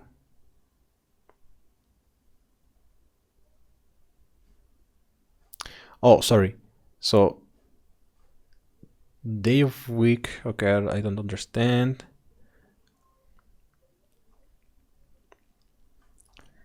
Okay, so it says day of week. We don't have day of week, so it was it different? So calories, 30 minutes. Oh yeah, it says that we don't have the day of week column. Maybe it was because I didn't create this. Yeah, it's supposed we are supposed to have that on our data frame. Let's see. Oh no, we don't have it. Activity level, and we don't have our day of week column. Why is that? Oh yeah, because I created the columns, and then on the subset I didn't specify that I want or that I wanted these columns. Okay, so I'm going to rerun this.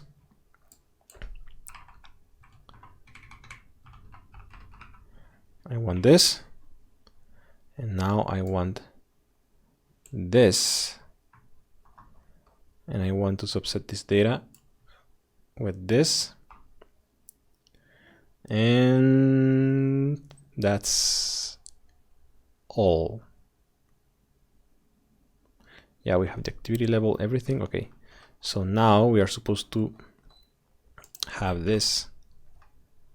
Oh, so what's the issue? Okay, day group is not defined. Day group. Oh, sorry. So we haven't defined that. So day group is not day group, is day grp. Yeah. So now we have here our graph. So we can see that, for example, on Monday, the average amount of steps was about 7,000. On Friday, sorry, and on Monday was this, on Saturday was this. So the problem here is that the name of the days are not in order. These are in order of the on alphabetical order, but I don't want the alphabetical order. I want the order of the day. For example, Monday, Tuesday, Wednesday, Thursday, etc. So sorry. So to fix that, I need to set the ticks for each x-axis. So I'm going to use x.set.x ticks, and it's going to be the range of the len of the name of the day of the weeks. So to make it easy, sorry, I'm going to create a list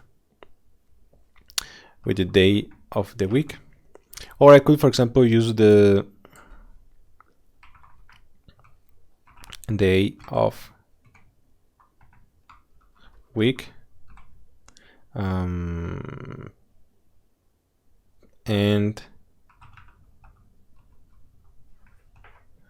oh, sorry, the distinct. I don't know if it's the distinct or dot unique.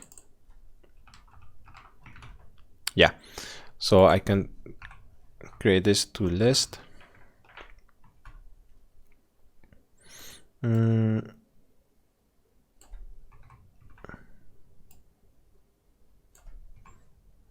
Okay, maybe I can create a variable here. Day equals this, and I want this, and the first, oh yeah. Okay, array to list. Okay, I cannot turn an array to a list. Okay, that's unique, and I want to show it this Tuesday, Wednesday. Okay, it's not in order again. So what I can do to make it simpler is just to create a new variable with the name of the days. So I can do this: Monday, Tuesday, Wednesday, Thursday. So it has to be in order. Friday,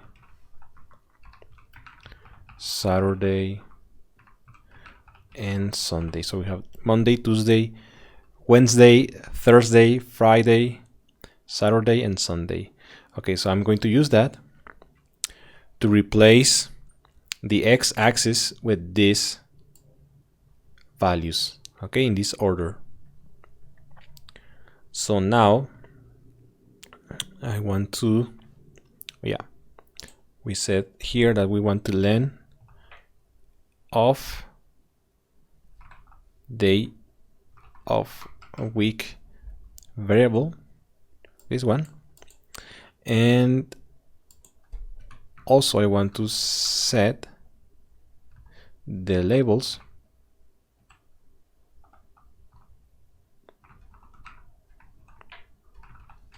as it's here. Oh, sorry. Okay, and we are supposed to have, okay, xtick labels. Oh, sorry, it was set underscore. Yeah, so now we have fixed this. We have Monday, Tuesday, Wednesday, Thursday, Friday, Saturday, and Sunday. Okay, so that's good. So good so far. So far, so good. And now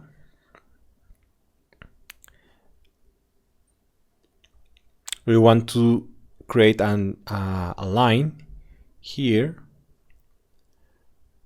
where it shows the average. So to create that, I'm going to use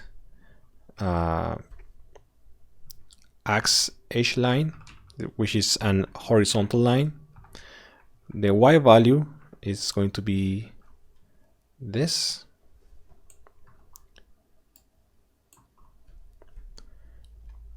And also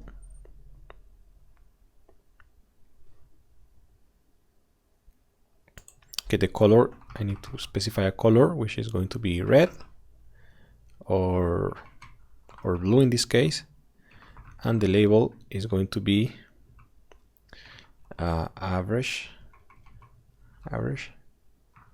daily steps.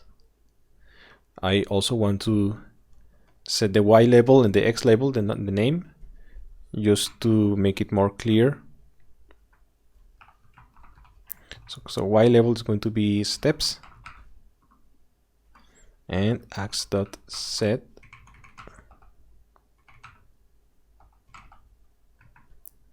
x label is going to be day of week, and the title of the graph is going to be average number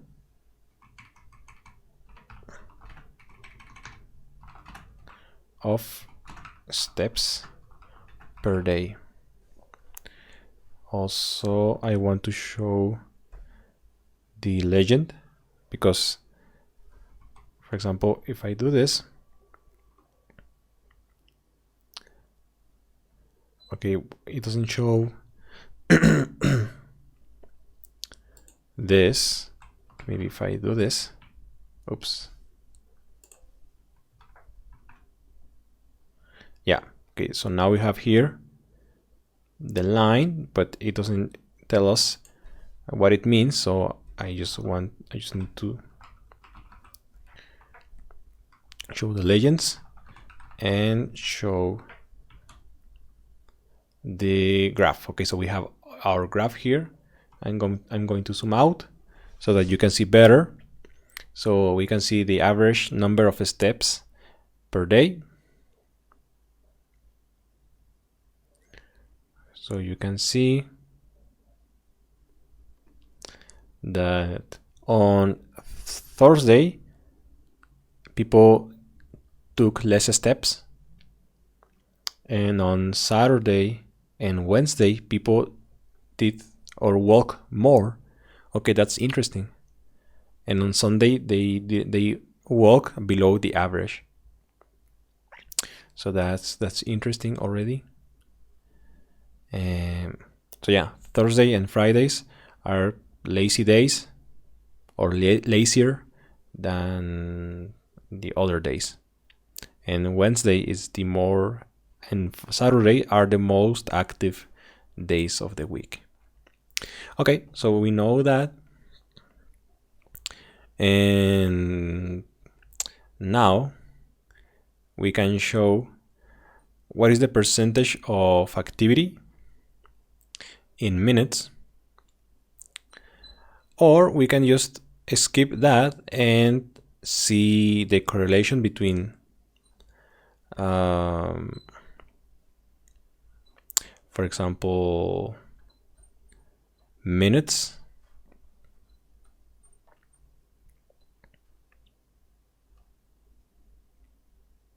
Okay, no, I'm going to show you everything. Okay, I'm going to show you the percentage of activity in minutes. So what's the percentage of time people are active?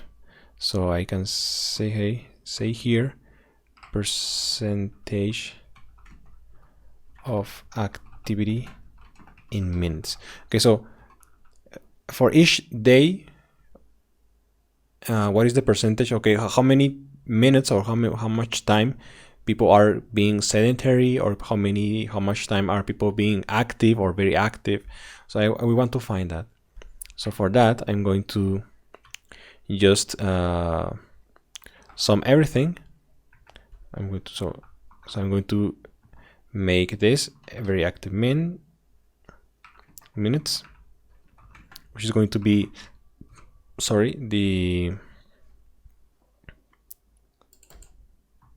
the sum of this, and the same for the other column. So I have the code here, so I'm just going to copy and paste. Oops. Okay, so it's going to sum everything, and with that information I want to create a pie. So the slices of our pie are going to be the names of the are going to be this information, these variables.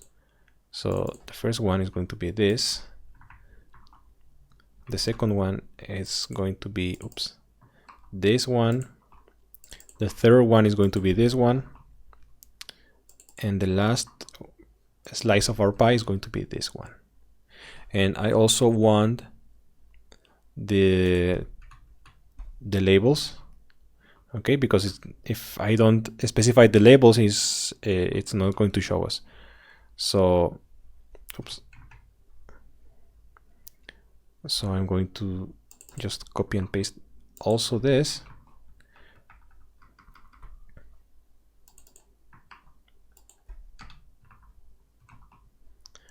To make it simpler.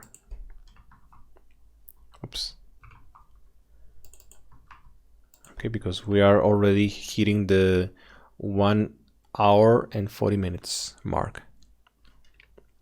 And I also want it to explode. So explode, it's just to separate the slices. So the first slice not going to separate. The second slide is not going to separate. The third one, no. And the last one, the fourth one, is going to separate just a little bit. And now I need to create the pie graph, which is with plt.py.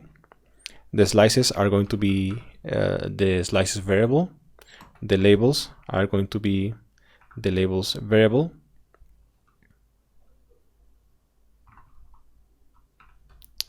And also the explode is going to be explode.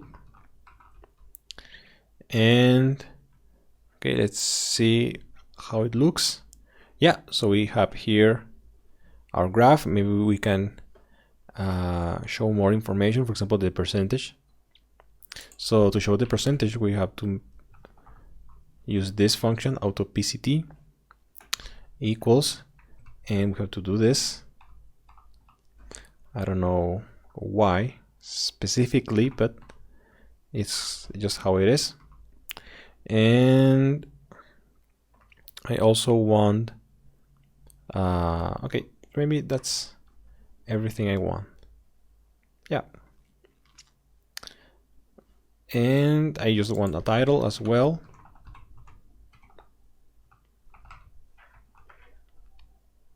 The title is going to be percentage of activity level in minutes. Okay, percentage of activity level in minutes. And I just want to show so that, okay, looks better. Okay, so here we have that 81% of the time people are being sedentary. 15.8% of the time people are being lightly active.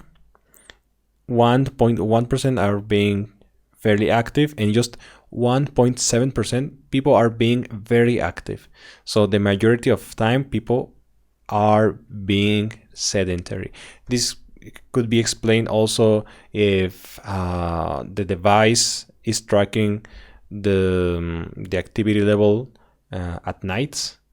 Okay, so this is not so how to say it, it's not fair only to say that people are being lazy, because most of the time we are either sleeping or I don't know, sitting down or something. But here you can see it's just a perspective. So lastly, what we can do is that we can't so before we hit the 2 hours mark, we can make a correlation between the activity levels and the calories to see if people who are active burn more calories than people being sedentary, and etc. So let's see. Okay, so for this I'm going to graph correlation between activity level in minutes and calories. Okay, so I'm just going to create a list of day of the week. So it's going to 0 to 1, 2, 3, 4, 5, and 6. We already know what that means. I'm going to create a figure and axis because I want multiple graphs in this code of block of code. So those are subplots. So it's plt.subplots, and I want the number of rows are going to be 2. The number of columns are going to be 2 as well. So we are going to have 4 graphs, and the size of this graph is going to be maybe we can say 8 and 9, and dpi equals 70. Okay, this is just like a zoom. So I'm going to use the scattered plot from Seaborn, and I'm going to, the data is going to be from the data frame. The X values are going to be calories, and the Y values are going to be the sedentary minutes. The hue or the color of the dots is going to be the activity level, and I want to place this on the first row. Okay, the first row, first column. First row, first column, and I don't want a legend to appear.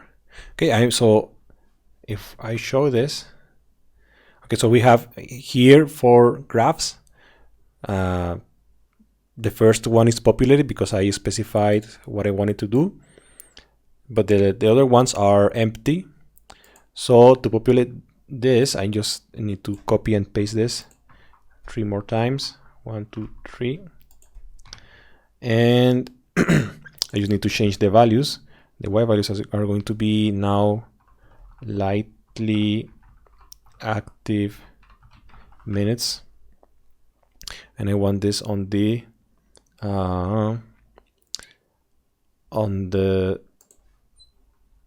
second row. No, sorry, second column, the first row, and on this one. And I want this to be from the fairly active.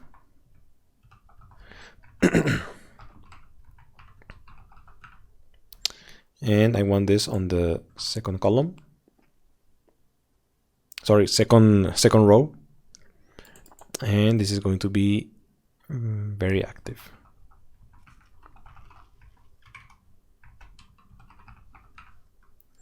And I want this on the second row, second column. And I just want to tell people what the colors of the dots mean. So I want dot legend to show the legend, and maybe I can specify the title, which is going to be activity level. Oops, activity level. And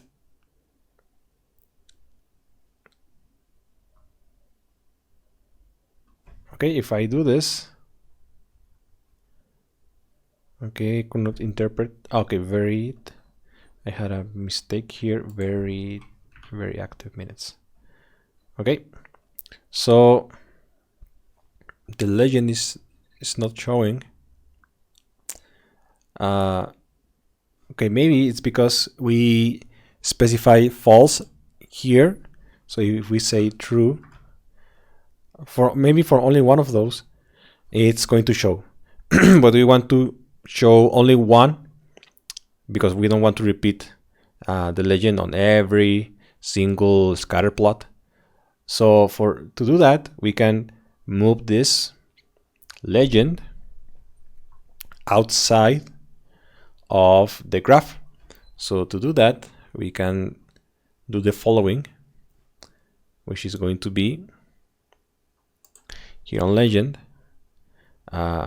We can say be box to anchor. Oops. To anchor equals, and I have to specify on the an imaginary axis here. I need to specify where in this axis is going to be located the legend, or the legend is going to be located at. So maybe this is going to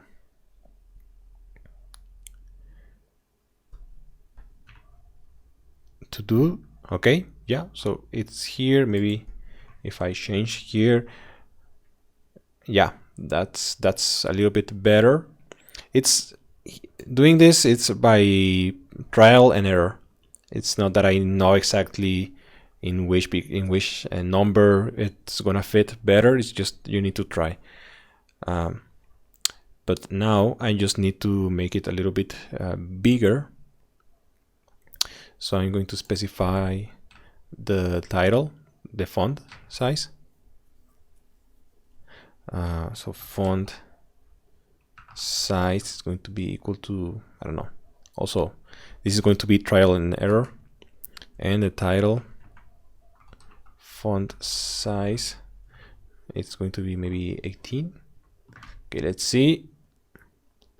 Yeah, it looks better, but I just need to move this away a little bit more. Yeah, so we have here, maybe if it's lower, it looks going to look better. Yeah, what about 1.7? Okay, so much better. So we can see here the scatter plots. We can also make a title for this. So I'm just going to copy and paste the title because I have the code here. It's going to be with this subtitle, and then I'm just going to show this so it's looks better. Okay, so I have here the scatter plot, and we can see here, for example, if I zoom in, oops, what happened? Okay, so we can see that for the sedentary users, okay, so the minutes the people were sedentary, they burned not so many calories. So yeah, they spend a lot of minutes being sedentary, and they did this. So for example, so we don't have like a correlation. The more minutes didn't equal more calories burned. Actually, maybe a little bit the opposite.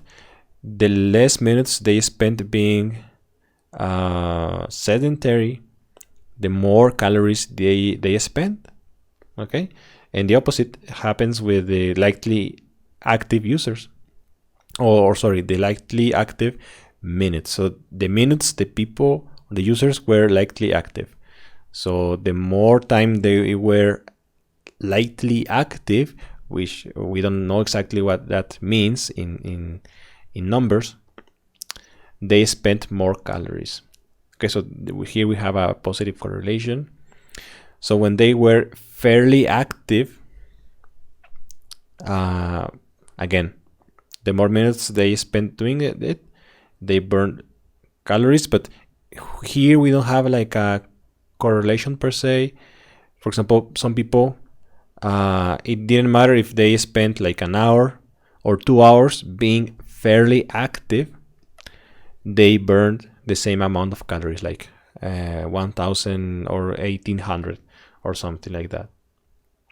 But what about the minutes they were very active? So here we can see also like a positive correlation.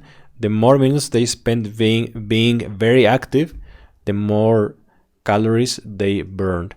And also we can see that the minutes, or the people who were spending more minutes being very active, were the people who are very active. So we can see here the red dots.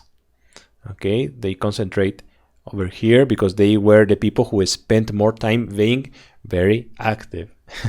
So we are just confirming what we know. And yeah, so this is our analysis. You can see we made 3 graphs. Okay, most of the time we spent the most on cleaning the data, preparing the data, creating columns. So on a daily basis, that's what it's going to take the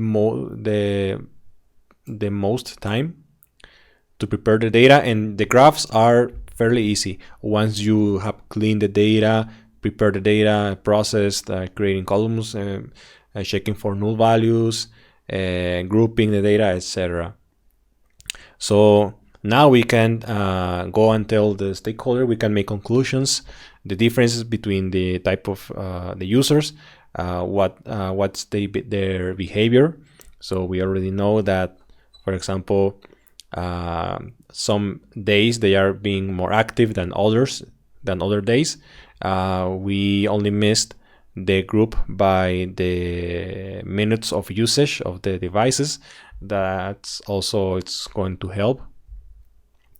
If we want to make a deeper analysis. So I encourage you to also do that on your own. Leave on here down here on the comments, what do you think about this project? If you have already done it, if you are making, I don't know, the Google Data Certificate on your own, or if you are studying for being a data analyst, if you have experience with pandas or numpy or Python in general. So that's going to be very interesting to read. And yeah, so this is our analysis on the Belabit case study for the Google professional certificate. So thank you so much, and don't forget to subscribe.